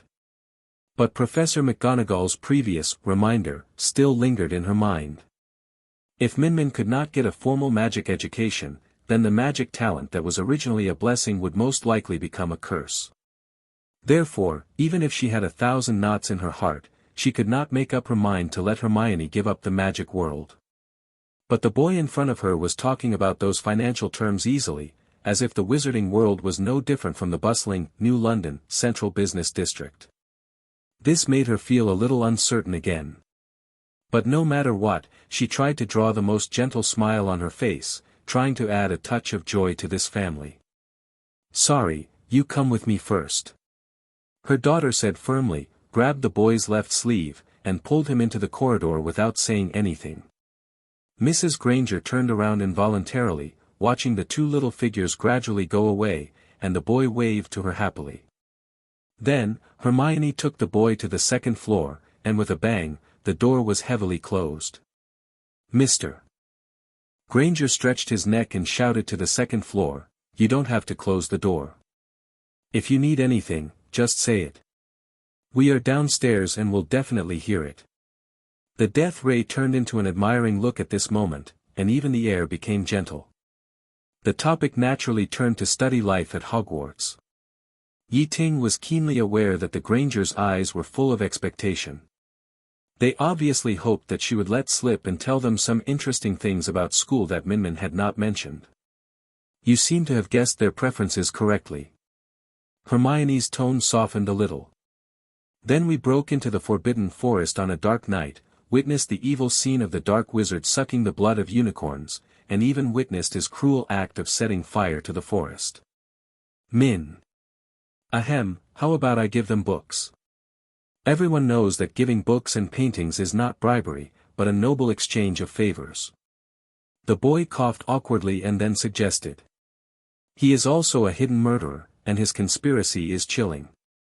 Hermione smiled and replied, "Indeed, Professor McGonagall takes good care of me. Actually, there is no need to guess. Looking at your usual behavior, you can completely imagine it." The boy smiled proudly. "Hogwarts is a good place. Every teacher is as kind and friendly as an elder. Our 3 meals a day are carefully prepared by a team of top chefs." Hermione learned how to violate the second law of thermodynamics in the spells class. "However, this school is too big, and the distance between classrooms is ridiculous. We have to sprint like athletes during the 10-minute break. Should I tell Hermione and her husband about this?" However, everyone's mind did not really stay on these dishes. Moreover, the entire table was covered with white fine linen, and the plates were replaced with exquisite dinner plates, all of which looked very valuable porcelain, making people sigh at the grandeur of this meal. Ye Ting then realized that the Grangers were both dentists. This is a standard middle-class profession in the West, with a high income. No wonder they can live in such a villa. First, we went on a night tour in the middle of the night, and passed through a chessboard composed of hellish guard dogs, vines that could kill people, flying keys, 32 moving stone chess pieces, and levels composed of fierce fire and poison, and were finally caught by the headmaster. "Can you tell me what interesting things happened to you this semester?" Mrs. Granger asked with a smile. "Of course, a lot of things happened this semester." Ye Ting only took a light bite and couldn't help but sympathize with Hermione. Soon, Hermione's parents asked them to go downstairs for dinner. Even more shocking is that we also discovered the shocking secret that a professor attempted to murder students. How, thinking of this, Ye Ting suddenly felt a burning sensation on his face. "It's useless. Do you think they will be short of money? Also, can you stop calling me Min?" Hermione's face flushed and she shouted angrily. He looked up and found that Hermione was shooting a death ray at him with her sharp eyes. Ye Ting responded with a smile, but in his heart he began to recall what he and Hermione had experienced this semester. But this also means that simple inducement may not work. Min, don't get excited. In fact, it's nothing. I can give them a share. Once successful, money will no longer be a problem. The boy tried to comfort her. Can you not expose your thoughts right away? My father will only treat your thoughts as a child's trick. In the room, Hermione frowned and said dissatisfiedly. And this person will come back in the future and bring greater threats. However, after in-depth investigation, we found that the real murderer was another professor. But Ye Ting felt that the pronunciation of the word interesting was a bit strange, and it sounded more like important. On the table, various square porcelain plates were arranged in an orderly manner, filled with healthy, low-fat, light, fresh, and original dishes. Mr. Granger sighed with a little regret. Hermione is a very smart child. If she were not a witch, it would be easy for her to go to medical school to become a dentist, or go to law school to become a lawyer. As they chatted, Ye Ting suddenly realized that no matter how talented he was in school, he was always treated as a child in the eyes of the Grangers who did not understand magic. It seems that he has to adjust his strategy and find another way to kill. Hermione was still joking with her parents in a child's tone. Her eyes quickly turned to Ye Ting, and that look clearly said, "Be patient, and talk about it later." Except for broom flying class and potion class, is she really the same as you in all courses? Mr. Granger confirmed again. Yes, except for me, she is better than everyone else. Before the first class, she recited the textbook word for word. It is really amazing. While chatting, Mr. Granger curiously asked about Professor McGonagall, who was very fond of Hermione and was amiable, whether she gave Hermione extra points at school. The table in the restaurant was a bit exaggeratedly long. With only 2 adults and 2 children sitting on it, it looked particularly empty. Ye Ting's praise made Hermione blush. No matter how proud she was, she didn't dare to think that she was on par with Ye Ting. But Mrs. Granger was very happy to hear that. She couldn't stop laughing. Haha, yes, Hermione has an amazing memory. She even remembers the recipes in my cookbooks. Every time I cook, I miss her very much. However, a trace of regret flashed across Mr. Granger's face. Well, to be honest, she had the opportunity to go to West Middle School. Now that the neighbors asked about it, I didn't know how to start. I had to tell those curious neighbors that she passed the early admissions exam and was specially recruited to a school that ordinary people dare not even think about. Mrs. Granger spread her hands helplessly. Ye Ting took great effort not to say it to them. Your daughter is the most talented witch of this generation, the rising star of Hogwarts. One day, the only reason history will remember you is because you are her parents. This has already happened in the original book. Next, Ye Ting skillfully brought up the topic of currency exchange. His original plan was to ask the Grangers to help him buy precious metals on his behalf, but now it has become asking them to provide relevant documents and let him go to the bank to exchange silver himself. We are very interested in economic laws and want to have a preliminary understanding of this. Maybe we can even write a social survey.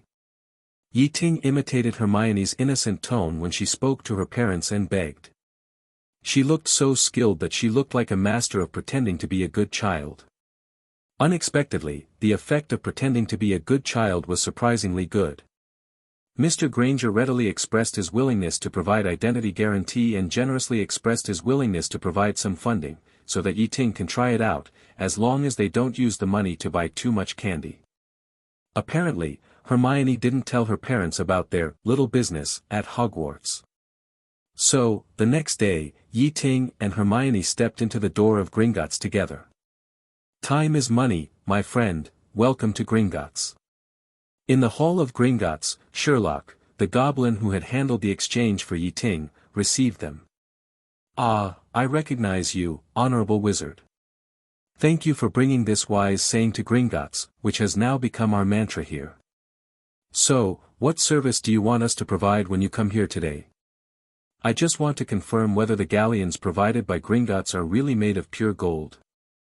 As soon as these words came out, Sherlock's face flashed with displeasure, because his sharp teeth were looming. Mr. Ye Ting, are you questioning the credibility of Gringotts? Of course not. Ye Ting waved his hand and explained, Mr. Sherlock, I have no such intention. I am just curious about your financial system. What I want to ask is, in general, are gold galleons really made of pure gold? Of course they are. Sherlock answered affirmatively. Ye Ting nodded and continued to ask, then, will the face value of these coins be higher than the value of the gold used to cast them? Sherlock widened his eyes and looked at Ye Ting. He was confused by this question. In other words, if I come here with a ton of silver, are you willing to exchange it for a ton of silver sickles of equal weight? Ye Ting tried to explain his question in a more popular way. Of course, a certain amount of coinage fees will be charged. Sherlock's eyes flashed with a shrewd light. Yes, the fee is indispensable. However, I am very curious, where did you get such a ton of silver? Ye Ting chuckled and explained, I am just making an analogy. So, if it is calculated in proportion to the total weight, how much is the coinage fee? Sherlock frowned. He didn't like Ye Ting's current eyes, as if Gringotts was a piece of cake waiting to be cut, and the other party was a greedy eater. Obviously, it was just a little wizard. His expression became alert, like a dragon guarding a treasure. Humph, I need to ask my superiors. This is not something I can disclose casually. Oh, just say it casually. I won't take this to ask Gringotts to fulfill the fee. Ye Ting waved his hand, looking indifferent, as if he was just chatting, not exploring the odds of Gringotts. Sherlock heard this and nodded, okay. Actually, this is just an unwritten rule, because it is rarely implemented. In short, 1/50th of the metal is enough to pay the coinage fee. I used this price to exchange galleons for you last time. Thank you very much, Mr. Sherlock. Ye Ting nodded, with a glimmer of satisfaction in his eyes. He has got the information he wants, and now it's time to start his plan. He immediately took Hermione away from Gringotts, and on the way out, he said. If it is 1/50th of the coinage fee, then we still have something to earn. Now we have to melt all my gold galleons into gold, and then exchange them for silver in the Muggle world. Arbitrage trading will be a big success. In fact, Ye Ting's words are still conservative. 1 gold galleon can be exchanged for 17 silver sickles in the magic world, but considering that the volume of a gold galleon is larger than that of a silver sickle, and the density of gold is higher than that of silver, in fact, in the magic world, the ratio of gold to silver is about 1 to 10. In the Muggle world, the exchange rate of gold to silver is almost close to 1 to 100. In fact, compared with silver, the spread between gold and copper in the Muggle world and the magic world is more terrifying, but considering that gold and silver have special significance in alchemy, just based on this point, gold has basic value in the magic world, while copper does not. Out of caution, Ye Ting still chose to use silver for arbitrage transactions. To be honest, I don't think any gold shop will be willing to accept 2 children, even if we hold our parents' national insurance certificates in our hands. On the way to the London gold shop, Hermione reminded with some worry. The British do not have ID cards, so if they want to prove their identity, they need to rely on documents such as birth certificates, marriage certificates, and driver's licenses. The most effective one is the national insurance certificate. We can find a way to look not so small. Ye Ting tried to dispel her concerns. Do I need to emphasize again? We can't use magic outside the school. Hermione's voice unconsciously rose a few degrees. No, it's you who can't use magic now, but I'm different. I can completely bypass that trace and cast my magic. Ye Ting was full of confidence. Hermione rolled her eyes helplessly. I hate these cheats the most. Besides, we don't necessarily have to rely on magic. We can try the polyjuice potion, just add your parents' hair, match it with their insurance certificate, and go to the gold shop to trade. I guarantee that no one can see the flaw. Ye Ting continued to make plans. You can make the polyjuice potion now. Hermione pointed out sharply, I remember that this potion needs to be brewed for a whole month. Where do you have the time? Hee, it doesn't take a month. Ye Ting waved his hands, looking proud. I have a big pot of polyjuice potion on hand. which is the spoils of the previous encounter with Voldemort.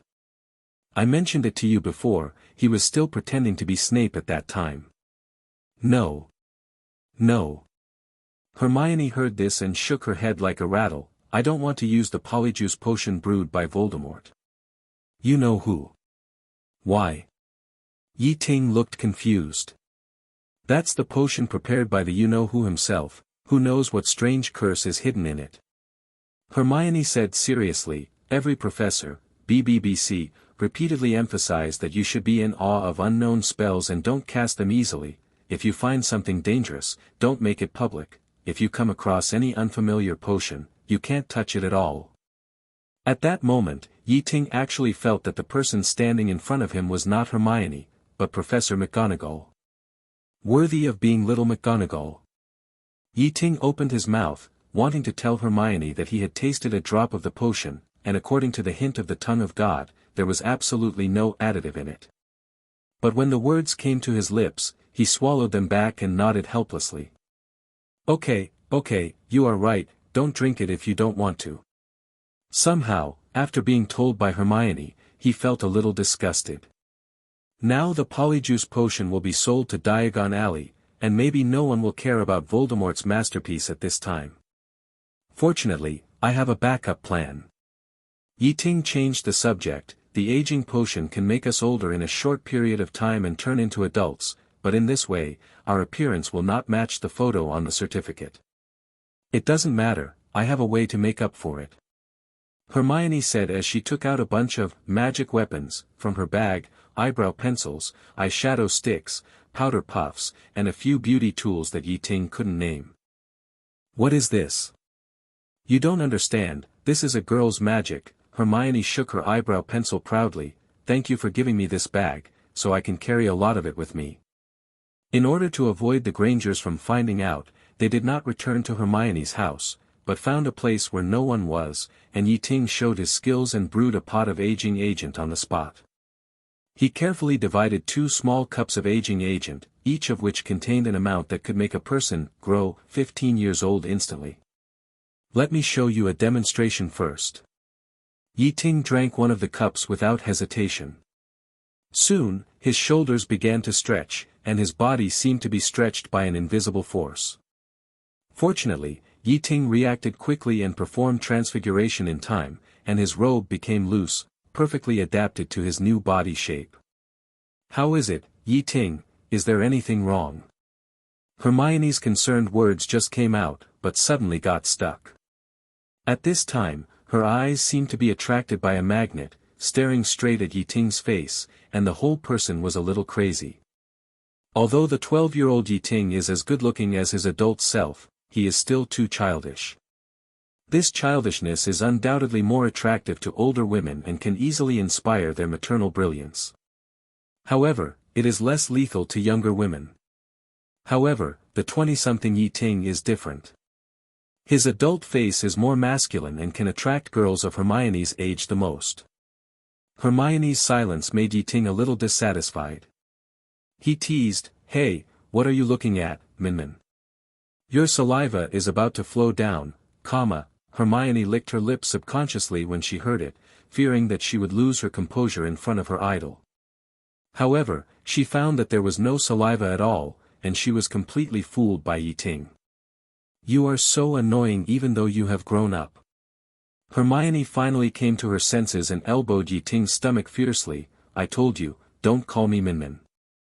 The girl's attack was not painful to the boy, but Ye Ting could clearly feel that the aging agent not only made his appearance mature, but also gave him some adult physical qualities. However, the increase did not seem to be obvious, perhaps because Ye Ting's body had been strengthened long ago.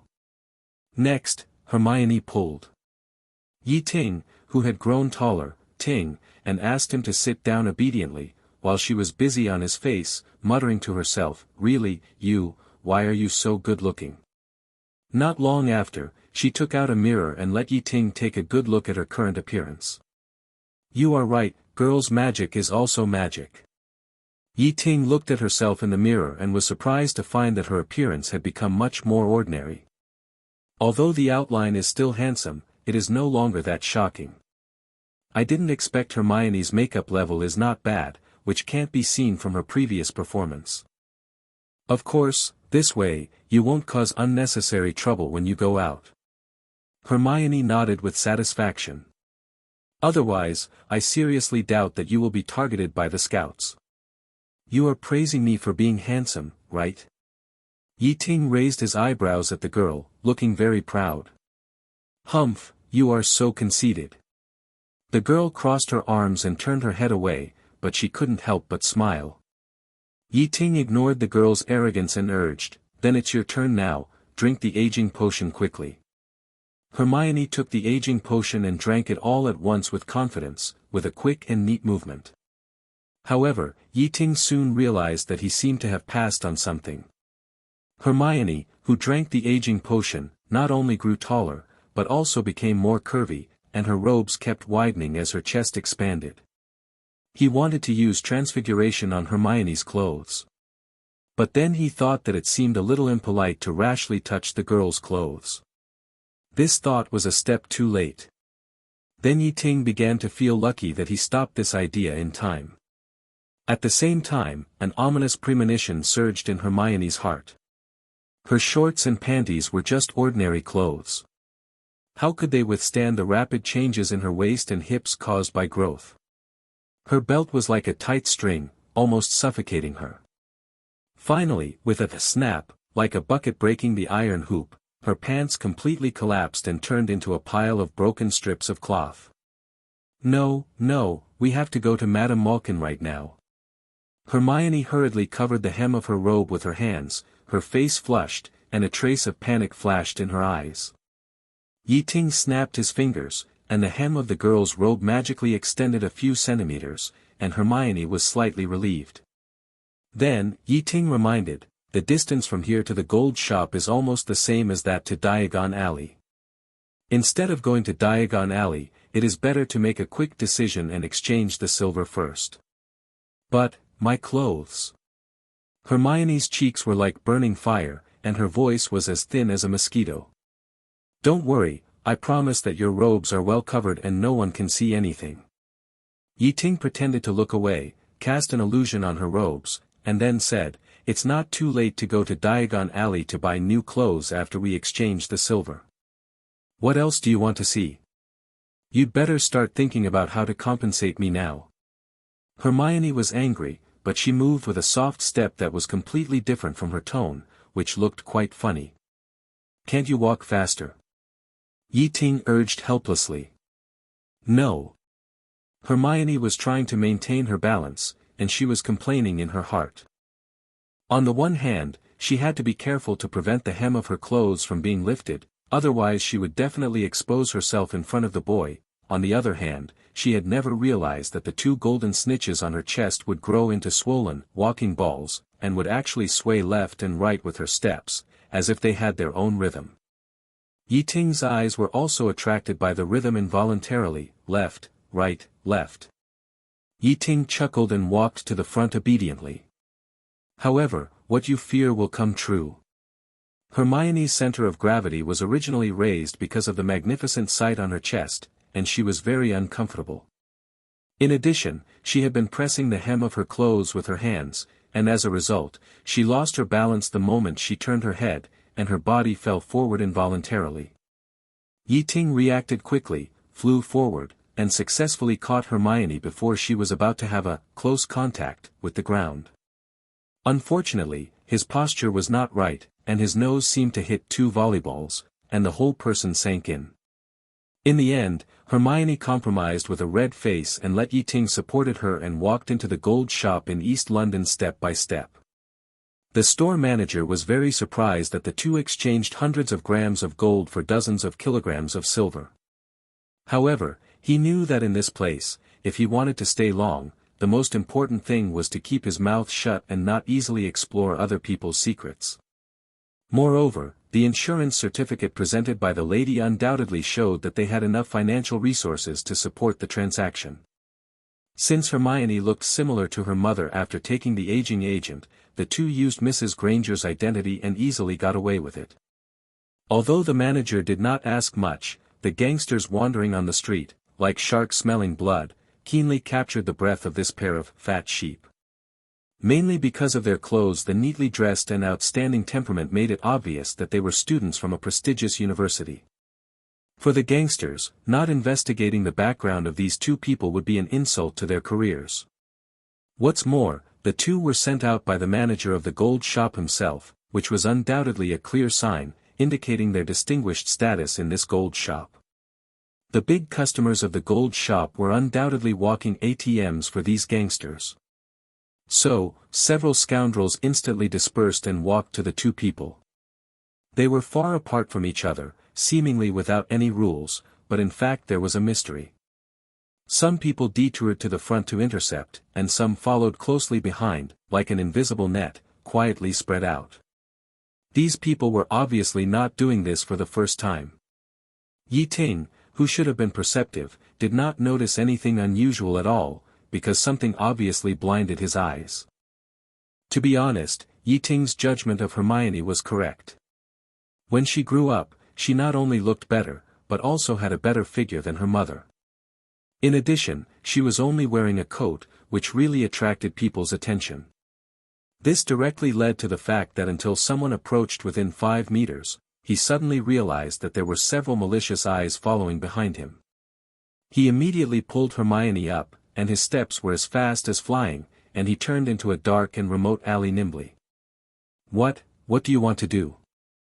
Although Hermione was nervous, she still ran after him in a panic out of trust in Ye Ting, but the intense exercise made her shaking more exaggerated. "I want to, but now is not the time, we are being watched," Ye Ting said in a low voice with a solemn expression. "Then why don't we run to crowded places, but go into this remote alley instead?" Hermione didn't have time to correct Ye Ting's language error, and asked quickly.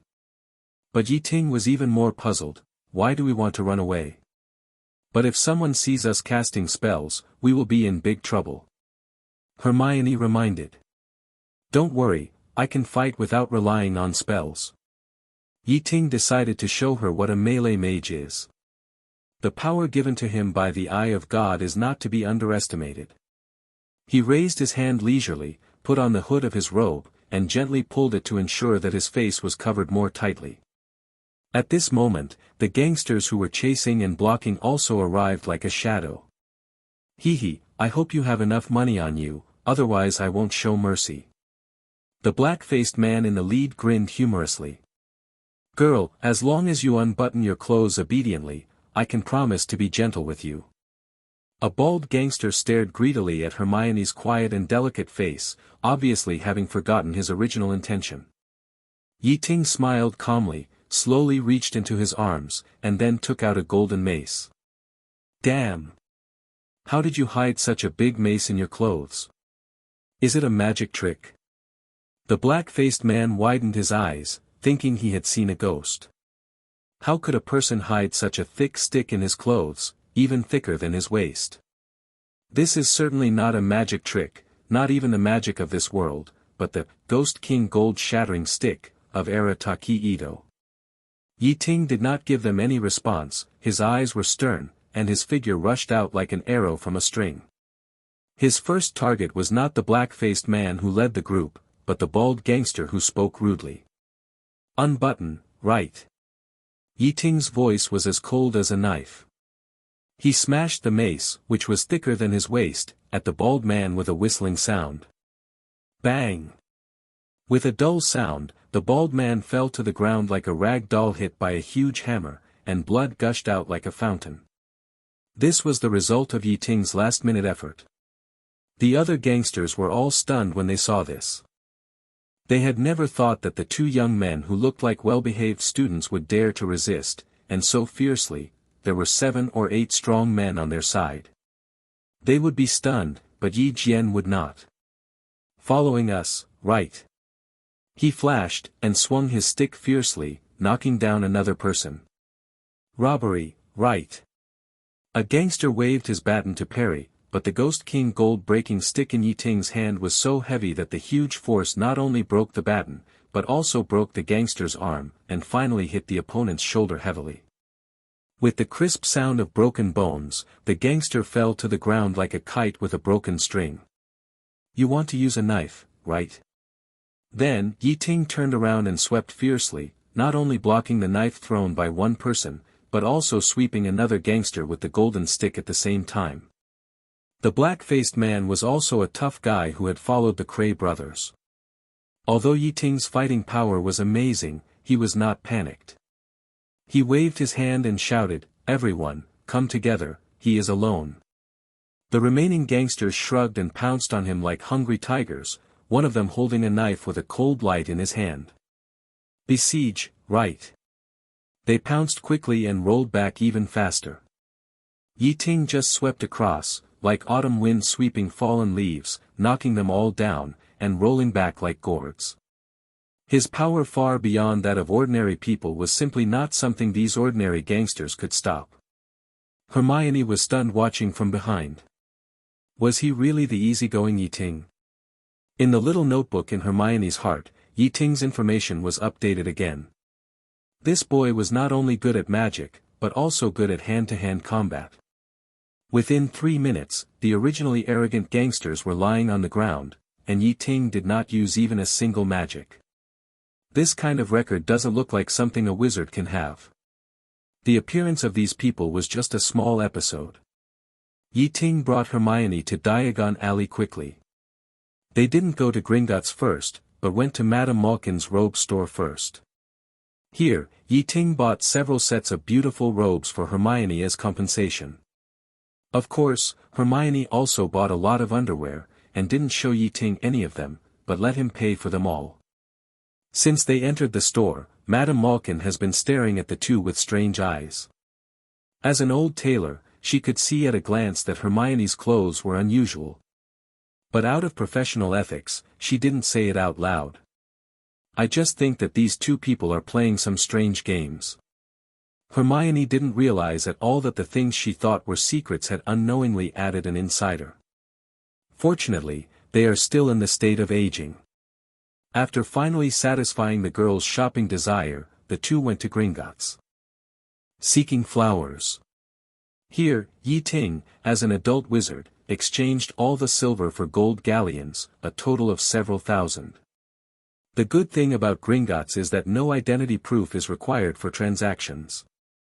This time, he made almost 10 times the money. Next, they went shopping in Diagon Alley until the sky was stained with the evening twilight, and then returned to Hermione's house with a full load. Mrs. Granger opened the door for them with a smile, but was surprised to see her daughter running upstairs at a speed that she thought was really not ladylike. Hermione once told her that witches were less afraid of physical damage, but Mrs. Granger never believed it. At this time, she also shook her head, muttering to herself, "Since entering Hogwarts, this girl has become more and more naughty." But suddenly, Mrs. Granger had an ominous premonition in her heart, and she keenly captured the real reason why her daughter ran into the room. Her eyes fell on Hermione's pants. Although this was very similar to the one she had left in the morning, she could confirm that it was definitely not the same one. Mrs. Granger's heart suddenly started to ring with alarm bells, and she realized that an intimate conversation between mother and daughter was imminent. She decided to tell her daughter immediately how women should protect themselves and how to stay pure in this world full of temptations and dangers. Ye Ting looked like a good child, but she didn't want to become a grandmother so soon. In the next few days, the same exchange transaction was staged twice. Ye Ting maintained considerable restraint and did not use all the galleons he had just obtained to buy silver. The amount of silver he bought each time was similar to the first day. In total, he exchanged less than 30,000 galleons in Gringotts for 3 days. In fact, according to the ideal situation, if he melted all the gold galleons to buy silver in the Muggle world for each arbitrage transaction, and then exchanged all the silver for gold galleons in the magic world, he could even get millions of galleons after 3 transactions. But in fact, this is impossible. Because the British magic world is so big. There are only tens of thousands of wizards in the whole of Britain. How many sickles can these people spend? In particular, sickles are mixed between galleons and copper nuts. The former is needed for large-scale transactions, while the latter is used for buying cheap goods and making change for a long time. Both have great uses. On the contrary, the silver sickle is sandwiched in the middle, neither up nor down, and the demand for its use is not that great. This kind of thing is very clear by referring to the currency of Muggles. Take Dashia's 4 sets of RMB as an example. In the 4th set of RMB, 10 cents, 20 cents, 50 cents, and 1 yuan banknotes were issued 32.6 billion, 21 billion, 23.4 billion, and 55.9 billion respectively. This is equivalent to the circulation of copper nuts. The slightly larger denomination 5 yuan and 10 yuan banknotes were issued 18.8 billion and $8 billion respectively, which can be used to compare with silver sickles. And the largest 50 yuan and 100 yuan banknotes were issued 18.4 billion and 20.5 billion respectively, which can be used to compare with gold galleons. The above currencies were not all issued at the same time, but were issued cumulatively. Taking into account the depreciation and reprinting of the currency, the actual circulation of the currency in the market is far less than the issuance figure. In other words, on average, each person only needs about 20 low-denomination currencies and about 10 high-denomination currencies, which are enough for circulation. This situation also applies to other countries. This is the result of the Muggle commodity economy being more developed than the Wizarding Society. With the small population of the British Wizarding Society, on average, each person has a few dozen sickles of currency, which is enough for circulation. If the silver worth millions of galleons is all made into sickles, the number of silver sickles on the market will double. With such a large amount of silver, even if Ye Ting is brave enough to take it out, Gringotts may not dare to accept it, and it will only be left in his hands in the end. In fact, the silver exchanged by Ye Ting in these 3 trips can slightly affect the financial situation of the British wizarding world. He could sense that when he came to exchange silver for galleons for the 3rd time, the goblins in Gringotts looked at him with vigilance. They were almost followed after leaving Gringotts. Therefore, Ye Ting chose to quit while he was ahead. Anyway, more than 20,000 galleons were enough for him to use for a long time. Next, he just needed to think about turning part of the money into a reproducible industry, i.e. the same code. The Cray brothers were legendary underworld tycoons in the UK. Their names were once taboos for London gangsters. When people mentioned them, they used that person instead. J.K. Rowling once revealed that the wizards called Voldemort in her novel, You Know Who, inspired by the Cray brothers. With the gold galleons in hand, Ye Ting also began to plan his own house purchase. He specifically asked Headmaster Dumbledore to help him with this matter. And he began to consider another thing, which was to find a snake as a contract object for himself, so as to unlock the ability of white magic. Speaking of contract objects, Ye Ting's first choice is of course Nagini. As a blood-cursed orc, Nagini naturally has a higher panel than ordinary snakes, and her intelligence is high enough, which is very suitable to be a contract object. More importantly, she is an important character in the original book, and contracting her can get a good collection reward. The only problem is that she is far away in the forest of Albania. It takes time to find her. The threat of Voldemort is not within his consideration. Not to mention that Voldemort was severely injured by him a few months ago, Ye Ting seriously doubted that Voldemort would not be able to recover and return to Albania in just a few months. Even if Voldemort is really in Albania, Ye Ting is not afraid of him. Voldemort is now just a defeated general under his command. Even with Quirrell's help, Voldemort couldn't beat him, not to mention that Quirrell is dead now, and he can't find a possessed person like Quirrell who is both talented and easy to fool in a short time. In this case, Voldemort should run. But how to get to Albania? This is also a problem. He also considered taking a Muggle plane to Albania. But the forest in Albania where magical animals live is hidden by magic. It is difficult to find a way in without going through the local wizard community. Therefore, Ye Ting began to consider using wizards' travel methods. Such trivial matters don't bother Dumbledore. He decided to ask his friend Tonks, who works at the Ministry of Magic, for help. Tonks's reply was very fast, as if she had prepared it long ago. A ticket was also sent along. That's right, it's the ticket. King's Cross Station, a ticket for Platform 7 January 2nd, a platform he had never heard of. According to Tonks, this mysterious Platform 7.5 is hidden between Platform 7 and Platform 8, and you can take a long-distance train to the Wizard Village on the European continent. When Ye Ting heard this, he felt an unprecedented sense of novelty. He had never heard of such a train. The departure date on the ticket arrived as scheduled, and Ye Ting said goodbye to Hermione's family and embarked on a journey to King's Cross Station alone. Using the same method as entering Platform 9 3/4, Ye Ting successfully entered Platform 1/2. As soon as he stepped onto the platform, his eyes were attracted by a simple and elegant train. Its body is covered with a light beige paint. After years of baptism, it still exudes an irresistible aristocratic atmosphere.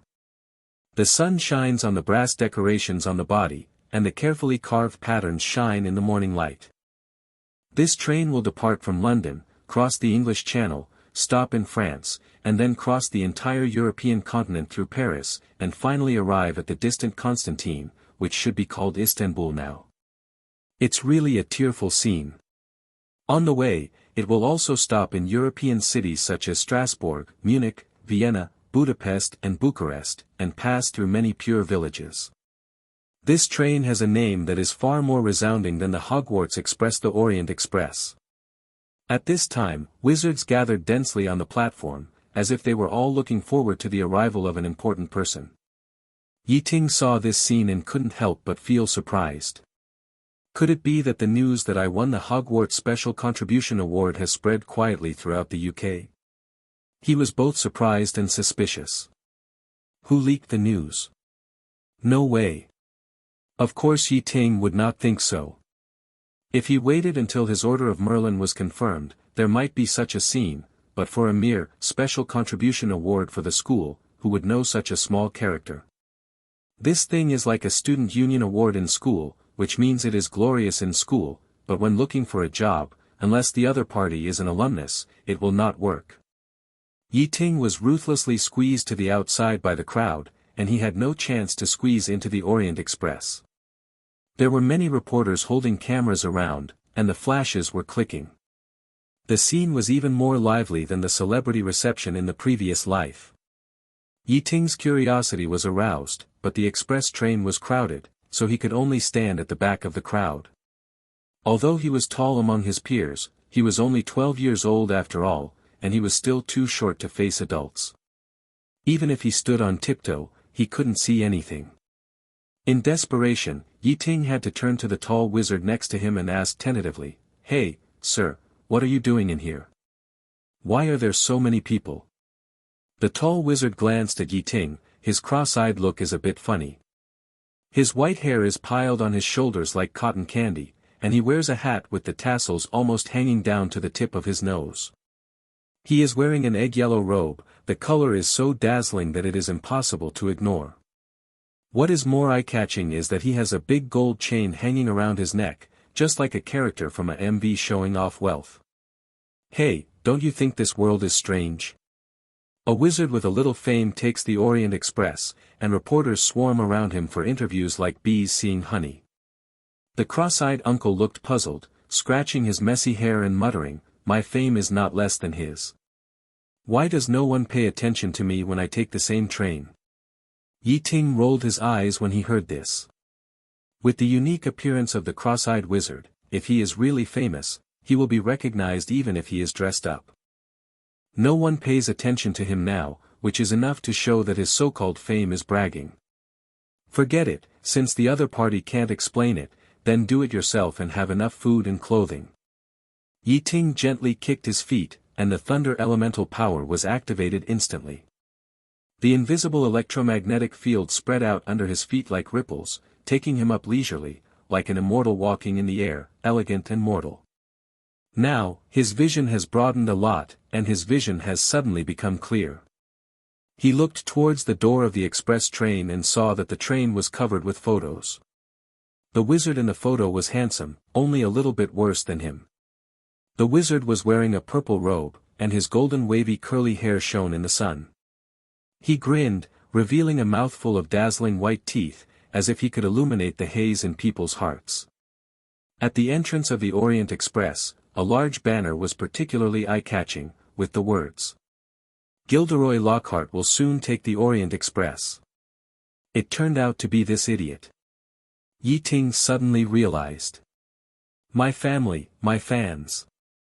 At the kind invitation of the conductor, I will take this Orient Express in the next few days to spend a good time with you. Lockhart stood at the door of the train, waving his arms as if he was conducting a grand symphony, his voice full of passion. During this journey, I will create the last part of my autobiography, The Magic Me. I will be on the train during this time. Do you want to get close to me? Do you want to feel the charm of magic? Then come and buy a ticket. Lockhart waved to everyone, and the conductor beside him also showed a satisfied smile. In order to invite this big shot, he spent a lot of money, and this gimmick must be pulled to the fullest.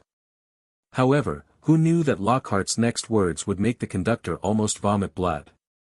To give back to my family for their support, you can ride the train for free with the receipt for my complete set of books. Go buy the books, don't miss the train. Ye Ting curled his lips and secretly complained in his heart, with your appearance, your daughter probably won't be that pretty.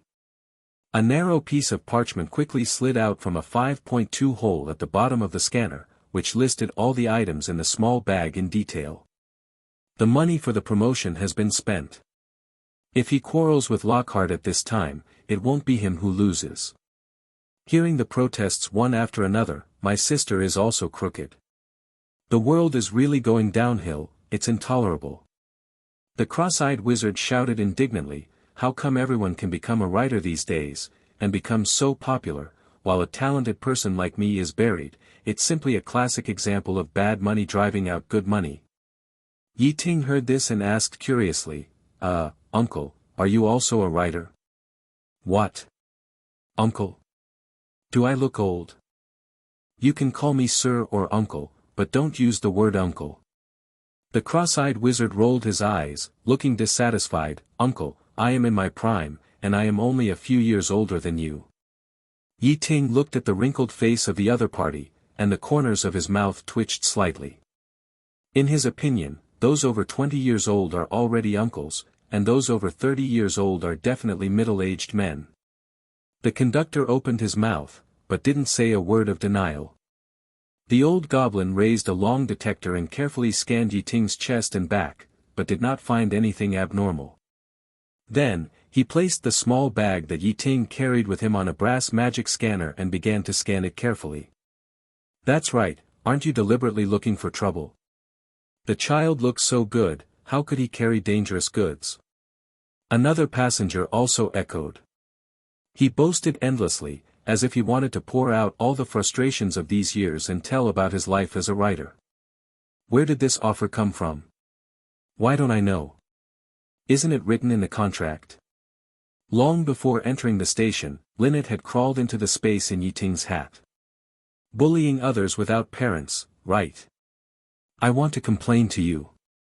As Lockhart stepped into the train, the crowd gradually dispersed. He is very good at using his fame to make such small profits. Only towels, clothes and other daily necessities were listed on it, and no dangerous items were found. Ye Ting suppressed the discomfort in his heart and asked again, Uncle, are you really a writer? Lockhart doesn't care what the man next to him thinks. Seeing that the other party endured it, a smile of success suddenly appeared on his face. Ye Ting smiled, picked up the bag, and walked towards the train. With his excellent appearance. At this moment, the old goblin's deliberate difficulties have aroused the anger of the passengers behind him. There is no way, he can only bite the bullet and agree to Lockhart's empty promise. This made the old goblin frown slightly. Although it was pitch black there was air circulation, enough for her to hide temporarily. The old goblin tore off the parchment and took a closer look. He had to pick up a seal, heavily stamped on the ticket, and said coldly, Go in. Platform 7.5 did not appear in the text, but Rowling mentioned Platform 7 1/2 and the Orient Express that would go to the magical world of continental Europe on Pottermore. He looked at Ye Ting suspiciously twice, trying to catch a flaw from the boy's face. At the same time, a short man holding a large black camera jumped back and forth in front of Lockhart to take pictures. However, Ye Ting couldn't listen any longer. He sighed, put his palm on his chin, and said helplessly, "Uncle, I heard from professors that a wizard in his 30s, without a girlfriend, single, and without a job, often fantasizes about being a writer." He looked at the cross-eyed wizard innocently. "Could it be that you are the one?" The cross-eyed wizard was speechless for a moment. "Huh, your taste is really unique." The cross-eyed wizard raised a sneer at the corner of his mouth. "Look at your pretty face, you will probably be like Lockhart in the future, living on your face and eating soft rice." Ye Ting was not angry at all when he heard this. That's better than some people saying that grapes are sour because they can't eat them. "Who said I can't eat them?" The cross-eyed wizard was immediately furious and snorted, "I have already started a family and even have a daughter, who is so beautiful. Of course, I often write, and I am quite famous." The cross-eyed wizard said proudly, as if he had finally found an audience willing to listen to his bragging. Ye Ting patted the dust off his body and waved his hand, saying, "I'm getting on the bus now. Goodbye, Uncle. If your daughter goes to school at Hogwarts, I will definitely take good care of her for you. Hey, you kid. Don't run. And, call me Uncle." The cross-eyed wizard hurriedly chased after him, but Ye Ting had already deftly gotten into the crowd. Soon, Ye Ting came to the front of the team and entered the door first. The person checking the tickets at the door was an old goblin in a black uniform. He was short and had a dark face. The black eyes behind his monocle flashed with a cunning light, as if he could see through everything and vigilantly examined every wizard. After taking the ticket handed over by Ye Ting, the old goblin carefully examined it, then looked up and asked in a sharp voice, "Do you carry any dangerous goods, black magic props, dangerous potions, pets or magical animals? Remember, any animal must be checked in, even toads and mice. If they are hidden in your pocket, you have to take them out." "Of course not." Ye Ting shook his head, with a kind face, "I have always been a law-abiding person and never carry any dangerous items. Those dangerous items, black magic props, dangerous potions, pets and magical animals have nothing to do with me." "Hey, what's wrong with you, the ticket inspector? The child obviously has a regular ticket, how can you make things difficult for him like this?" A middle-aged witch couldn't help but speak. "This old goblin is deliberately making things difficult for me." However, Ye Ting deliberately imitated Neville's expression, and looked very honest, as if he was really a good kid.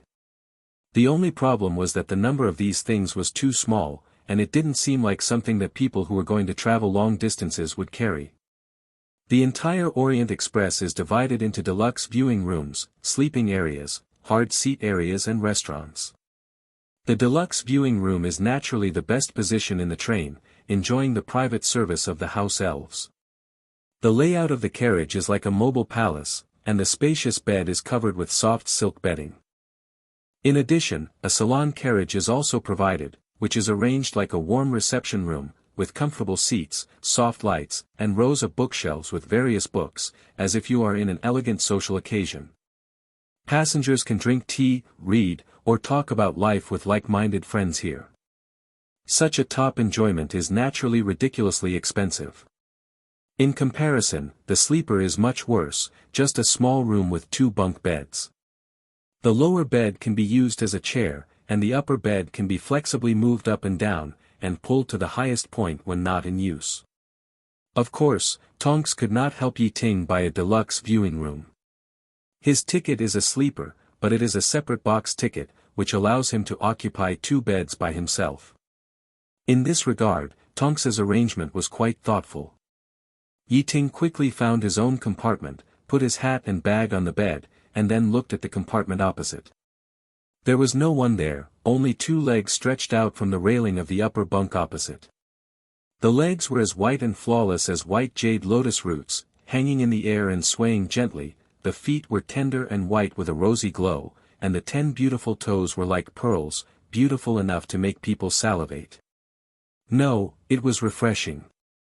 Ye Ting's eyes lit up, and he secretly speculated in his heart, to have such a pair of beautiful legs, she must be a beauty. He couldn't help but look up, and saw that the person was holding an upside-down magazine in his hand, with the big words, "Singing the Quibbler," on the cover clearly visible.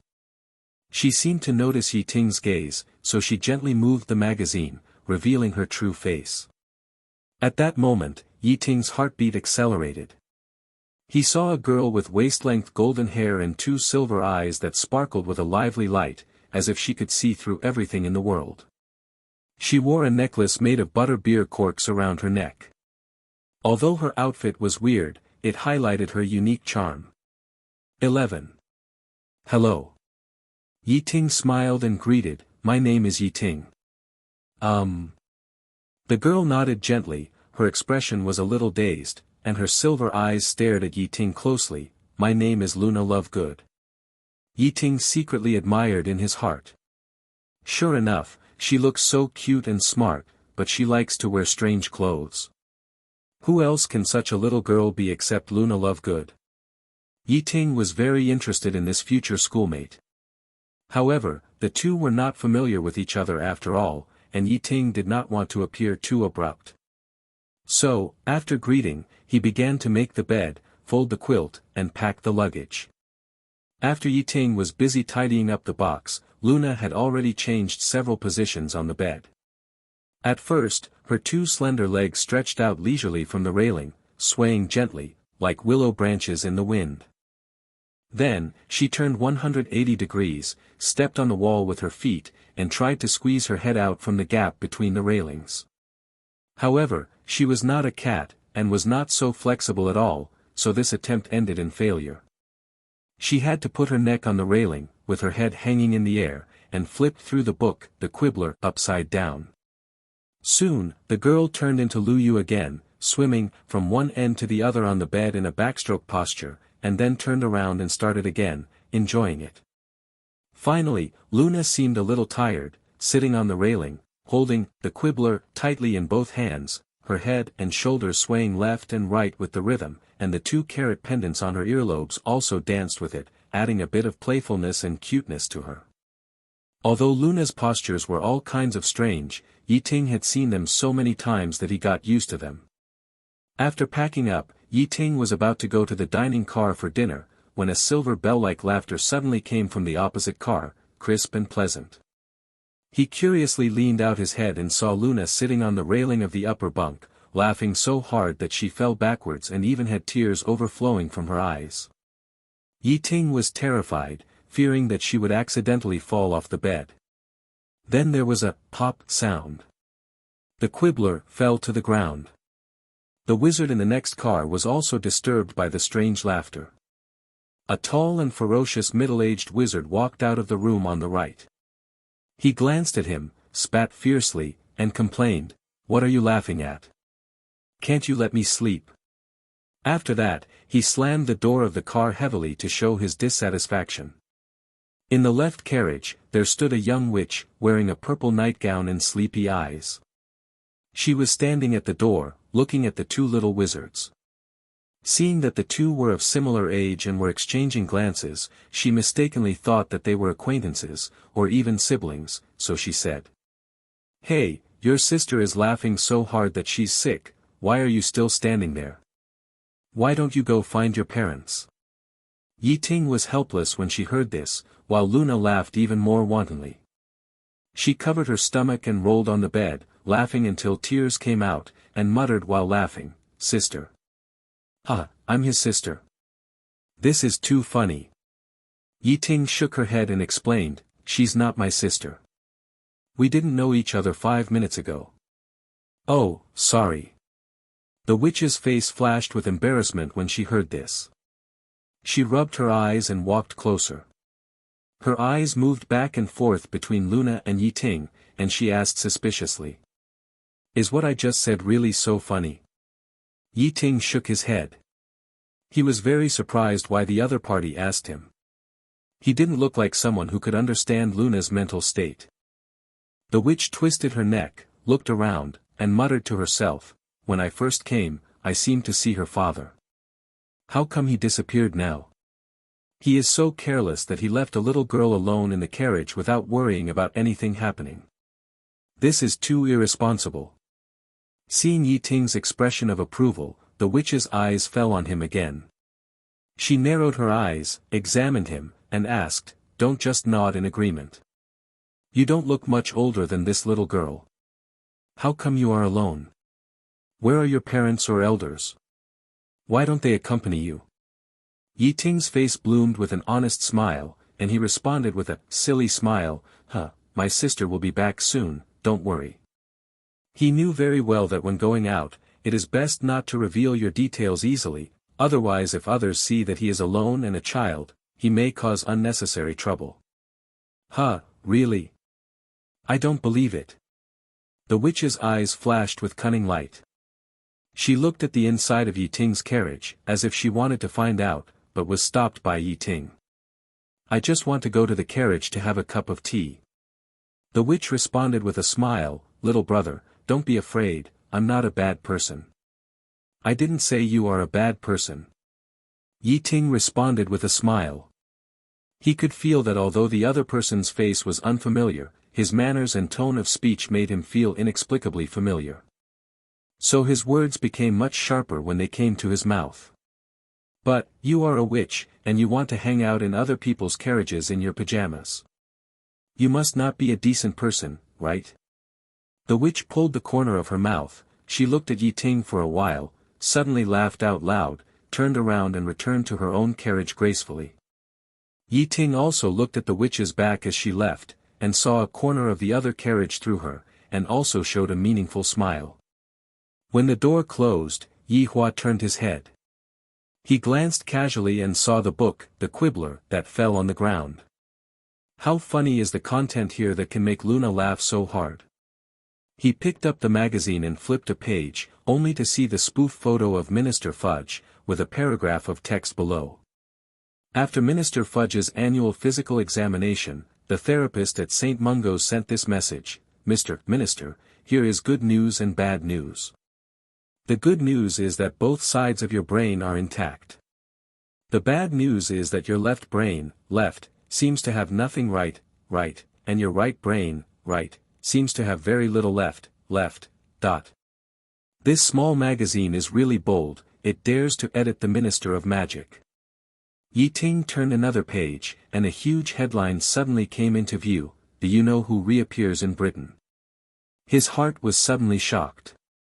The intelligence network of The Quibbler was so well informed that it even knew the secrets of Hogwarts. You know, when Dumbledore announced the situation to the public, he was very secretive about the truth that Voldemort was behind Quirrell. He looked at it carefully and saw that it said, "We all thought that the You-Know-Who had died at the hands of the boy who lived. However, is this really the case? Recently, some amazing new evidence has surfaced, which seems to prove that the You-Know-Who is not dead. He has been roaming around the northwest of England and has defrauded tens of thousands of galleons." Foster Gall of 28, Oak Street, Grampian District, revealed to the author. "The You-Know-Who wrote to me, claiming that he currently lacks startup funds and hopes that I can lend him 1,000 galleons. He promised that once the Death Eaters were rebuilt and the Ministry of Magic was under control, he would appoint me as the director of the law enforcement department." Ye Ting couldn't help but laugh when he read this. In the writings of these small magazines, has Tom fallen to the point of cheating everywhere? He continued to flip through other contents, but found that apart from those groundless rumors, the rest were all fabricated and exaggerated remarks, exactly the same as the style of those marketing accounts. However, soon, she was deeply attracted by the boy's face. It turned out that he was the editor-in-chief of The Quibbler, Xenophilius Lovegood. No wonder he looked so strange. This man had just disbanded the first branch of Soviet magic in the summer, but Professor Trelawney brazenly predicted that he would not survive September. Ye Ting muttered to himself, "The father and daughter look really different, but fortunately they don't look alike, otherwise Luna would be finished." In that column, there was a photo of Gorbachev. Thinking of this, Ye Ting couldn't help but laugh. The most ridiculous thing was that Ye Ting actually caught a glimpse of Professor Trelawney's column of divination. Lovegood strode forward, like a moving fortress, blocking Luna, and looking sharply at Ye Ting. He seemed to see what Ye Ting was thinking, and angrily said, "Boy, what's that look in your eyes? Can't I give birth to such a beautiful daughter?" "Hello, Mr. Lovegood." Ye Ting couldn't help laughing, and quickly held back his smile, and said politely, "It's a misunderstanding, I'm just surprised." Lovegood frowned. "How did you find this place?" Ye Ting smiled and explained, "You may have misunderstood, I live in the opposite car." "Well, I'll go back first and won't disturb you too." As he said, he returned the "Singing the Quibbler" in his hand to Luna, then walked into the door, waved his hand, and gently closed the door. In Luna's eyes, this boy was particularly different. Pictured, Luna. He thought that even Professor Trelawney could open a column, and if the remuneration was generous, he might as well try it out and make some extra money. At first, she was just curious about this pier next door. 1 year difference is also considered piers, but soon. Ye Ting certainly knew how long the map head could survive. While Ye Ting was boredly flipping through the Quibbler, Luna on the upper bunk was also secretly observing him. If he submitted these articles, they might cause a sensation. Luna swiftly grabbed the railing, put her feet together, and jumped gracefully from the upper bunk to the ground with a light jump, shouting, "Dad, you're back." "He's your dad." Ye Ting was very surprised and looked at the two people in front of him carefully. He thought of the bizarre articles he had read in the story club before, as well as the anti-intellectual and reflective articles he had seen in Reader and Yillin. Ye Ting, Ye Ting. So, it was unclear which year this September was September. Ye Ting turned her head and fixed her eyes on the cross-eyed uncle who had just met by the train. At this moment, a loud shout suddenly came from a distance, "Good boy! How dare you come to my house and harass my daughter?" According to his current understanding, many wizards were very dissatisfied with Fudge's Ministry of Magic, so this article should have a lot of market. At least before this boy, she had never seen anyone glow. However, the object of his reflection this time was, the British Empire. Not only did he have a handsome appearance, but more importantly, he seemed to be emitting circles of colorful light, like a guardian angel, dispelling any harassment that tried to approach. This was a very rare situation. He rushed over like an angry lion.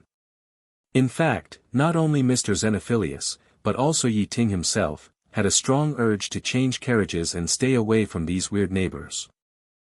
In the opposite carriage, there sat a weird uncle who was extremely vigilant, and he was accompanied by a daughter with strange behavior. Fortunately, she was cute.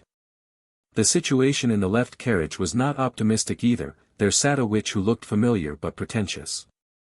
In the right carriage, there was a burly, hideous middle-aged wizard. His snoring was like thunder, shaking the whole carriage.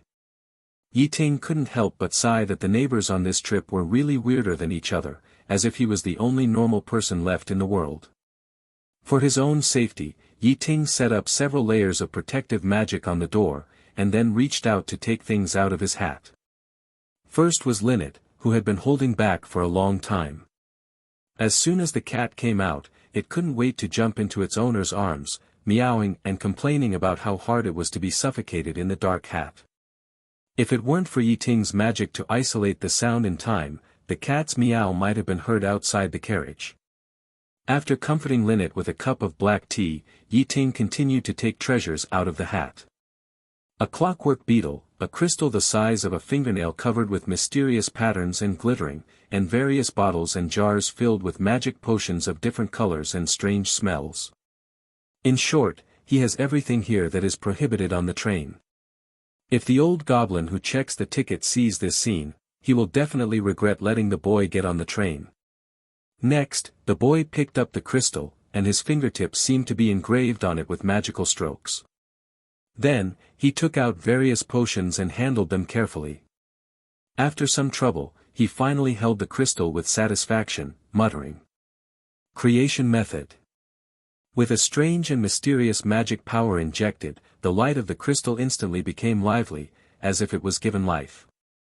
The boy looked at the crystal with a sharp eye, nodded, and then put it into the body of the clockwork beetle without hesitation.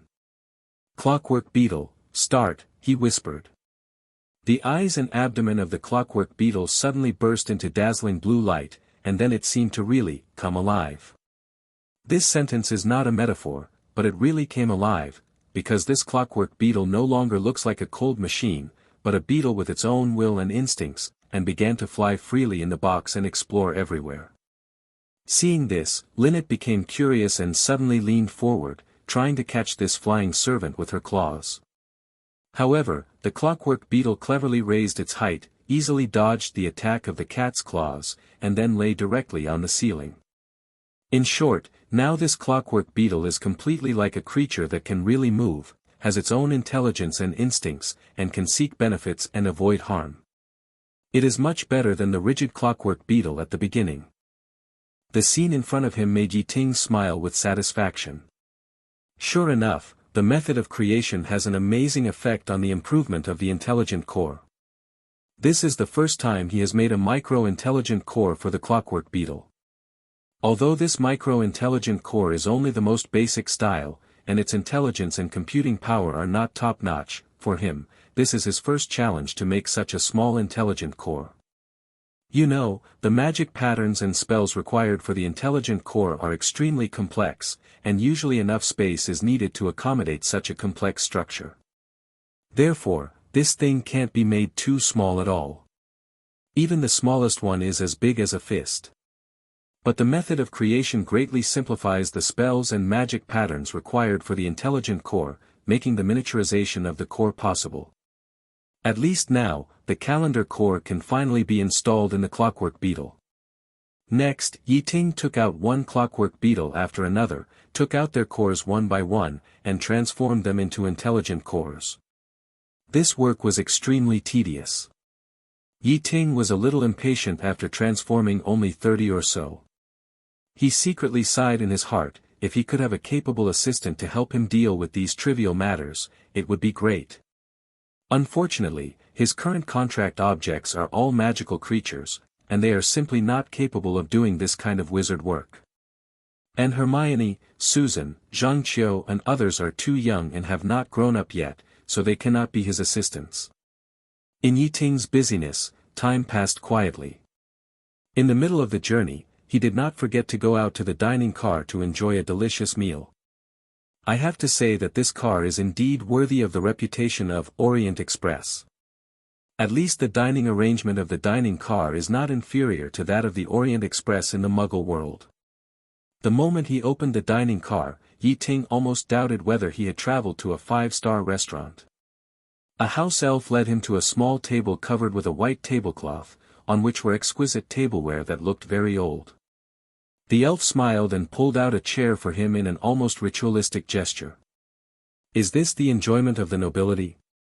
Love it. The dishes on the table are also very rich, at least for a train. It is said that at every stop of the Orient Express, the freshest local ingredients are carefully selected and then cooked into local specialties to satisfy the customers. Although the British cuisine tonight is known as the worst, the taste is unexpectedly good, at least comparable to the magical cuisine of Hogwarts. While tasting the delicious food, Ting enjoyed the classic jazz played by the band in the car. Although it was called a band, there was only one wizard controlling 7 or 8 instruments with a magic wand. But this was a dining car after all, and it was rare to have live accompaniment. Ye Ting originally planned to enjoy the wonderful atmosphere in the dining car for a while. But soon he had to leave here, and was glad that he came early. Because Gilderoy Lockhart entered the car with a group of people, the fast food car was crowded with fans who came here for his reputation. The originally elegant high-end restaurant atmosphere instantly turned into a food stall, and the unlucky musician had several instruments squeezed out. Ye Ting didn't want to be in the same room with a bunch of crazy fans at all, so he left in a hurry and went back to the box to continue working.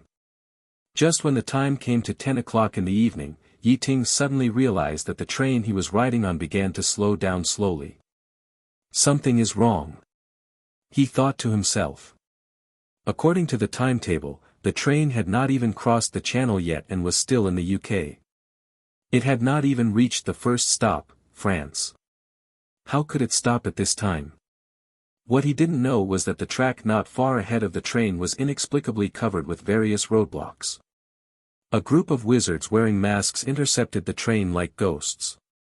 The leading wizard shouted in a trembling voice. J. However, no matter why the train stopped, it had nothing to do with Ye Ting. Just as he continued to modify the clockwork beetle, a sudden sound interrupted his work. Pa pa pa. Pa pa pa. There were knocks on the door outside the carriage. Ye Ting sighed helplessly and hurriedly began to pack up the items in the carriage. So many dangerous things must not be seen by others. After the knocks on the door continued for a long time, he slowly opened the door. Although the door was opened, Da's face was very ugly. With the dim light of the corridor, he stared at the young witch standing outside the door, and his fingers unconsciously tapped the door frame lightly, with a bit of impatience in the rhythm. Oh, why did it take so long to open the door? The witch curiously poked her head out, trying to peek into the scene in the carriage, but unfortunately the carriage was pitch black and she could not see anything. Ye Ting's brows were furrowed, and he looked the witch up and down, his eyes full of helplessness. What can I do for you? In the middle of the night, she knocked on the door of the carriage of a strange wizard next door in her pajamas. If he hadn't seen the other party's identity, Ye Ting would really think that this witch was not a serious person. It's nothing big, I just want to remind you of a small thing. The witch grinned, showing her white teeth. What small thing? There are wizards robbing people on the road. As soon as the witch finished speaking, Ye Ting's heart was surging. This is also called a small thing. He couldn't help but frowned, thinking in his heart. If they were in the Balkan Peninsula, or even in Eastern Europe, he would believe that there were black wizards who could do train robbery. After all, it was a chaotic time there. But now, the train hasn't even left the UK, and a black wizard dared to rob the Orient Express, which is known for its safety. This is simply too impatient to live. There really was a wizard robbing, did you really not notice? The train has stopped. The witch smiled at Ye Ting, who frowned and remained silent, with a sly look in her eyes. I just overheard from the service staff of the Orient Express, they said that several wizards in black robes stopped the train, and now the two sides are in a stalemate. Ye Ting was speechless. Could it be that Voldemort sent Death Eaters to trouble him in revenge? Just then, the door on the opposite side of the train opened with a bang, revealing the cross-eyed face of Xenophilius Lovegood. He yelled in annoyance, "You two are not sleeping in the middle of the night, be G on the door and chatting in whispers. Do you want others to sleep? Do you have any sense of public morality? Oh, Mr. Xenophilius, you may not be able to sleep even if you want to." The witch laughed gloatingly, "Some wizards have stopped the train and are robbing it. I heard it was a group of Death Eaters." A playful smile appeared on her face. How scary. Nonsense. Are you sleepwalking? There are no Death Eaters now, they are all locked up in Azkaban. Xenophilius glared at the witch and laughed angrily. Besides, doesn't the Orient Express advertise itself as safe? Even if there are Death Eaters, they wouldn't dare to come. Humph, Gringotts was illegally invaded last year. The witch retorted without showing any weakness. And Hogwarts, didn't a dark wizard Quirrell just appear? Where is there any absolutely safe place now? Xenophilius was speechless. He knew very well that every word the witch said was true. Especially, the incident she mentioned about the invasion of Gringotts last year was a big deal. Xenophilius even took the opportunity to write several marketing articles, spreading rumors that the goblins colluded with wizards and stole from the company. During that time, the sales of the Quibbler soared, and he made a lot of money. Luna came out of the car in a sky-blue floral nightgown. She seemed to be still immersed in her dreams, her eyes were hazy, and she didn't even notice that the strap of her nightgown slipped off quietly. She almost exposed herself. The girl yawned, her voice was a little lazy. "Dad, what happened outside? Why is it so lively? Seeing that Xenophilius was still immersed in his thoughts and silent, Ye Ting then explained, the train had a problem and stopped running temporarily. Xenophilius came back to his senses and his voice became unnaturally gentle. Yes, a harassment horsefly was found in the train and the staff is dealing with it. Luna, you should go to bed and don't worry about it. A harassment horsefly was found. Luna's eyes lit up instantly. She quickly pulled up the slipped shoulder straps, twisted her toes lightly, and the hem of her skirt fluttered in the wind, dancing like a fairy. At the same time, she flapped her hands in the air randomly, as if she was driving away those invisible moths, and her movements were very exaggerated. The girl twisted her body like skipping a rope and danced a unique dance of dispersing harassment horseflies. Then, she tiptoed back to the carriage and continued her sweet dream. Ye Ting and the witch smiled at each other, with helpless light in their eyes. They reached a rare consensus: the mental state of this little girl is indeed a little worrying. The witch stared at Ye Ting and suddenly laughed. Hey, we have been talking for so long, but I still don't know your name. You should tell me now, right? Ye Ting grinned, revealing a bit of cunning. You can call me Tom. It is normal to use a few pseudonyms when you go out. Then I am Andromeda. The witch responded with a smile, and then changed the subject. You are a student of Hogwarts, right? Judging from your appearance, you should be a young wizard who has just enrolled. No, I am a student of Ilvermorny. Ye Ting shook her head in fear. The witch pursed her lips and secretly complained in her heart. This boy really doesn't tell a single truth. It was like this last time, and it's still like this time. Is he sure he is a student of Ravenclaw College, not a student of Slytherin? Did the sorting hat really sort the wrong house? She rolled her eyes and said unhappily, if you were a student of Ilvermorny, you should be taking the train home in the United States instead of hanging around in the UK. I will treat you as a student of Hogwarts. Tell me, what happened to Quirrell? The witch nudged Ye Ting with her elbow, looking familiar, with a curious light in her eyes. I heard that Quirrell was stopped by a student named Ye Ting. Do you know him? No. Ye Ting shook his head without thinking. I don't know Ye Ting well. I just know that he is very handsome. He just entered school last year and won the Special Contribution Award for the school. He is a big shot in the school. A first-year wizard named Ye Ting actually won the Special Contribution Award for the school. Xenophilius exclaimed, his voice full of disbelief. He knew the weight of this award very well. Back then, he racked his brains and tried to win this award with the credit of inventing the Ravenclaw crown. Unfortunately, old man Dumbledore didn't know what he was doing, so his dream became a bubble. It's true. I heard that Quirrell stole the Philosopher's Stone and manipulated some basilisk to try to harm the little wizards in Hogwarts. In the end, he was defeated by this little wizard named Ye Ting. The witch glanced at the boy with curiosity in her eyes. Editor-in-Chief Xenophilius' professional sensitivity was instantly triggered. He quickly took out a small notebook and quickly wrote it down. This material is simply a gift from God. Writing a report and publishing it in The Quibbler will definitely trigger a topic. Of course, you only need to ask about the whole thing. Anyway, you know the beginning and the end, and you can make up the middle.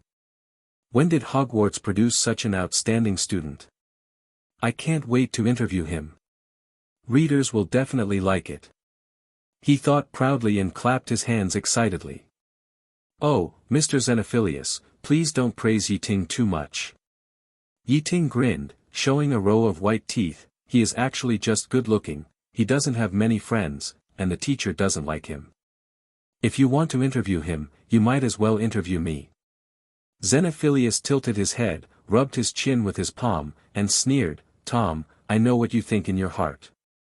You are just jealous of others and say bad things behind their backs. This is not a good habit. He changed the subject, his expression became serious, and criticized, look at Ye Ting, 513 has won the Special Contribution Award to the school. This kind of student must be strong and knowledgeable. Speaking of this, Xenophilius snorted coldly, glanced at Ye Ting with disdain, and continued, "Look at you, you are so lazy all day long. We are both students, but why is there such a big gap? If you were as good as Ye Ting, would I stop you from getting close to Luna?" Ye Ting had a strange expression on his face when he heard this. If Snape said this, he would have regarded it as a sarcastic remark, but Xenophilius, this weird uncle. With his honesty, he said all the truth. He laughed immediately. "Uncle, scold me more and praise Ye Ting more, I love to hear it. Don't stop." Encouraged by Ye Ting, Xenophilius seemed to have turned on the Splatoon mode, madly stepping on one and praising the other. The unknown Ye Ting became a perfect good student in his mouth, and was almost praised into a flower. Ye Ting almost laughed so hard that his stomach hurt. It just so happened that there were still a few clockwork beetles in his box that had not been taken back. All his words just now had been recorded by the beetles. Ye Ting decided to play it for him repeatedly after getting to know him better. But now, he still held his temper and did not reveal his true identity. After all, there was a guy next to him who was also pretending and making a fuss, and he didn't want to play with him. Just then, a group of wizards surrounded a wizard and walked over in a mighty manner, like a group of stars surrounding the moon. The wizard was wearing a blue cloak, his golden hair was curly like waves, and it was shiny and sparkling. When he passed by Ye Ting and the others, he actually used his charming blue eyes to wink at Andromeda and winked. Andromeda frowned in dissatisfaction when she saw this. "Huh, don't worry, with me, Lockhart, here, no matter what dark wizards, you don't have to be afraid. No one is better at dealing with dark wizards than me," he said complacently. "Even if the robber today is the Dark Lord himself, I can make him come back without a trace, and see how powerful I am." Under the effect of magic, Lockhart's voice resounded throughout the train like thunder, full of confidence and publicity. His fans came out of the carriages one after another, cheering for him, as if he was their savior. Encircled by the crowd, Lockhart came to the door of the train, threw his cloak, waved his hand and said, "Please help me cool the Ogden Aged Flame whiskey, I'll be back soon.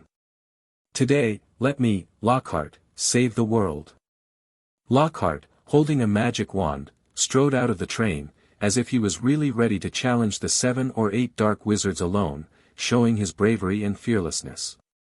Andromeda couldn't help laughing and said, "It seems that someone is going to deal with those dark wizards. What courage! Humph, showing off." Xenophilius curled his lips and said disdainfully, "When he is caught, he will be a hostage, right? He has to pay for his ransom. What a fool! I can't stand people who like to show off." Xenophilius seemed to be naturally displeased with people who looked better than him, and always couldn't help but find fault with them. Ye Ting turned and walked into his own compartment, ready to watch the excitement. Andromeda and Xenophilius followed, and the three of them crowded by the window to watch the show that was about to begin. On the train, all the lights lit up in an instant, illuminating an open space not far away as bright as day, so bright that it was blinding. Lockhart, holding his wand, rushed towards the group of masked dark wizards alone and bravely. At this time, he was facing away from the lights, alone, and had the atmosphere of a lone hero. In terms of posing, he was indeed a professional.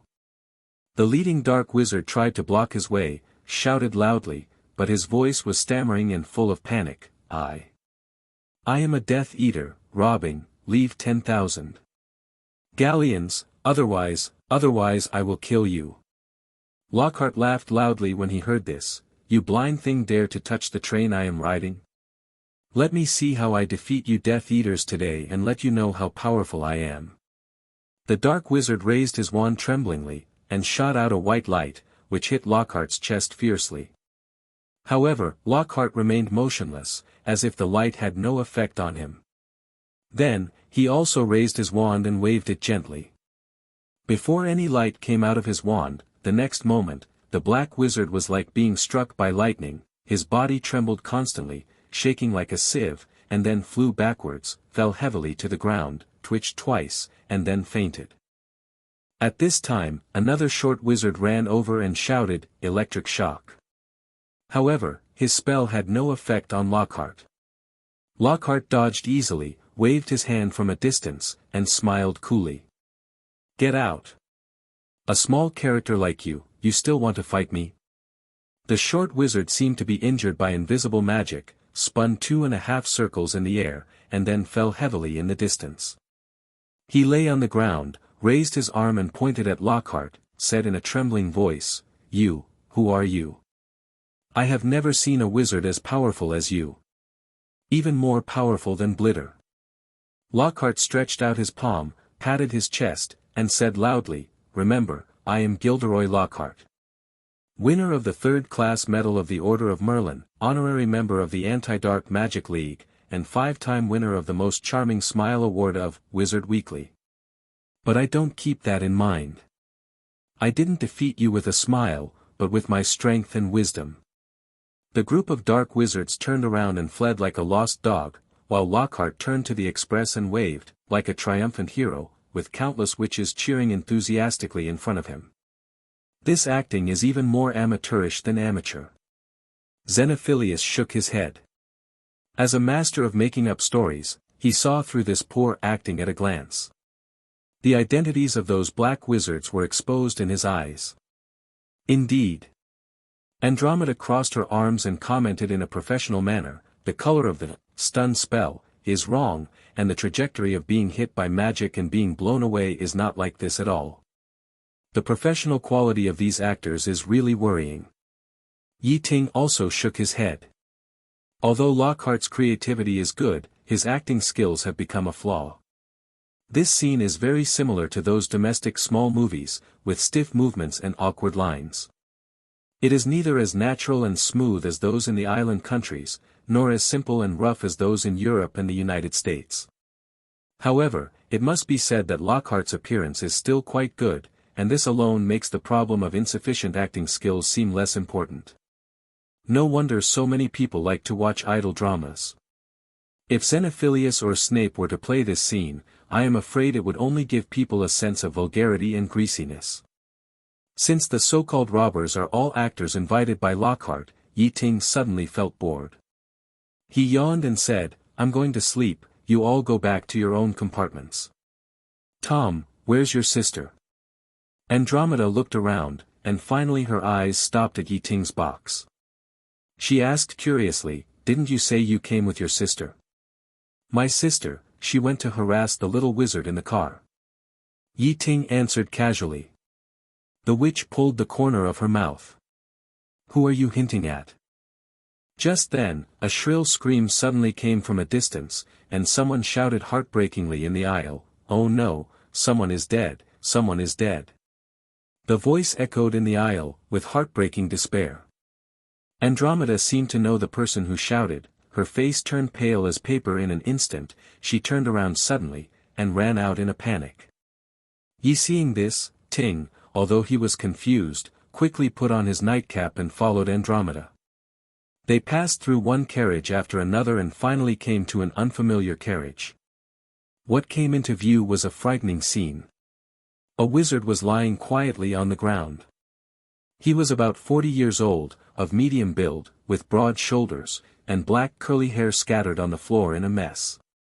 His eyes were lifeless, staring straight at the faded ceiling, clenching his fists, and spreading his arms. There was a look of fear on his stiff face, and it was obvious that he had experienced a painful struggle before his death. Next to him, the situation of another which was equally worrying. Although she was not dead yet, she had fallen into a coma, with purple rashes all over her body, as if she had been attacked by some strange toxin. Floating helplessly in the air. Like a helpless puppet. At this time, a middle-aged wizard strode over. He had brown hair and thick eyebrows, and behind his gold-rimmed glasses flashed a pair of sharp eyes, as if he could see through all the secrets. Although he walked a little lame, every step seemed vigorous, and he was obviously a courageous man. "Healer! Is there a healer on the train?" he shouted loudly. On the train, a healer hurried over, bent down, and carefully examined the witch's injuries. However, after a moment, he shook his head and said in a heavy tone. Poisoned, but I have never seen this kind of poison. Her respiratory organs are close to failure, and she must be sent to St. Mungo's magical hospital immediately, but I'm afraid. I'm afraid it's too late. At this time, surrounded by the crowd, Lockhart strode over. He heard that there was an attack in the carriage, so he hurried to check. He squatted down in a pretentious manner, first checked the witch's pupils, then touched the witch's hot head, then shook his head and said decisively. Let me see, I am also an excellent healer, no one can treat better than me. Lockhart squatted down in a pretentious manner, first checked the witch's pupils, then touched the witch's hot head, he shook his head and said decisively. This is definitely caused by poison. It is likely to be a bite from an African tree snake. I have treated this kind of injury many times. It's a pity that I wasn't here just now, otherwise with my strength, I would be more than enough to deal with that group of black wizards, and this witch could have been saved. Lockhart's words made the wizards present look even uglier. Some of them may not believe Lockhart, but no one dared to refute him. At this moment, a young voice suddenly sounded, maybe, I can try. Everyone turned their heads and saw Ye Ting wearing a pair of glasses. He walked up and said seriously, I am also a doctor, maybe I can do something for her.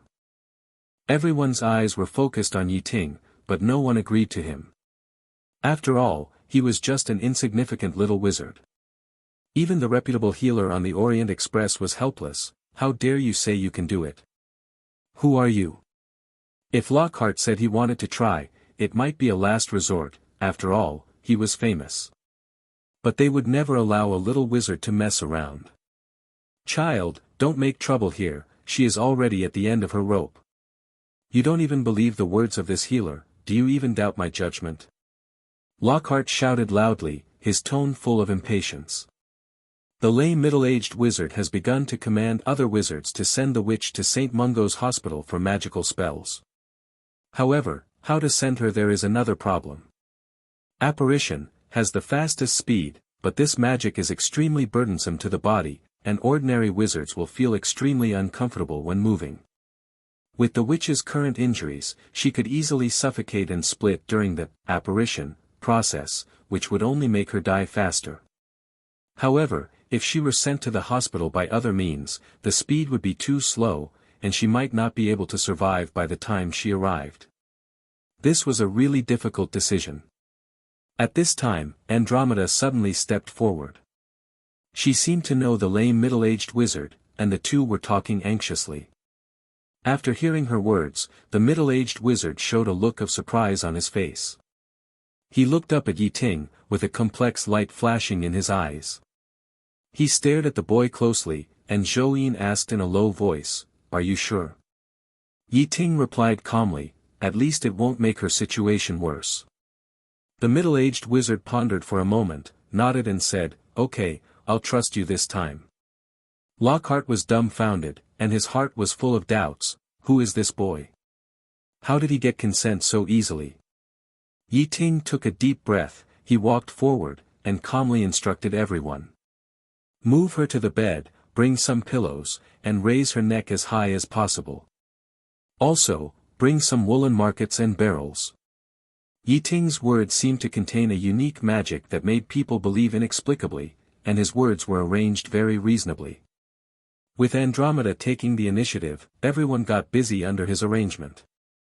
Ye Ting walked into the toilet in the carriage, locked the door, took out his nightcap, reached in and took out some necessary potions. Everyone saw Ye Ting go to the toilet, and a few minutes later, he hurried out of the toilet with a few more bottles of potions and medicinal herbs in his arms. Ye Ting sat down leisurely on the chair, and his eyes accidentally swept across the depths of the carriage, but he was surprised to find a disheveled man curled up on the chair. The wizard's hands were tightly bound by chains, and his body could not move. When he saw Ye Ting, he turned his head and stared at him with a pair of angry eyes. Ye Ting just glanced at her calmly, then looked away and began to diagnose. He first placed his hands on the witch's forehead, which was so hot that it almost burned his palms. He quickly pried open the witch's mouth, observed her carefully, and then unbuttoned her collar. The skin below her neck had turned purple and was covered with bumps, like the back skin of a toad, which was shocking. After the boy read it once, he held the witch's wrist again. "What are you doing?" Andromeda asked curiously, "What's the point of holding the wrist?" "I'm taking her pulse." Ye Ting said without raising his head, "This is a diagnostic method in the Eastern, traditional Wuxia medicine. You also know Wuxia medicine?" Andromeda was surprised. "I heard that this knowledge combines healing and potions, and is a unique knowledge of Eastern wizards. It's normal for me, a Wuxia, to know some Wuxia medicine." Ye Ting shrugged and continued to examine the witch. Andromeda listened and nodded in agreement, obviously believing what Ye Ting said. She didn't know that Ye Ting was actually talking nonsense. He had never been exposed to the Eastern magic world since he was a child, so how could he know Wuxia medicine? His diagnosis and treatment skills were completely inherited from Baishu's God's Eye. About a minute later, Ye Ting loosened his fingers that were tightly holding the witch's pulse, frowned slightly, and a trace of solemnity flashed in his eyes. "What poison did she get?" Andromeda asked impatiently. "This is a typical dragon poison. I guess it's the venom of the Peruvian poisonous dragon, which is probably ingested through diet. Fortunately, the amount ingested is not much. This poison belongs to the disease of fire poison. People who are poisoned by this poison will have a fever all over the body, a red tongue with yellow fur, and purple blisters will appear on the body, as if burned by flames. In fact, fire dragons not only have the ability to spit flames, but some dragons also contain strong toxins, such as the Norwegian Spinosaurus and the Peruvian venomous dragon. Their venom is enough to scare any creature. I just wanted to say it was dragon poison." Lockhart shouted in surprise, fearing that others didn't know his knowledge. "No one knows more about dragon poison than me. I have saved more than 100 muggles and wizards who were poisoned by dragons. This is a record I am proud of. Can you make him shut up?" Ye Ting interrupted him coldly, "He's chattering here, seriously affecting my treatment." The middle-aged wizard heard this, stood up directly, grabbed Lockhart's collar, dragged him like a rag doll, and threw him out mercilessly. Lockhart fell to the ground in embarrassment. He patted the dust on his body, stood up and muttered, "Don't you really want me to prepare the antidote? No one is better at preparing the antidote than me. I can prepare it while dreaming." The middle-aged wizard heard this, a trace of anger flashed in his eyes, and he strode towards Lockhart. Lockhart was so scared that he turned around and ran away. "Go check the chef of the Orient Express." The middle-aged wizard shouted at the remaining two people again. Ye Ting glanced at the other party and had roughly guessed the identities of these people in his heart. With Andromeda here, their origins are naturally not difficult to guess. He took a deep breath, calmed down, then took a kettle, snapped his fingers, and the kettle was instantly filled with clear water. The middle-aged wizard saw it and took advantage of the gap. "It's actually a wandless and silent spell." The middle-aged wizard muttered to himself, his eyes full of shock. He had never seen a young wizard with such superb magic skills. "It's worthy of being in Hogwarts. Excuse me, help me pry open her mouth," Ye Ting suddenly said. Andromeda immediately stepped forward to help, supporting the witch's mouth with both hands. Ye Ting poured the water in the kettle into the witch's mouth without hesitation. The witch rolled her eyes and her stomach began to swell. Then, Ye Ting lifted the witch's back again, and then pressed her chin accurately with his fingers. Being pressed by Ye Ting, the witch suddenly felt a strong urge to vomit in her heart, as if her esophagus was churning. She couldn't hold it back any longer, and vomited in a wooden barrel, and streams of black poisonous liquid with a foul smell came out of her mouth. What a magical vomiting technique, it's unheard of. Andromeda's eyes lit up. It was the first time she saw someone vomit so freely with just a light press. Is this also the unique secret technique of traditional Wuxia medicine? Yes, the breadth and depth of traditional Wuxia medicine is more than this. Ye Ting smiled slightly, and urged, "Come and help wipe it, the vomit in the mouth also has toxins. Hearing this, Andromeda immediately brought a basin of clean water and placed it on the stool, and then carefully placed a piece of clean cotton cloth on the edge of the basin and began to help the witch wipe it. Ye Ting quickly picked up a feather pen, wrote down the names of several herbs on a piece of paper, and then threw it to the therapist on the train, and asked hurriedly. The therapist glanced at the note and his face changed slightly. Most of them are available, but there are no reserves of Hautuinia cordata and Poria cocos on the train. It doesn't matter, I just happen to have some here. Ye Ting breathed a sigh of relief, secretly thanking that his space was large enough to carry all his belongings at any time, so he could find everything he wanted. Then, are these 2 gallons of milk also necessary for treatment? The therapist confirmed again. Yes, this is used to dilute the toxin. Okay, I'll prepare it right away. The therapist left in a hurry. Although he is good at treating the damage caused by spells, he is helpless against this strange toxin. After all, the security of the train is very strict, how could there be a patient who was poisoned? After Andromeda finished cleaning, Ye Ting turned the witch over gently and began to carefully examine the witch's scalp. He checked very carefully, not leaving out any inch of skin. Soon, he found a thorn as thin as a hair and as long as a silver needle in the witch's scalp above her ear. Ask for flowers 0.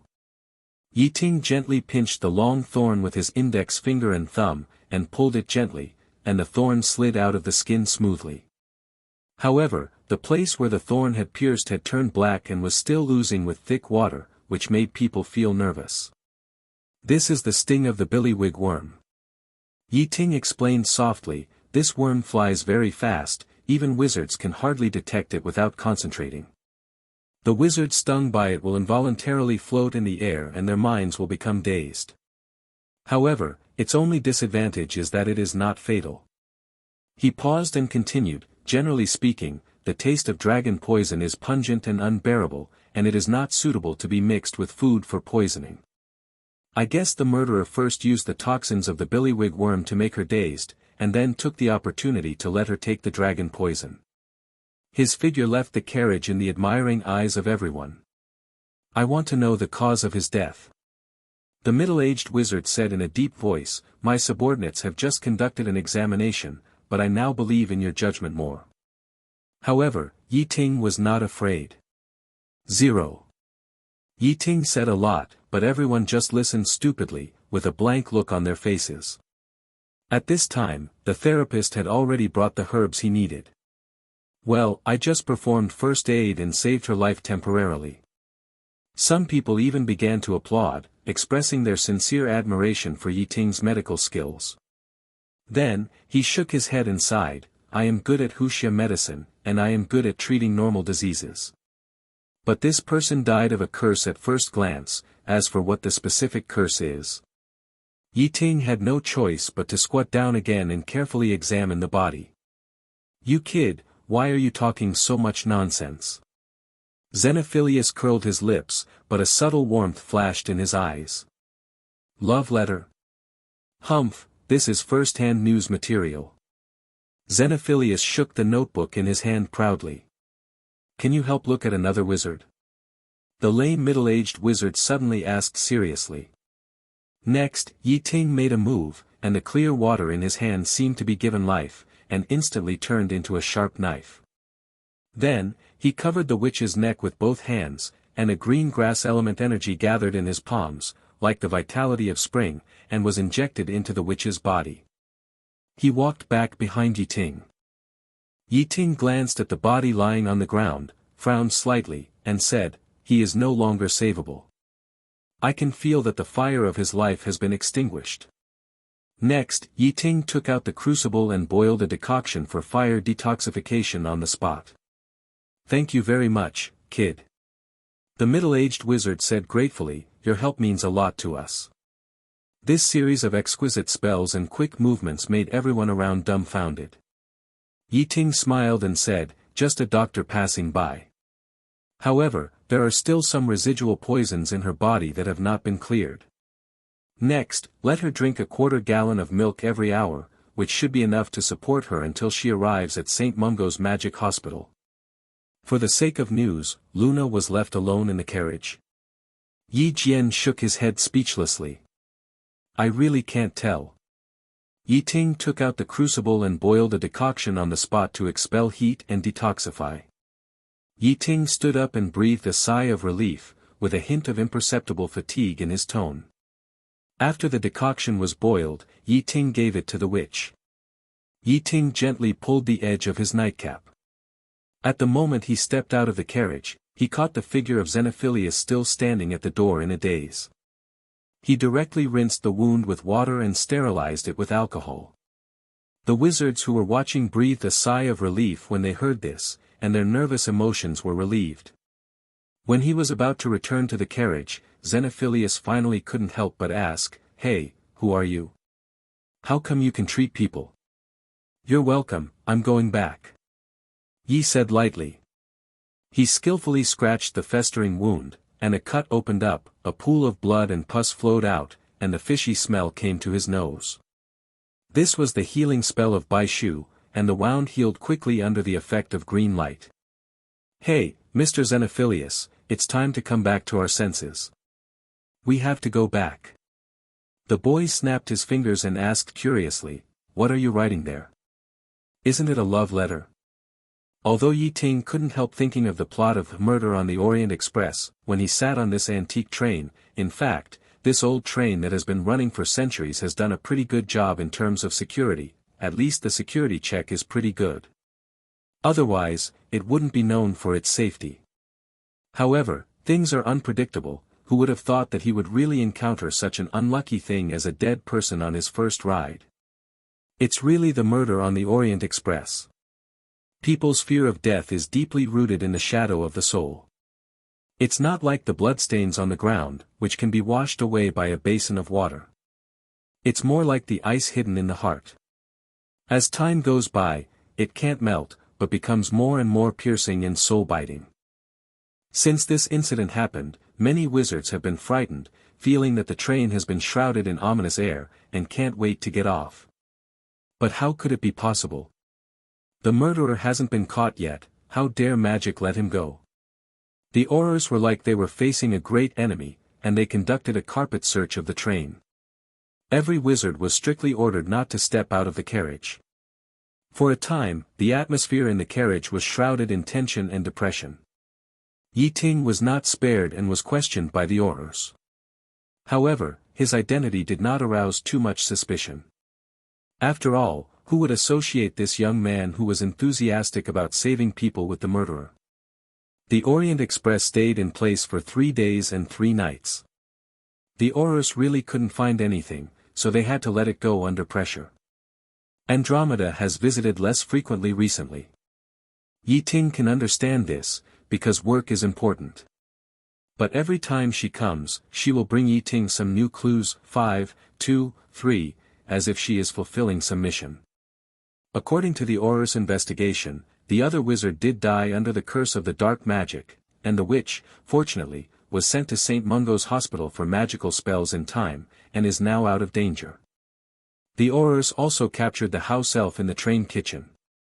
This little guy actually took the initiative to admit that he did not stick to the kitchen as required, which gave the murderer an opportunity to take advantage of it. In short, as the train started, the Aurors could only hastily close the case. The house elf became a scapegoat, and everything seemed to have been settled, but the truth was also shrouded in a layer of fog. As the house elf was taken away, the train roared and started again. At this time, Lockhart jumped out again, and he proudly claimed that he had noticed the abnormality of the house elf a long time ago. Thank you. Xenophilius went out early and came back late, busy collecting materials. He was going to publish an in-depth report in The Quibbler to uncover the many mysteries behind the murder case. And behind his busy figure, Ye Ting took on the responsibility of taking care of Luna. He had to make sure that this curious little girl would not run around looking for any harassing horseflies. After witnessing Ye Ting's amazing medical skills, Xenophilius's opinion of him seemed to have changed subtly.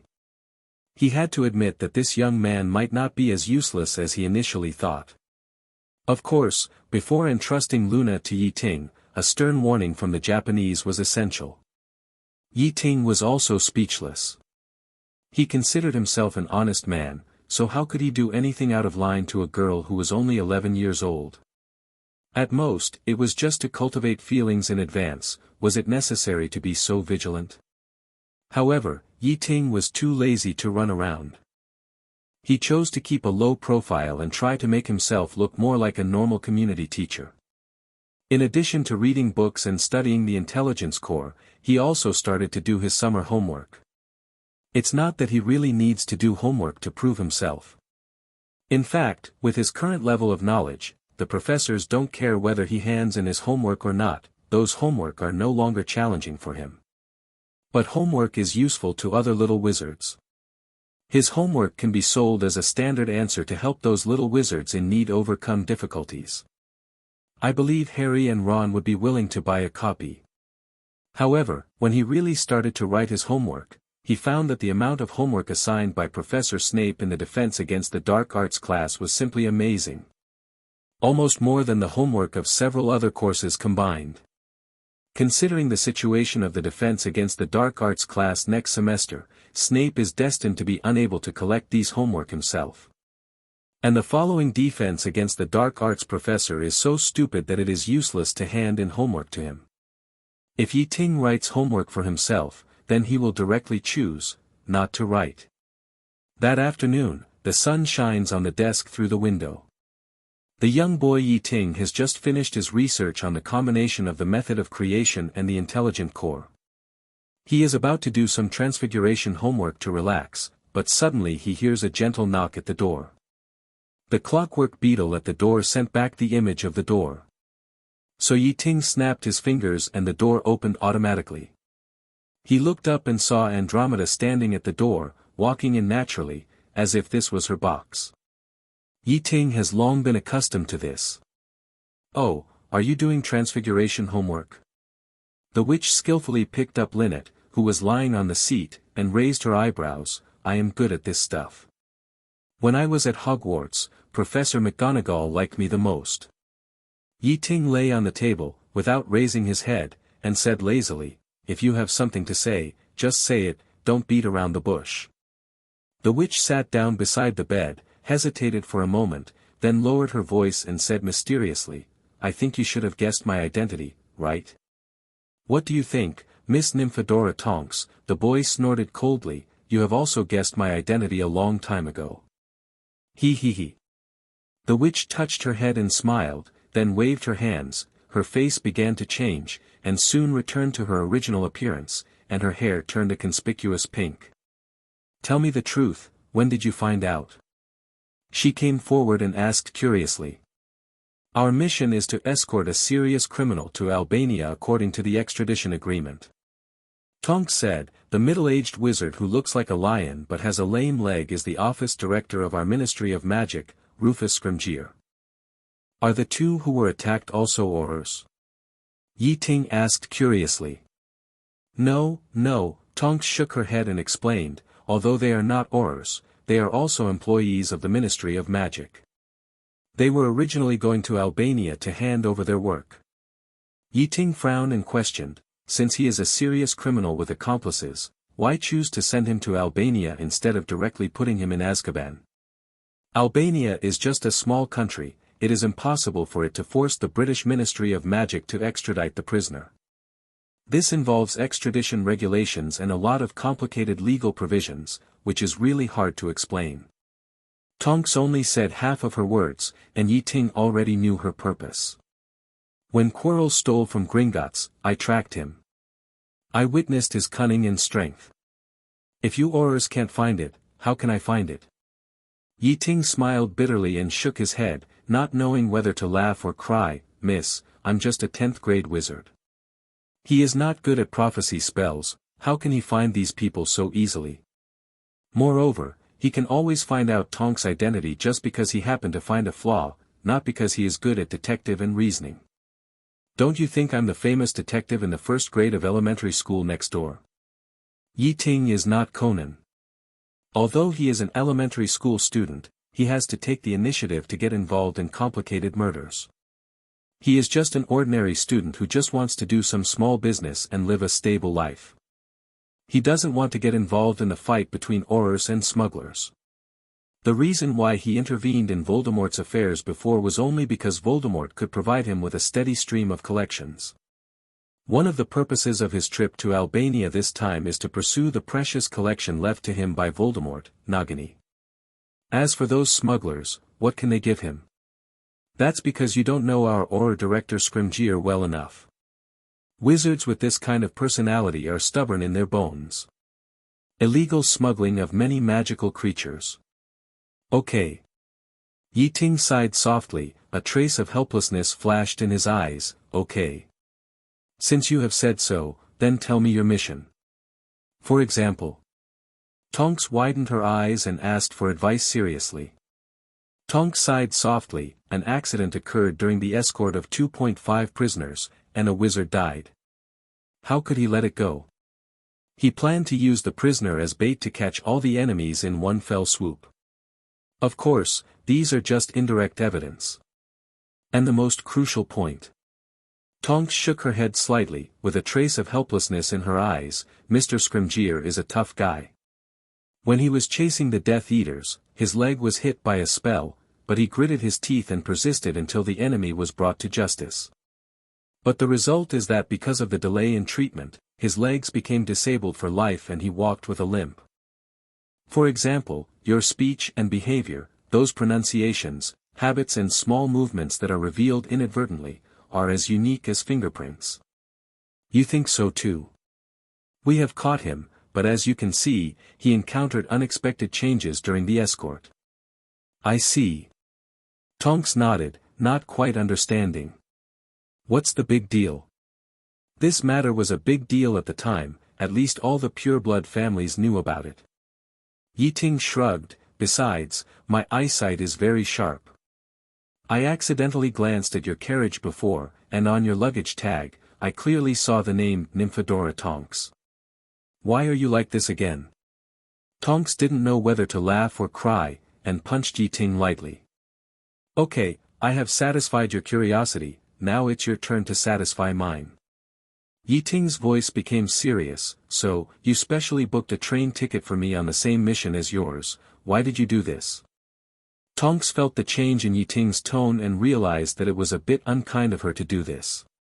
She couldn't help but feel a little guilty, and her voice became a little softer. Actually, it's because I have to carry out a very difficult task recently.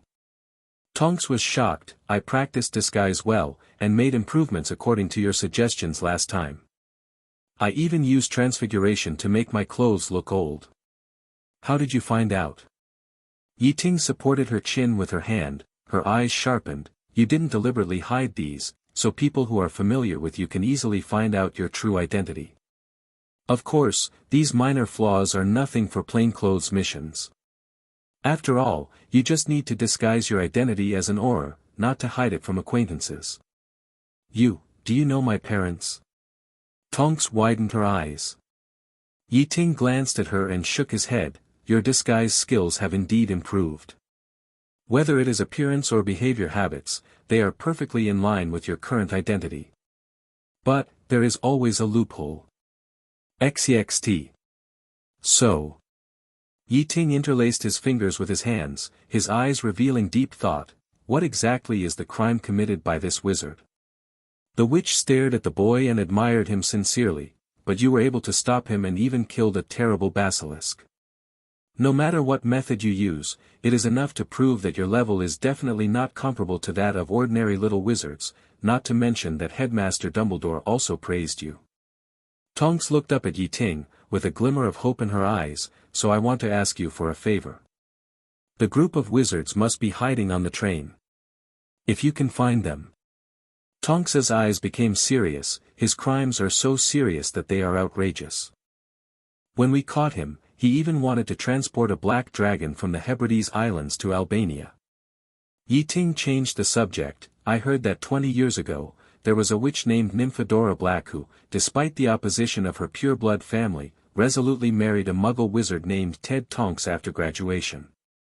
Tonks shook her head and sighed. our transportation method was leaked, and many of his accomplices sneaked into the train. The house elf was even hit by the confusion spell, which gave people the opportunity to poison. Then he must be careful, don't lose the bait without catching the fish. Ye Ting shrugged noncommittally. At first sight. How is that possible? Ye Ting looked a little unnatural, but soon, he said firmly, such a wizard should be caught. Of course I found out the first time I saw you. Ye Ting said lightly. Tonks shrugged and smiled helplessly. However, our trip is not without gain. The Albanian Ministry of Magic will also hand over a group of British dark wizards to us for handling. Speaking of this, she quickly concluded, this makes me more convinced that with you, our mission will be more secure. Besides, you are going to Albania too, this is simply a match made in heaven, killing two birds with one stone. Then why not change to another way of escort? Ye Ting frowned even more tightly, can't you escort alone? Do you have to take this train?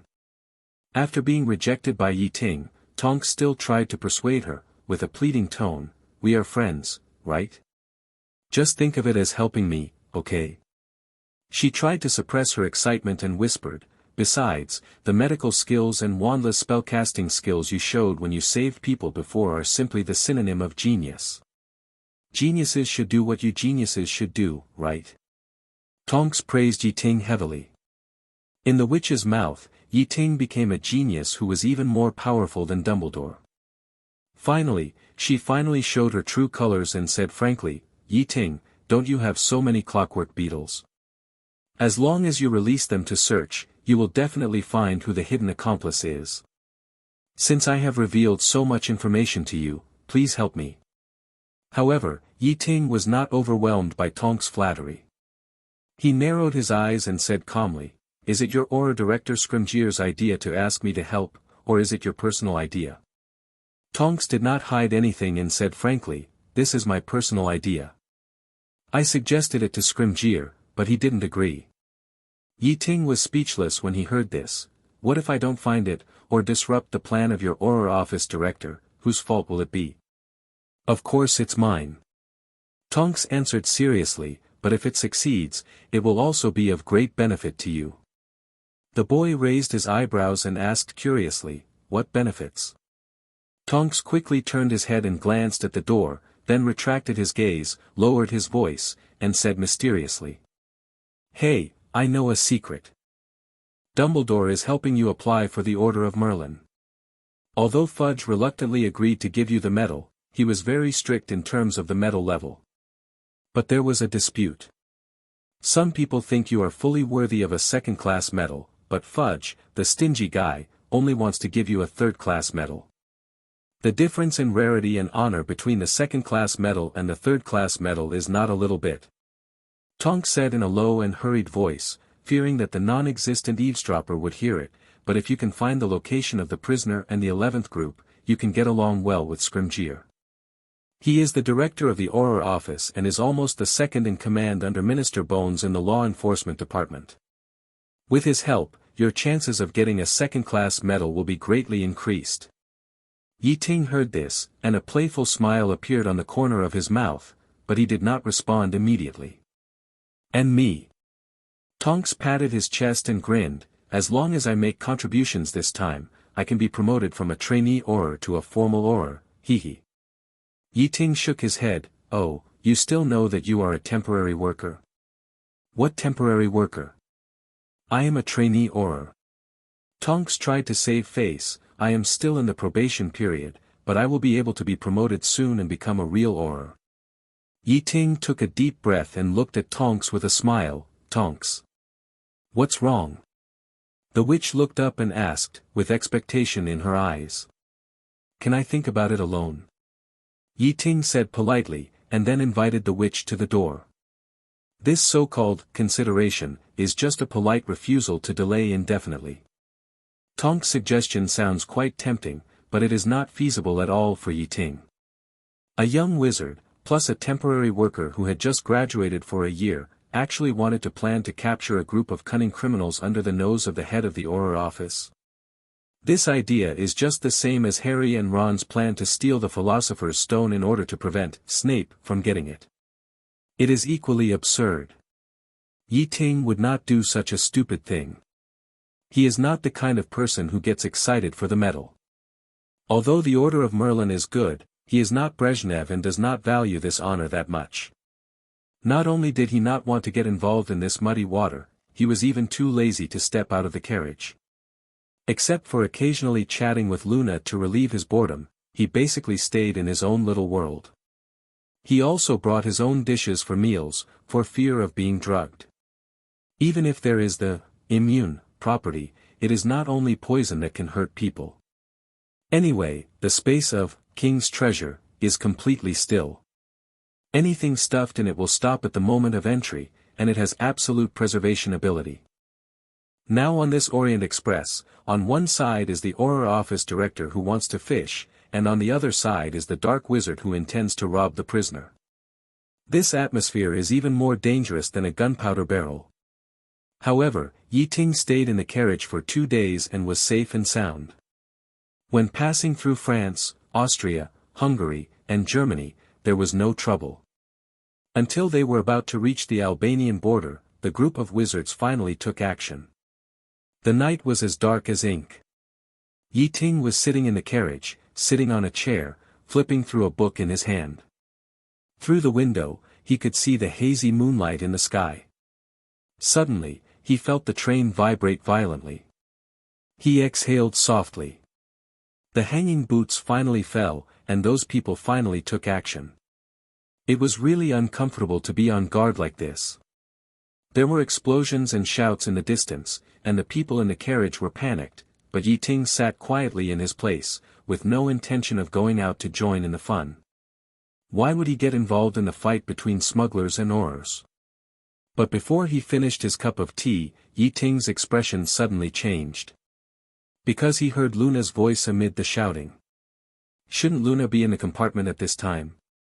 Xenophilius, this guy, won't take advantage of this time to sneak out to find materials. Ye Ting thought to himself, his face a little ugly. He immediately opened the door, flashed, and walked out. From a distance, the rear of the train was billowing with smoke and dust, and the fog produced by a large number of smoke bombs blocked the view, and only the deafening sound of the spell explosion could be vaguely heard. Ye Ting lowered his body and quickly approached the opposite room like a cheetah. At some point, a green, airless shield had quietly risen around him, like an indestructible barrier, protecting him firmly. On his shoulder, Lynette lay quietly. With the help of the cat, Ye Ting merged into the shadows. He quickly walked to the end of the carriage and snapped his fingers. Allaho, open. The door creaked open. But the people in the room seemed to have been alerted. Before they saw anyone, a green light shot out like lightning, instantly piercing a big hole in the door behind him. After the first wave of attacks, Ye Ting flashed and rushed over like a ghost. He waved his hand casually and whispered, "Dazzling light trick." At this moment, Ye Ting seemed to have turned into Gandalf, and maxed out that illumination. In an instant, the flames and flashes were like bright stars, bringing a bright light to the carriage. It was just a little too bright. Those wizards who looked at the door because of the noise were blinded instantly and screamed. Ye Ting rushed into the carriage and soon found that there were 5 or 6 strange wizards in the room, trying to take Luna hostage and escape from here. Their faces were full of fear and panic, and they obviously did not expect someone to break in so quickly. A large, spotted snake as thick as a bull coiled on the bed like an evil spirit, its body drooping, its head sticking out, its tongue hissing, threatening Ye Ting directly. "Kill that boy." A wizard covered his eyes and ordered in panic. This group of people were obviously smugglers of magical creatures, and they blindly launched the animals they controlled to attack Ye Ting. The spotted venomous snake suddenly jumped up, its bloody mouth opened wide, as if it wanted to swallow Ye Ting. However, Ye Ting was not afraid at all and rushed over directly. Before the snake's fangs touched him, they were firmly blocked by the Wuxi shield, and the fangs were almost broken. A trace of coldness flashed in Ye Ting's eyes, and he grabbed the head of the snake and swung it hard, throwing the behemoth out directly. His strength was so great that he threw the 2-meter-long snake away as easily as throwing a rubber band. The body of the big snake drew an arc in the air and hit a net master heavily. The weight of several dozen kilograms flying at high speed directly broke the wizard's bones and he fell to the ground in pain. The snake's head hit the train carriage directly, making a loud bang and was smashed to pieces. Seeing this, a group of billywig worms flew towards Ye Ting and tried to stab him with needles. However, these tiny attacks seemed so powerless in front of the Wu Shi-Chi shield, that they all returned in vain. Ye Ting pointed forward, and a ball of purple thunder drilled out from between his fingers, passing through these billywig worms with destructive power and hitting the same city. The billywig worms immediately squeaked like mosquitoes hit by electric mosquito swatters, and fell to the ground. And the wizard was instantly electrified and glowed and heated up, like a living light bulb. He twitched and flickered, and finally fell to the ground with smoke, completely losing his life. Seeing this, other wizards wanted to use magic to attack Ye Ting. However, the boy had already rushed to them. He clenched his hands, and suddenly a stream of water emerged from his hands, and the stream of water instantly turned into a pair of terrifying sharp blades, flashing cold light. Ye Ting waved his hand casually, and a wizard was disemboweled on the spot, blood splattered, and he immediately lost the ability to move. Another wizard tried to escape, but Ye Ting threw one of the torrent blades directly. The sharp blade hit the wizard's chest from behind like lightning, passing through his chest directly and nailing him to the ground. There was also an unkempt wizard who looked like a beggar. When Ye Ting used the flash bomb, he was busy opening the window. He happened to turn his back and miraculously avoided being blinded. Now, he turned around suddenly and shouted loudly, "Don't move. No one should act rashly." The man's eyes flashed fiercely, and he suddenly grabbed Luna's neck with one hand and lifted her up instantly, like picking up a helpless chicken. He threatened viciously, "If you move again, I will kill her immediately. Do you understand?" Ye Ting had no choice but to stop all his actions. Fortunately, he moved quickly and had dealt with all the others before this man reacted. Ye Ting stood there and looked carefully at the disheveled wizard. This person was the tied-up criminal he saw in the carriage before. "Scrimgeour, you are such a waste." Ye Ting couldn't help but sigh in his heart. It turned out that someone actually hijacked you successfully. The man looked at his companion lying on the ground, furious. He screamed, "You be *********D. You killed 4 of us in one go. You are so awesome." Ye Ting raised his head slightly, staring at the man with a crazy look in his eyes, and said calmly, "If you let this girl go, I will let you leave alive." "Humph. I have a hostage in my hand." The man responded with a grin, "You are qualified to negotiate with me." He tried his best to emphasize his tone and show his ferocity, as if this could cover up his inner fear. "Throw me your wand. Hurry up. Didn't you see just now? I didn't use the wand the whole time." Ye Ting was silent for a moment, shook his head, and said lightly, "The Aurors will be here soon. If you don't leave now, you will never escape." "I don't use a wand, but I will." The man spit out a mouthful of saliva fiercely, and the grim smile on his face became more twisted. "Even if I can't escape, I will drag you two to be buried with me." Ye Ting still didn't move, as if thinking about something. "Hurry up. You don't want me to strangle her to death." Seeing this, the man immediately increased the strength of his hand. Luna's face turned from red to blue, and then from blue to purple. Her breathing became more and more difficult, and the fire of life seemed to be extinguished bit by bit. Ye Ting stared at the man, with a trace of helplessness and regret in his eyes. He sighed and finally made a decision. "Okay, I'll give it to you." So he squatted down, pulled out a wand from the wizard's accomplice, and threw it hard. The wand was like a dart, cutting through the air and shooting straight at the man. Seeing this, the man hurriedly released his grip on Luna and turned to grab the wand. However, in the blink of an eye, a sharp sound of wind suddenly sounded behind him, carrying a murderous intent that could not be ignored. The man's face suddenly changed, but he had no time to turn around. He only felt a sharp pain in his back, as if he was cut by a sharp blade, and his spine was instantly broken. He fell to the ground powerlessly like a collapsed building block. It was Lynette who made the move. Her cat claws with sharp wind blades hit the target in one strike, making this unlucky guy suffer the same fate as Voldemort.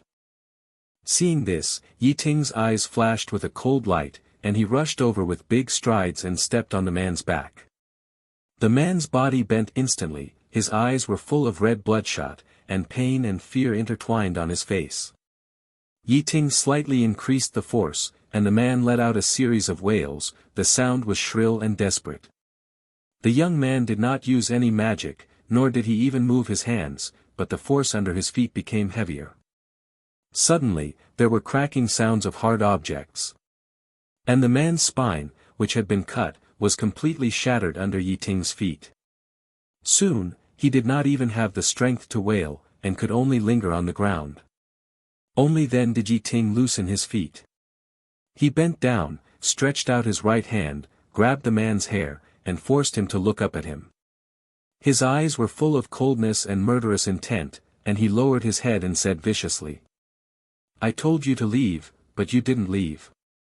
You dare to threaten me with Luna? I can't bear to bully her. Try to threaten me again. I beg you to speak louder, let me hear your courage."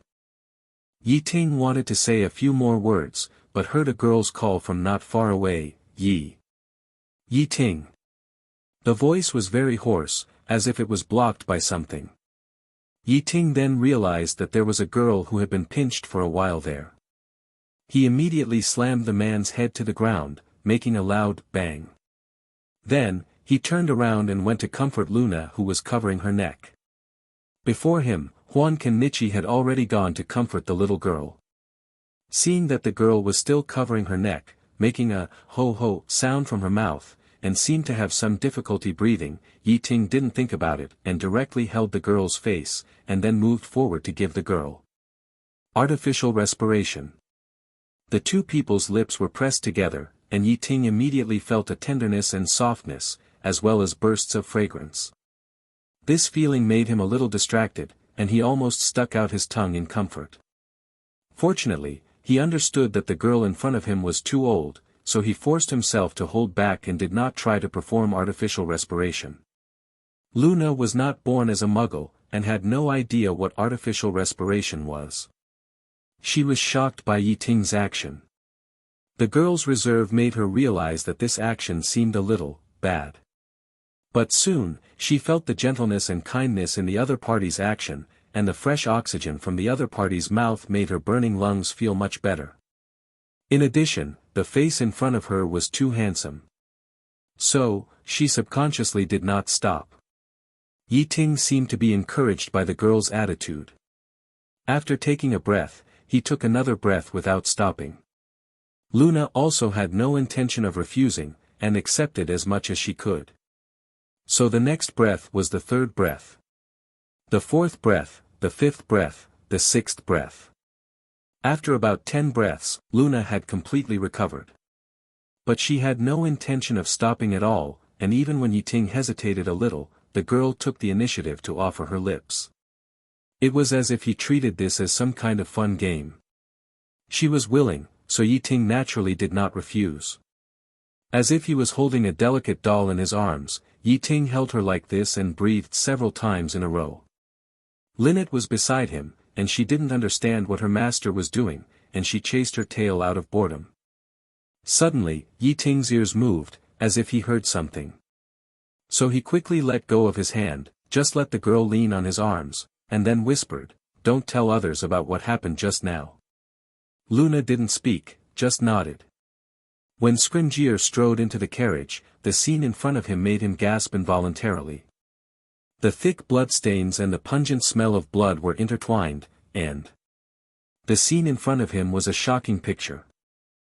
The body of a spotted snake was weakly stuck to the ground, and its head had been crushed, like a withered evil flower. 5 wizards were lying on the ground in a mess, one of whom was destroyed beyond recognition by the electric current, the other 2 had blood gushing out of their chests and backs, and one had broken bones all over his body, falling helplessly to the ground. The last man was even more miserable, lying on the ground with his dying breath, with a huge wound on his spine, which seemed to be a comminuted fracture. So the guy with broken bones all over his body was the one with the least injuries. Scrimgeour, who was standing at the door, had already known the general situation from the reports of his subordinates, but he was still shocked to see this scene with his own eyes. Because they were all defeated by a little wizard. Scrimgeour turned around and strode towards the box opposite. Ye Ting was sitting leisurely on a chair, chatting and laughing with Tonks, looking calm and composed, with a little blonde girl lying in his arms. The scene was warm and harmonious. If it weren't for the strong smell of blood on him, no one could connect him with the tragic scene in the opposite carriage. His calmness alone made Scrimgeour look at him with new eyes. Scrimgeour immediately walked over, thinking that the 2 were discussing some earth-shattering event, chatting so enthusiastically. However, when he got closer, he was shocked to find out. They were actually discussing Professor Flitwick's spells homework. At such a tense moment, you 2 were actually talking about summer homework? When Tonks saw her boss's boss coming, she hurriedly stood up, stepped forward, and reported respectfully, "Mr. Scrimgeour, I'm just about to ask Mr. Ye Ting about the situation." Scrimgeour waved his hand, motioning her to come over and talk. After some inquiries, he sent Tonks to guard outside the door, and sat down in Tonks's seat, staring at the boy in front of him with a sharp gaze, and asked directly, "I'm really curious. How did you kill 5 dark wizards without any damage when they kidnapped a girl? Are geniuses so unreasonable?" After listening to Tonks's narration, Scrimgeour pondered for a long time, but couldn't figure it out. Well, Tonks, this unreliable guy, couldn't even get any useful information out of Ye Ting's mouth, or even if she asked, she didn't tell Shang Mai a word. However, with only Tonks's words and the remaining breath at the scene, Scrimgeour could feel the thrill of the battle. Even if many experienced aurors couldn't do it, Ye Ting, a mere little wizard, seemed to have done it easily.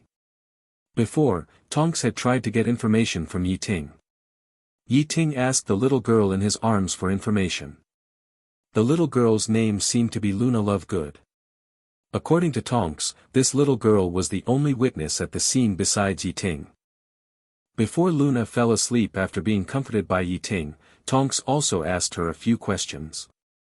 But unfortunately, after Luna said the blinding flash, she was completely blind and did not witness the whole process. Scrimgeour could only guess that Ye Ting might have used some kind of magical item with a blinding effect. In that chaotic situation, he might have relied on this method to complete the ultimate counterattack against the 5 dark wizards. However, this conjecture was quickly denied by Scrimgeour himself. According to Luna's confession, at the last moment, the man grabbed Luna's neck and threatened Ye Ting to throw away his wand. In that desperate situation, Scrimgeour really couldn't think of how Ye Ting turned the situation around. After thinking it over, Scrimgeour could only comfort himself helplessly. Perhaps, Ye Ting is another Dumbledore-like genius who can accomplish this impossible extreme counterattack. Is it really difficult? Ye Ting's tone was as calm as water, but it was sharp. Could it be more difficult than letting a criminal be quietly kidnapped under the eyes of a group of aurors? Scrimgeour looked directly at the boy in front of him, as if trying to see something from his calm expression. "It sounds like you have a lot of resentment towards me, or us aurors." "Resentment?" Ye Ting looked at Scrimgeour fearlessly. "Excuse me, Mr. Scrimgeour, I have no resentment towards you, only disappointment, deep disappointment. As aurors, you not only failed to keep the prisoner, but also almost let him escape. If it weren't for me, an innocent 1-year-old child would have fallen into their hands." He shook his head and concluded, "Mr. Scrimgeour, perhaps you should really consider hiring more aurors, using numbers to make up for your incompetence. This seems to be the only thing you can do." As soon as Scrimgeour left, Tonks ran into the carriage impatiently, holding his bulging chest muscles with both hands, and exclaimed, "No. It's not that I don't want to, and it's not that I don't dare. A young man was holding a little girl in his arms and comforting her softly, and behind him was blood all over the floor and 5 dying wizards. This was the first time she heard him admit his mistakes so frankly. "You, what are you talking about?" Hearing these ambiguous words, Tonks' hair turned pink again, pink and tender. I still thank you, but, I don't need these picked-up credits. I believe that with my own efforts and talents, I will definitely become a real Auror. But, to be honest, Mr. Scrimgeour is quite graceful. Ye Ting commented, with a hint of appreciation in his tone. At least he didn't get angry because of what I said. This surprised me. You just scolded Scrimgeour for being incompetent. Just because he praised you so much and said he would help you upgrade your medal, you immediately changed your attitude. Tonks looked contemptuous and snorted, "That's right, I'm just a trainee Auror. How can I compare with the director? I'm about to be thrown away by you." "Oh, don't say that." Ye Ting smiled, his eyes full of tenderness. "You are my friend, I am more willing to fight side by side with you than that Scrimgeour. Besides, I wanted to share half of the credit with you, but you refused. It's not that I'm stingy, but you are too strong."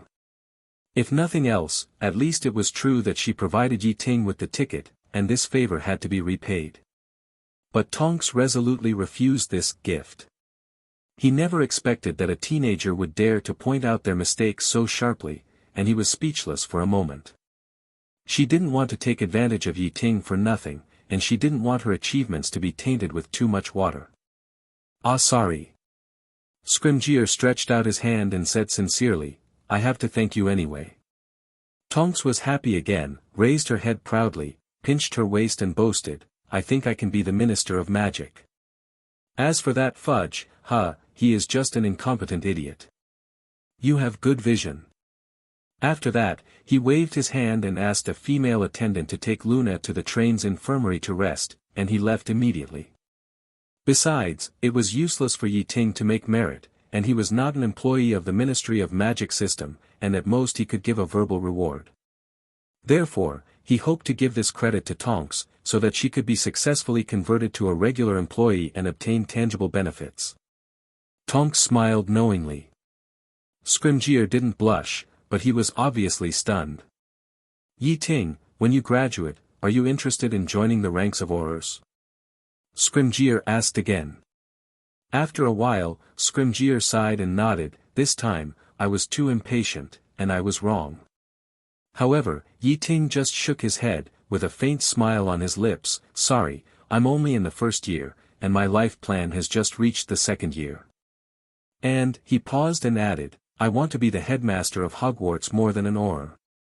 Genius like you should not be buried." Scrimgeour persuaded, his tone full of regret, "And your Order of Merlin, sir, to be honest, I don't care about the level of my medal." Ye Ting smiled indifferently and reminded, "If the Ministry of Magic gives me a low medal, it only means that they are blind, but my achievements are not something they can easily erase. Ye Ting, don't be nervous, I don't mean to threaten you." Scrimgeour said seriously, "You saved my men and captured 5 criminals in one fell swoop, which is a great achievement." Just then, Scrimgeour suddenly turned back, stood at the door, raised his eyebrows, and said in a joking tone, "Minister Tonks, your colleagues are busy as hell. Can you help?" The director didn't even bother to be stubborn and apologized directly. When Tonks heard this, she jumped up as if there was fire under her buttocks, and then hurriedly fled from the carriage. "Ye Ting, you are the first wizard I have ever seen who dares to talk to the director like this. I thought you were going to fight, just like you dealt with those prisoners. Angels and demons, perfectly concentrated in the same person." Tonks thought that she would never forget the scene she saw when she entered the carriage. Tonks was the first to arrive at the crime scene, and Ye Ting originally wanted to give her half of the credit for catching 5 wizards. "Don't talk about Aurors, I think you are more than qualified to be the office director." Ye Ting laughed. "I will report this matter to Minister Fudge, and I hope he can fully consider your heroic performance today when deciding the level of your medal." Tonks widened her eyes and couldn't believe her ears. Tonks at the door was startled by Ye Ting's bold words, and her whole face turned green. It was really green, and even the color of her hair changed from pink to dark red. "I won't hit your director." Ye Ting rolled his eyes. "I don't want to be arrested and sent to Azkaban." Fishing is undoubtedly a technical job. Even those fishermen who have been immersed in this for many years will inevitably have embarrassing moments of returning empty-handed. And Dumbledore is undoubtedly the top master in this fishing world. He not only loves fishing, but also loves to fish for those big fish with full weight. The position of defense against the dark arts professor, which was once cursed by the Dark Lord, has become a sharp sword in his hands to kill dark wizards. With just a piece of Philosopher's Stone, Voldemort can be dizzy and helpless. From dark wizards to the Dark Lord, all are his fishing targets, and almost every time they are willing to take the bait. The best thing is that although there are occasional accidents, the bait and fish rarely escape Dumbledore's control. The embarrassment of, the fish dies and the net is broken and the bait is lost, does not exist at all with him. This is the real strong among fishermen.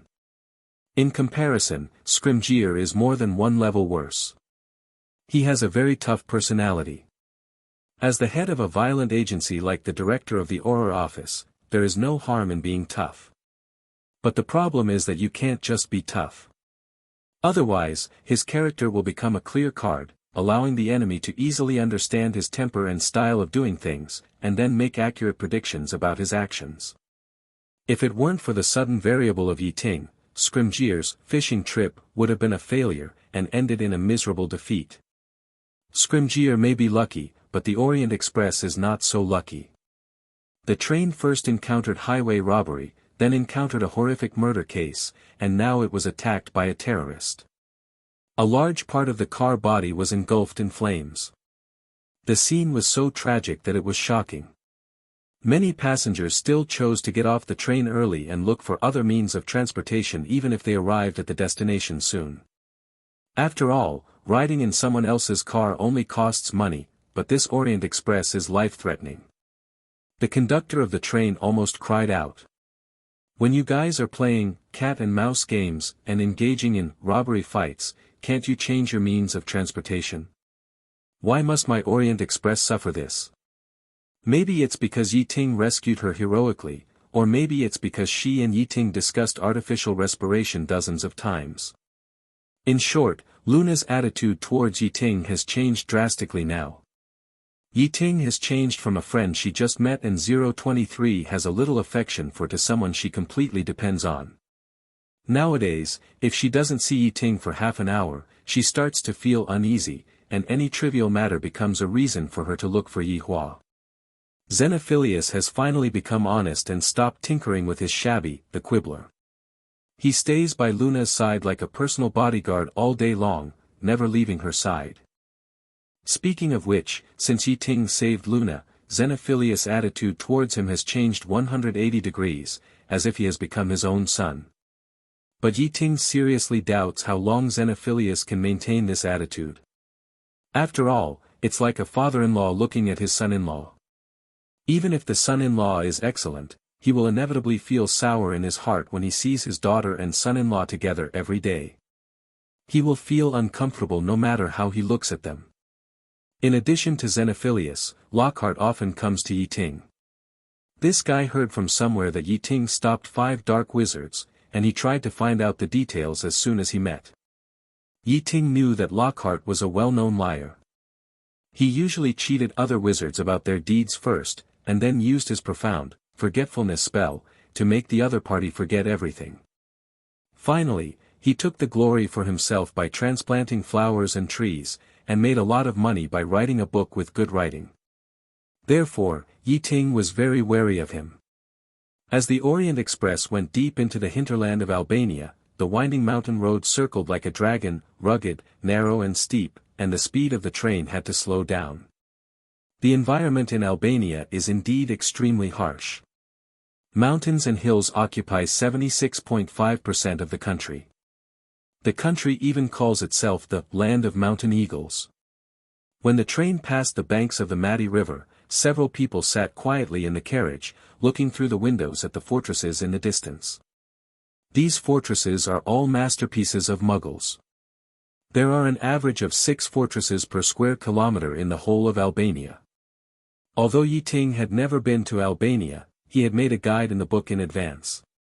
Whatever knowledge he wanted to understand, he only needed to collect the corresponding books, and the knowledge would be automatically collected into his mind, and then he would just spend a little time to absorb it, which was very efficient. Before he came, he had collected a lot of books about Albania and the forests here. Xenophilius, Luna and Tonks were all setting foot on this land for the first time, and they were full of curiosity about everything here. So Ye Ting volunteered to serve as a temporary tour guide. Look at the depression over there, that's the Shkodra swamp, where many hags live. Hag is the name in D&D, and the translation of Harry Potter is hag. However, according to the description, they are the same creature, and I think hag is more appropriate. Ye Ting pointed to the distance and said, "Dad, is the old witch next door the legendary hag?" Luna asked curiously, blinking her beautiful big eyes. Xenophilius was speechless for a moment after hearing this. He scratched his head awkwardly, obviously knowing nothing about this question. Hags are not ordinary witches. They are a kind of dark creatures similar to humans. Ye Ting shook his head and explained to Luna, although these creatures have a similar appearance to wizards, they are much uglier. Legend has it that they are transformed by wizards who are deeply cursed by black magic, and they master many evil dark magics and are quite dangerous. In fact, the danger of hags far exceeds Ye Ting's description. Their appearance is almost a collection of the ugliest withered old women, often haunting disgusting swamps and dark forests with tangled trees. They have a deep hatred for all beauty and purity, as if these beautiful things are the opposite of their existence. The innate magic of these creatures gives them various deceptive abilities, which they use to slaughter innocent lives, distort noble thoughts, and trample on pure hearts. They are like a distorted piece of music, twisting the harmonious world into the dark image in their hearts.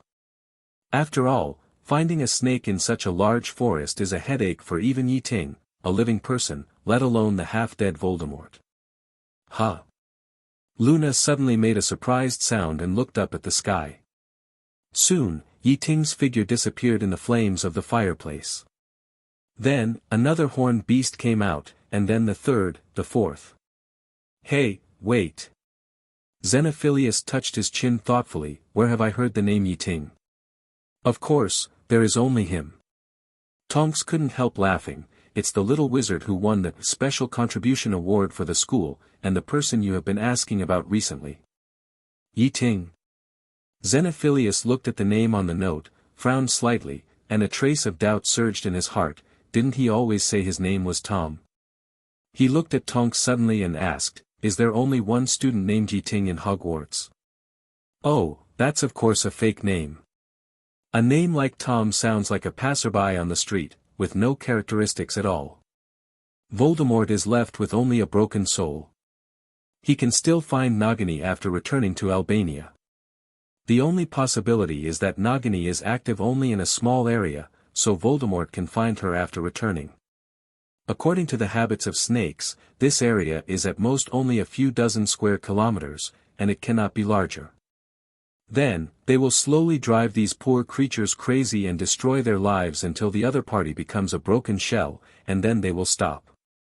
And what they are best at is disguising themselves as charming young girls and using sweet traps to lure young men away from their lovers or families. Yes, I will.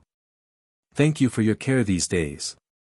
But it doesn't matter, because Nagini's actual range of activities should be very small.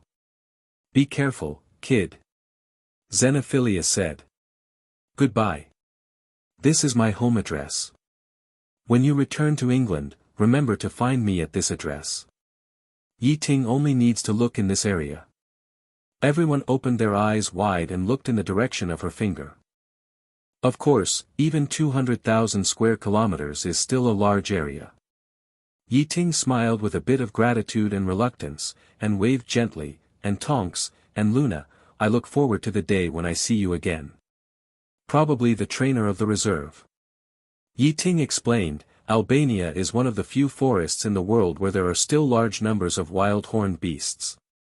Some horned beasts will leave the scope of the forest reserve, and these trainers are responsible for driving them back. When the sun sets, the sky is dyed with a brilliant orange-red, and Ye Ting finally arrives at the end of the journey. Xenophilius and his daughter, as well as the Aurors, also get off at this stop. But then, their destination is different. At the fireplace door of the station, Ye Ting turned around and smiled. "Okay, Mr. Xenophilius. I appreciate your kindness, but it's enough to send it here." Ye Ting took out a feather pen from his pocket, wrote down his home address on 2 pieces of paper, and handed them to Tonks and Xenophilius respectively. In short, the ghost woman is a very scary creature. A group of horned beasts suddenly appeared in everyone's sight. They ran along the ridge, side by side with the train, like a wonderful competition. Although the forest area in Albania is large, Muggles are active in most areas. In order to ensure that Muggles do not encounter wizards or magical creatures, the Albanian Ministry of Magic has divided most of the magical creatures living in Albania into some fixed areas, so that it is convenient to use large-scale, confusion spell, and hide spell, to hide them. Tonks couldn't help laughing, only you would believe him so easily. But Ye Ting also has a way. On the top of the mountain in the distance, a half-grown horned beast was watching the train vigilantly, making a low whimpering sound, like the groaning of an elephant. Ye Ting looked in the direction of her sight and saw several wizards riding brooms across the sky, chasing the group of horned beasts. First of all, the area where Nagini is active is most likely the area where magical creatures are active. Luna and Tonks also waved vigorously. And the area belonging to magical creatures in the Albanian forest is less than 200,000 square kilometers. Albania is not a big country, but it has remarkable natural treasures. The forest coverage rate of this country is as high as 36%, which is a full 1.04 million square kilometers in terms of area. Finding a snake in this vast forest is as difficult as looking for a needle in a haystack. Xenophilius held a different opinion on Ye Ting's statement. "Humph, this creature is not a cursed wizard at all, they are the product of nature, the descendants of Baba Yaga. Their existence is a revenge for people's endless invasion of forests and swamps." Luna heard this, her eyes flashed with curiosity. "Baba Yaga? What is that?" Xenophilius's expression became more serious. "It is a kind of forest mother, with extremely long legs, tall stature, sharp teeth like knives, and mastered terrifying dark magic. And their eating habits are even more terrifying, they feed on children." Tonks listened to him and saw that he was so confident that she was a little shaken for a moment and almost believed it. However, Ye Ting grinned. "Really? I don't believe it. Yenxia is just a legendary existence." "That's because you are so ignorant." Xenophilius' neck turned red when he heard this, and he argued, "BBCD, I once had the honor of meeting Mr. Nicholas Flamel, and he told me this himself. If you don't believe me, do you doubt Mr. Nicholas's words?" Ye Ting heard this, and a strange look appeared on his face. Nicholas Flamel. Isn't this coming to the door? No one present should be more familiar with Nicholas Flamel than him. He suddenly remembered that he had done a lot of tricks when writing essays in his previous life. For example, when he encountered a problem, he would throw out a famous quote, and that famous quote was often made up by himself. The names of celebrities were also picked up at will. Whoever was popular would be quoted, and if it didn't work, he would make up one. Xenophilius wouldn't have this mentality. Just as his thoughts were flying, the Orient Express was also slowly climbing along the ridge. Suddenly, a deafening roar rolled in from a distance, like thunder, shocking people's hearts. "Look!" Tonks pointed to the distance involuntarily and exclaimed softly. Now, the task facing Ye Ting is how to accurately locate the target area of dozens of square kilometers in this vast land of 200,000 square kilometers. Speaking of which, this matter is not too difficult. Because a senior has already explored the way for Ye Ting. This senior is naturally Quirrell. Albania is not a big country, with a population of just over 3.2 million. The corresponding wizard population is even sparser, with only a few thousand people, slightly more than the students of Hogwarts. To put it bluntly, there are only 2 or 3 villages, the size of a small town. It is not too easy to ask for the traces of an alien wizard who appeared a year ago in such a country. After arriving at the wizard village in Albania, Ye Ting drank the aging potion, disguised himself, and sat in the bar in the village. Soon, he won the unanimous welcome of the young girls and wives in the village with his face. Then, he generously found people to chat and invited people to drink, and soon became familiar with many people in the village.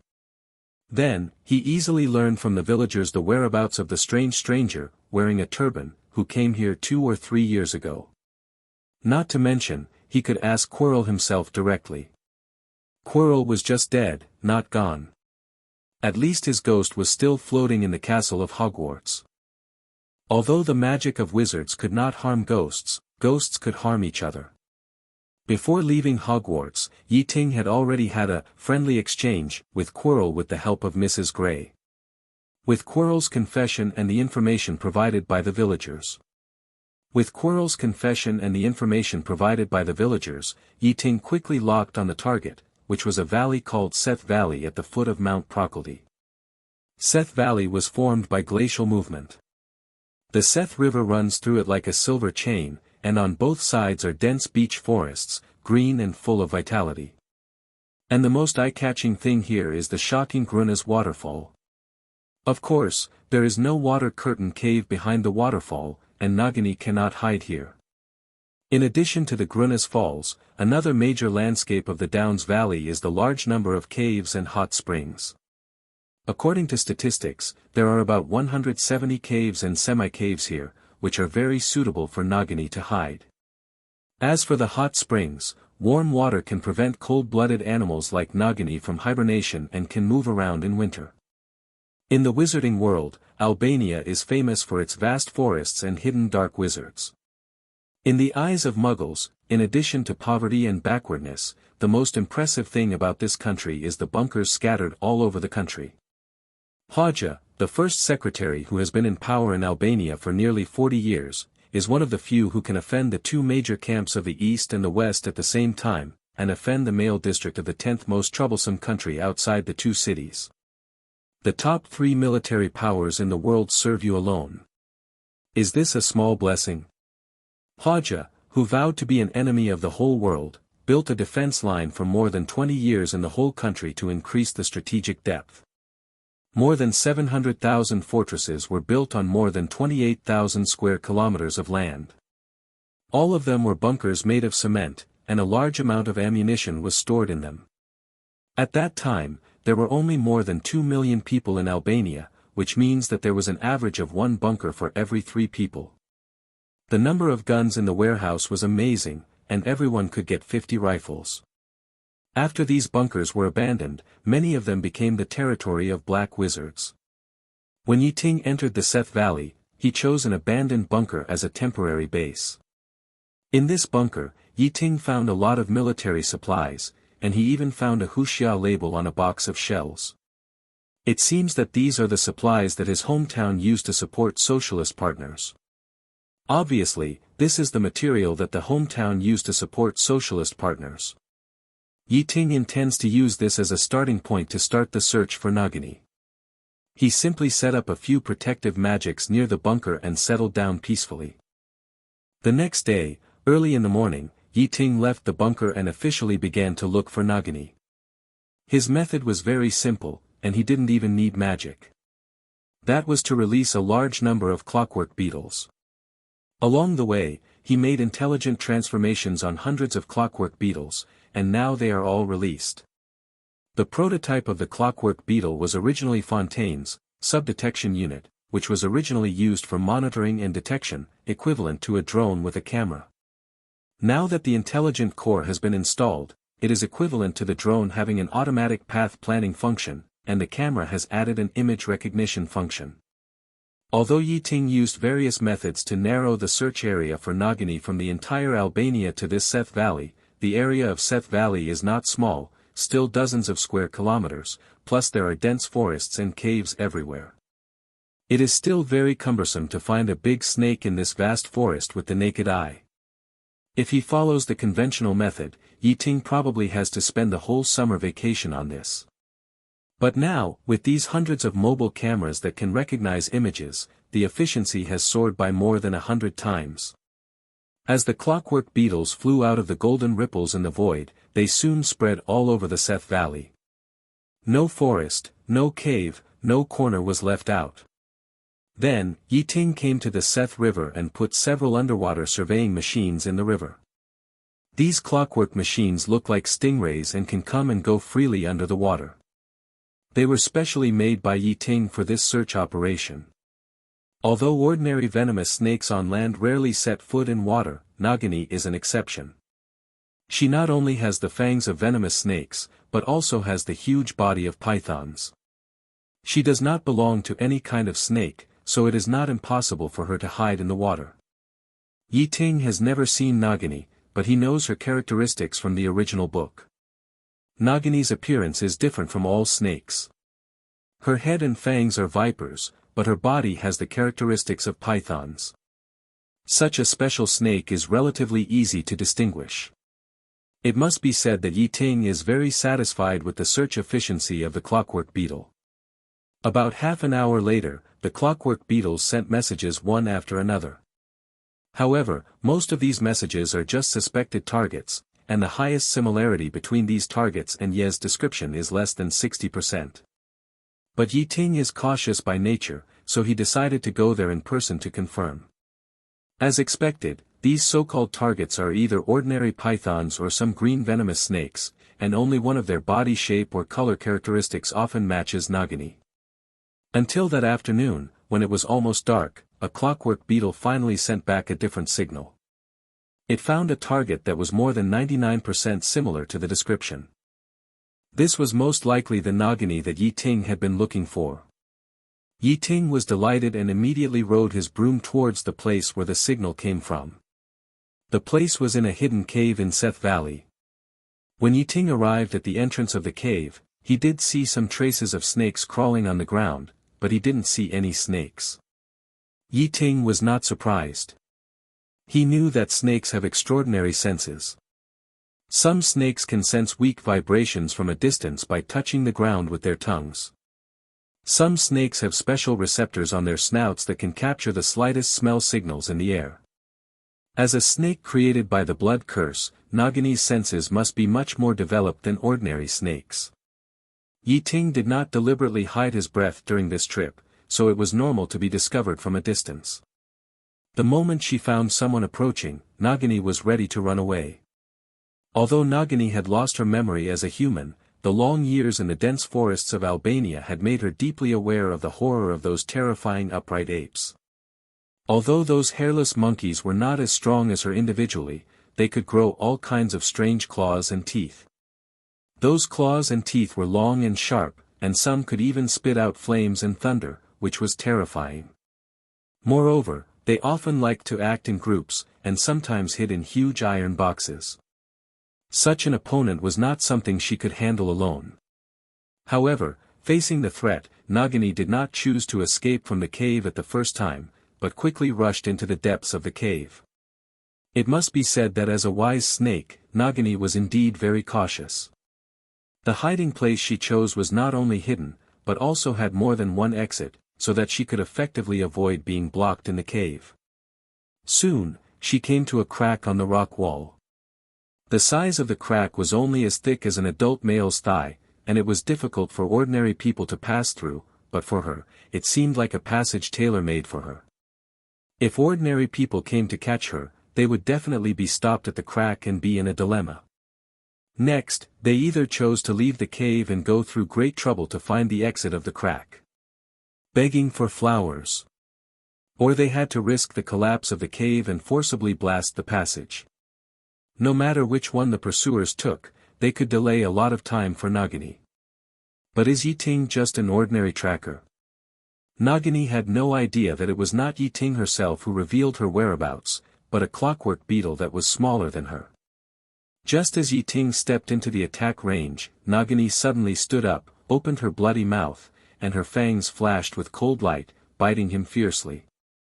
The venom stirred up a burst of white smoke in the air, but it did not even erode the surface of the shield. Nagini intended to move to another cave, which was no longer safe. Her cold snake eyes locked onto the approaching boy, and she was about to devour her prey in the next second.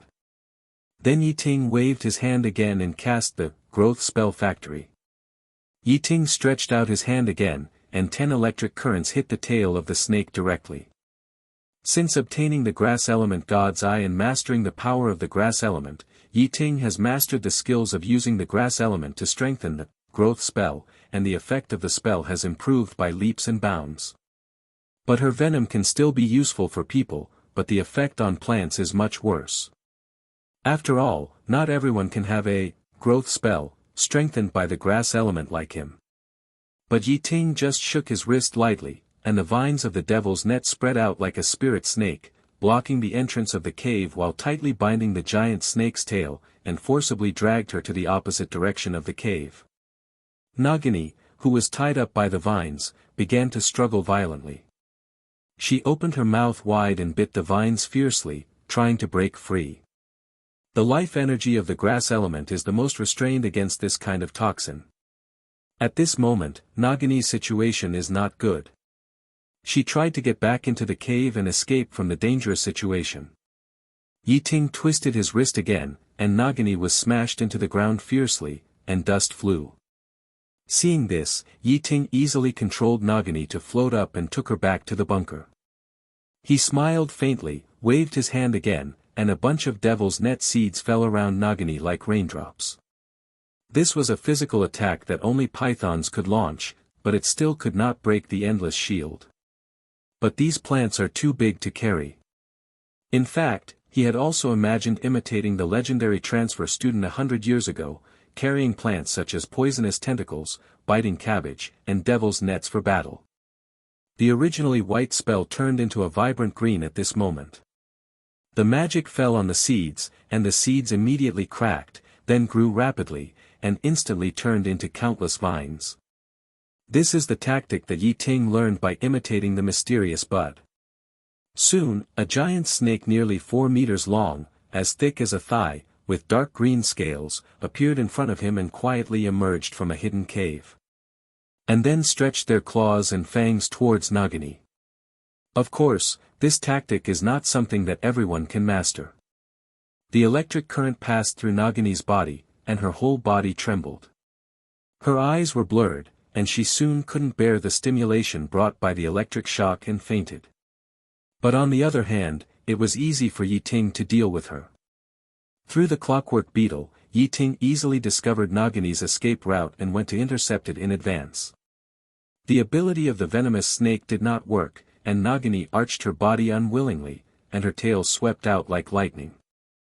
However, Ye Ting just smiled lightly, waved her hand, and the Wu Shi Qi shield instantly propped up, easily deflecting her attack.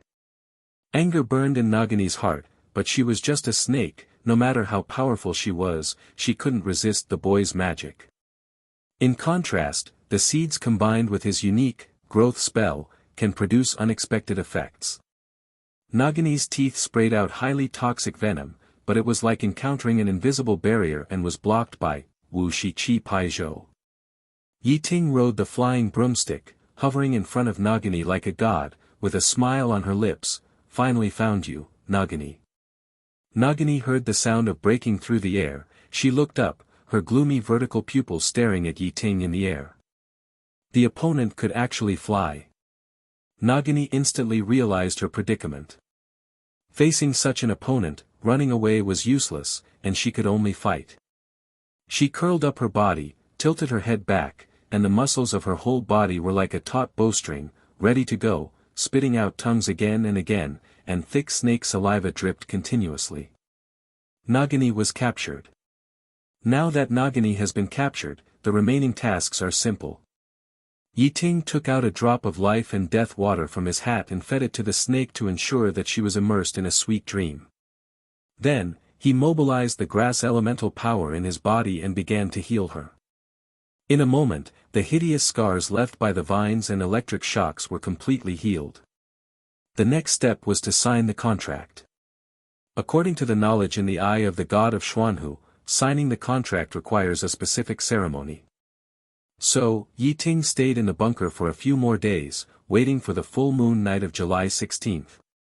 In countless myths and legends, there are inextricable connections between moonlight and beasts, and even life force. That night, the moonlight was as bright as a wash. Ye Ting specially wore a white robe, built an altar with grass, trees and rocks, and then stepped on it. He patiently waited for the moon to reach the highest point in the sky, then gently scratched the snake's scales, took a drop of blood, and carefully stored it in a test tube. Then, he also pierced his fingertips and let a drop of blood drip into the test tube, coexisting with the snake's blood. The two blood beads touched each other, but they could not merge at all. Ye Ting smiled slightly and waved his hand casually. The green grass element energy gently wrapped the two blood beads and suspended them in the air. Then, he looked up at the starry sky and chanted a spell. I have a kind heart and wish to help the people.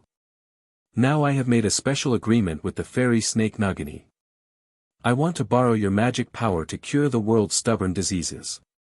All the patients I touch will be cured by my power and yours. However, once this agreement is made, my life is connected with yours, the contract will last forever, and the heaven and earth will bear witness to it. There will be no regrets or complaints. After Ye Ting finished speaking, he drew the symbol 6, 7, 3 with his hand. At the same time, his blood and Nagini's blood seemed to be pulled by an invisible bond and slowly blended. As his fingertips danced, blood-colored runes gradually appeared and burst into dazzling light. He then made seals with both hands, with complicated and mysterious gestures, controlling the grass elemental power between heaven and earth, and using those runes to complement each other. In an instant, Ye Ting felt a mysterious connection quietly established between himself and Nagini. At the same time, Nagini had a special magic power in her body, or fairy power. Can the eye of God still provide this? Soon, Ye Ting found that he could use the power of this contract to transfer the pain, poison and curse of others to himself. The true power of Bai Shu's Eye of God was finally unlocked. At this moment, the magic of the water of life and death was dispelled by the immortal power, and Nagini woke up slowly from her coma. Originally, in her eyes, Ye Ting should be a mortal enemy. However, under the constraints of the contract, the hostility in her eyes has disappeared, replaced by the friendship and kindness from the heart, as if Ye Ting is her long-lost old friend. At the same time, the system also made a sound at the right time. Congratulations to the host for collecting Nagini, cursed, and getting the reward of Shah Zongwixian's dialogue. The next moment, a double snake staff made of alloy fell into Ye Ting's hands. But Ye Ting did not pay attention to the snake staff, but was immediately attracted by the system's notification. Why did Nagini, cursed, appear? Logically speaking, the system never specifically marks the status of the collection in the notification. Ye Ting thought secretly. Unless, this, cursed, state is related to the system, and its existence limits the rewards given by the system. In other words, only by removing the curse on Nagini can he get the complete collection reward. Well, it makes sense. Ye Ting raised a confident smile at the corner of his mouth, and he had already made up his mind. Speaking of removing the curse, Ye Ting thought of the new ability he had just acquired. The power of the contract can transfer the negative state of others to Ye Ting himself, and then perfectly resolve it with Ye Ting's immunity and shedding characteristics. The combination of these two skills is a perfect match. Especially the shedding characteristic, which can almost resolve all negative states. This allows Ye Ting to be as good as Bai Zhu, but he will not gradually become seriously ill due to the accumulation of illness and curses. The only problem is that the more serious the negative state, the longer it takes. But generally speaking, there is no curse that, shedding, cannot resolve. So, what about the blood curse on Nagini? Ye Ting's heart moved, and he decided to give it a try. So, he stretched out his right hand and gently placed it on Nagini's cold forehead. Because of the contract, the snake just coiled in front of Ye Ting docilely, like a silent statue, motionless. Nagini, bear with it, it may be painful. Ye Ting pondered for a moment, then recited the prayer, I am willing to use my body as an altar to bear the curse of your body. May this pain and darkness turn into dust, and your heart be freed and see the light again. Although my body suffers, I am compassionate and I wish to do this to exchange your peace for a lifetime. As the prayer fell, the immortal power in Nagini's body began to surge slowly, and Ye Ting's whole body also exuded a warm and mysterious glow, as if an invisible force was flowing between the two, slowly pulling the blood curse on Nagini into Ye Ting's body. Ye Ting could clearly feel how evil and twisted that power was. It seemed to want to annihilate the minds of all intelligent creatures and twist them into beast-like existences. As this evil power gradually dissipated, Nagini's eyes also changed. In those beastly eyes, there seemed to be a glimmer of human light, with a hint of confusion and bewilderment, as if someone was about to wake up from a deep sleep. It really works. It really works. Ye Ting's eyes flashed with joy. Bai Shu's ability was so magical that it could even transfer the blood curse, which was considered a terminal illness. You know, in this world, the blood curse is known as an incurable disease. Countless great wizards have tried to break this curse, but no one has ever succeeded. According to legend, one of the founders of Hogwarts, Godric Gryffindor, fell under this blood curse. Of course, that was just a legend. But in any case, it was enough to prove the unsolvable and terrifying nature of this curse. But Bai Shu's curse transfer ability actually worked. But the good times didn't last long, and Ye Ting had to stop what he was doing. It wasn't that the curse transfer had failed, but that his own body began to send out warnings. He could clearly feel that if he transferred more curses, he would begin to transform into a snake. Once he was completely trapped in the form of a snake, he would have to wait for the curse to be resolved if he wanted to transform back into a human. But he didn't know how many days this process would take. If it took a month or two, it would be too unfair. Therefore, he had to stop the transfer of the curse and wait for his skin shedding feature to take effect, resolve this part of the curse, and then proceed to the next step.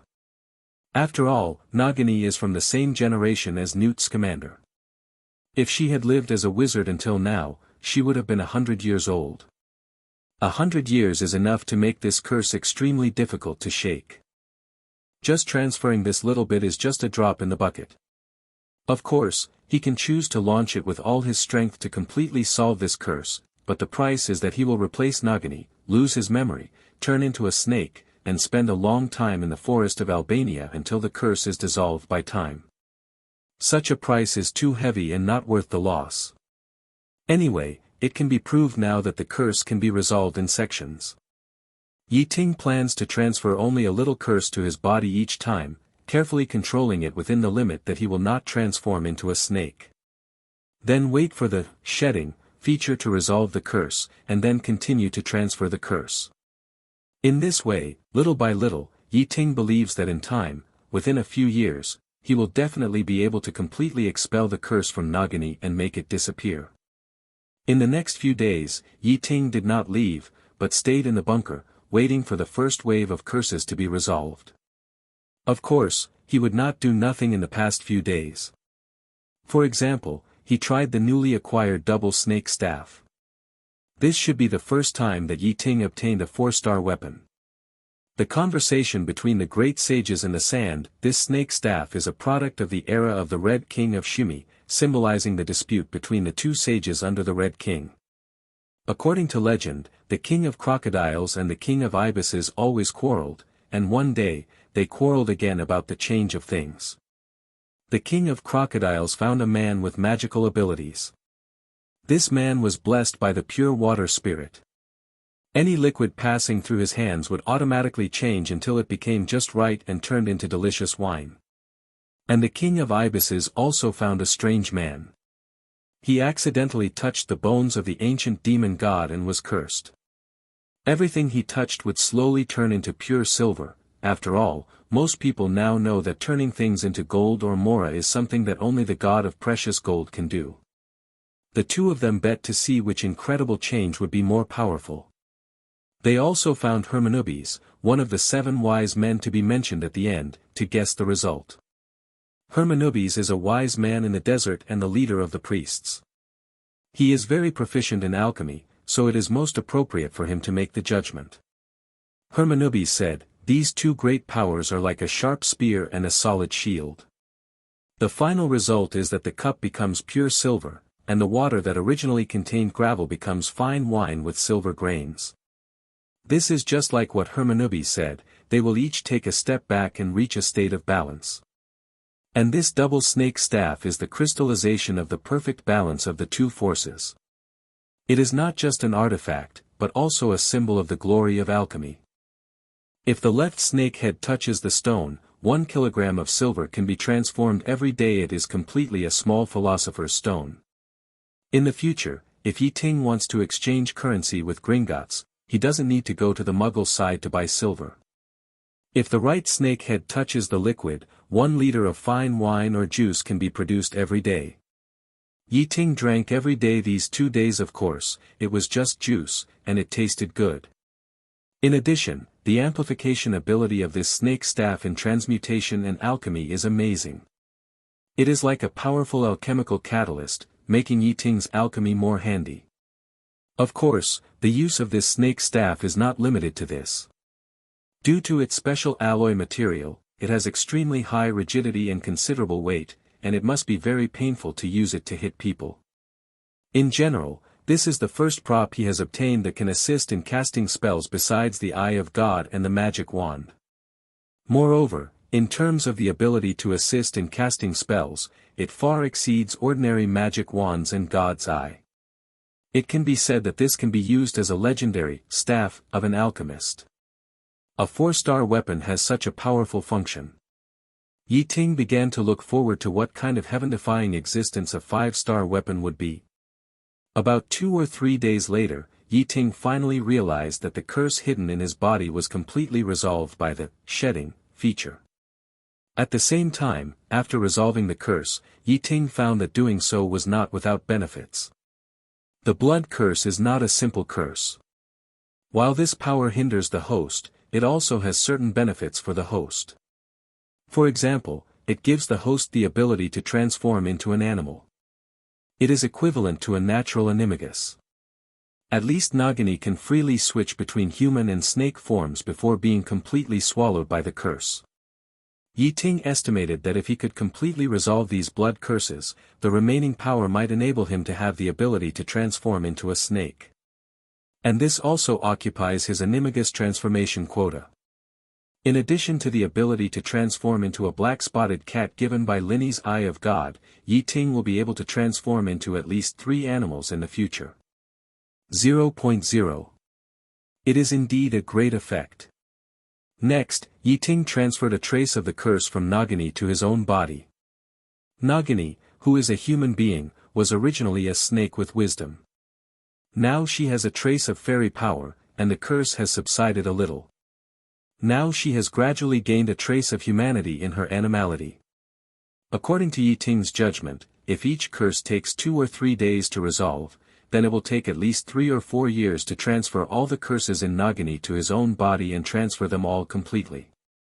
This is also due to the fairy power in Nagini's body that can resist the erosion of the curse to a certain extent. Otherwise, this process may be longer and more difficult. Ye Ting felt that this time was still a bit long. So, he decided to add a chip. He bound the Eye of God, Sleeping Dragon Seat, which he had obtained before, to Nagini. The Eye of God of Sleeping Dragon Seat originated from the Heart Sea of Coral Palace.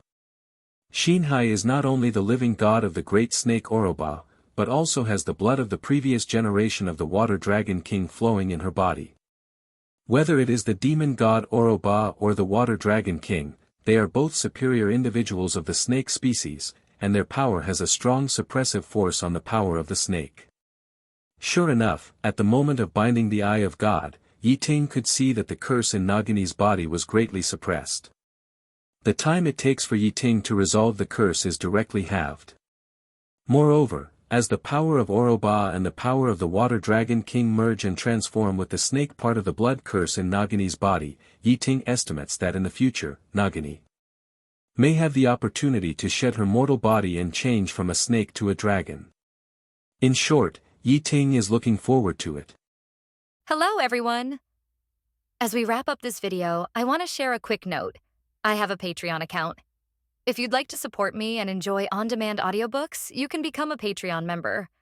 Alternatively, you can check out my Google Drive link, which has 500-plus novel audiobooks available through my Ko-fi or Patreon shop.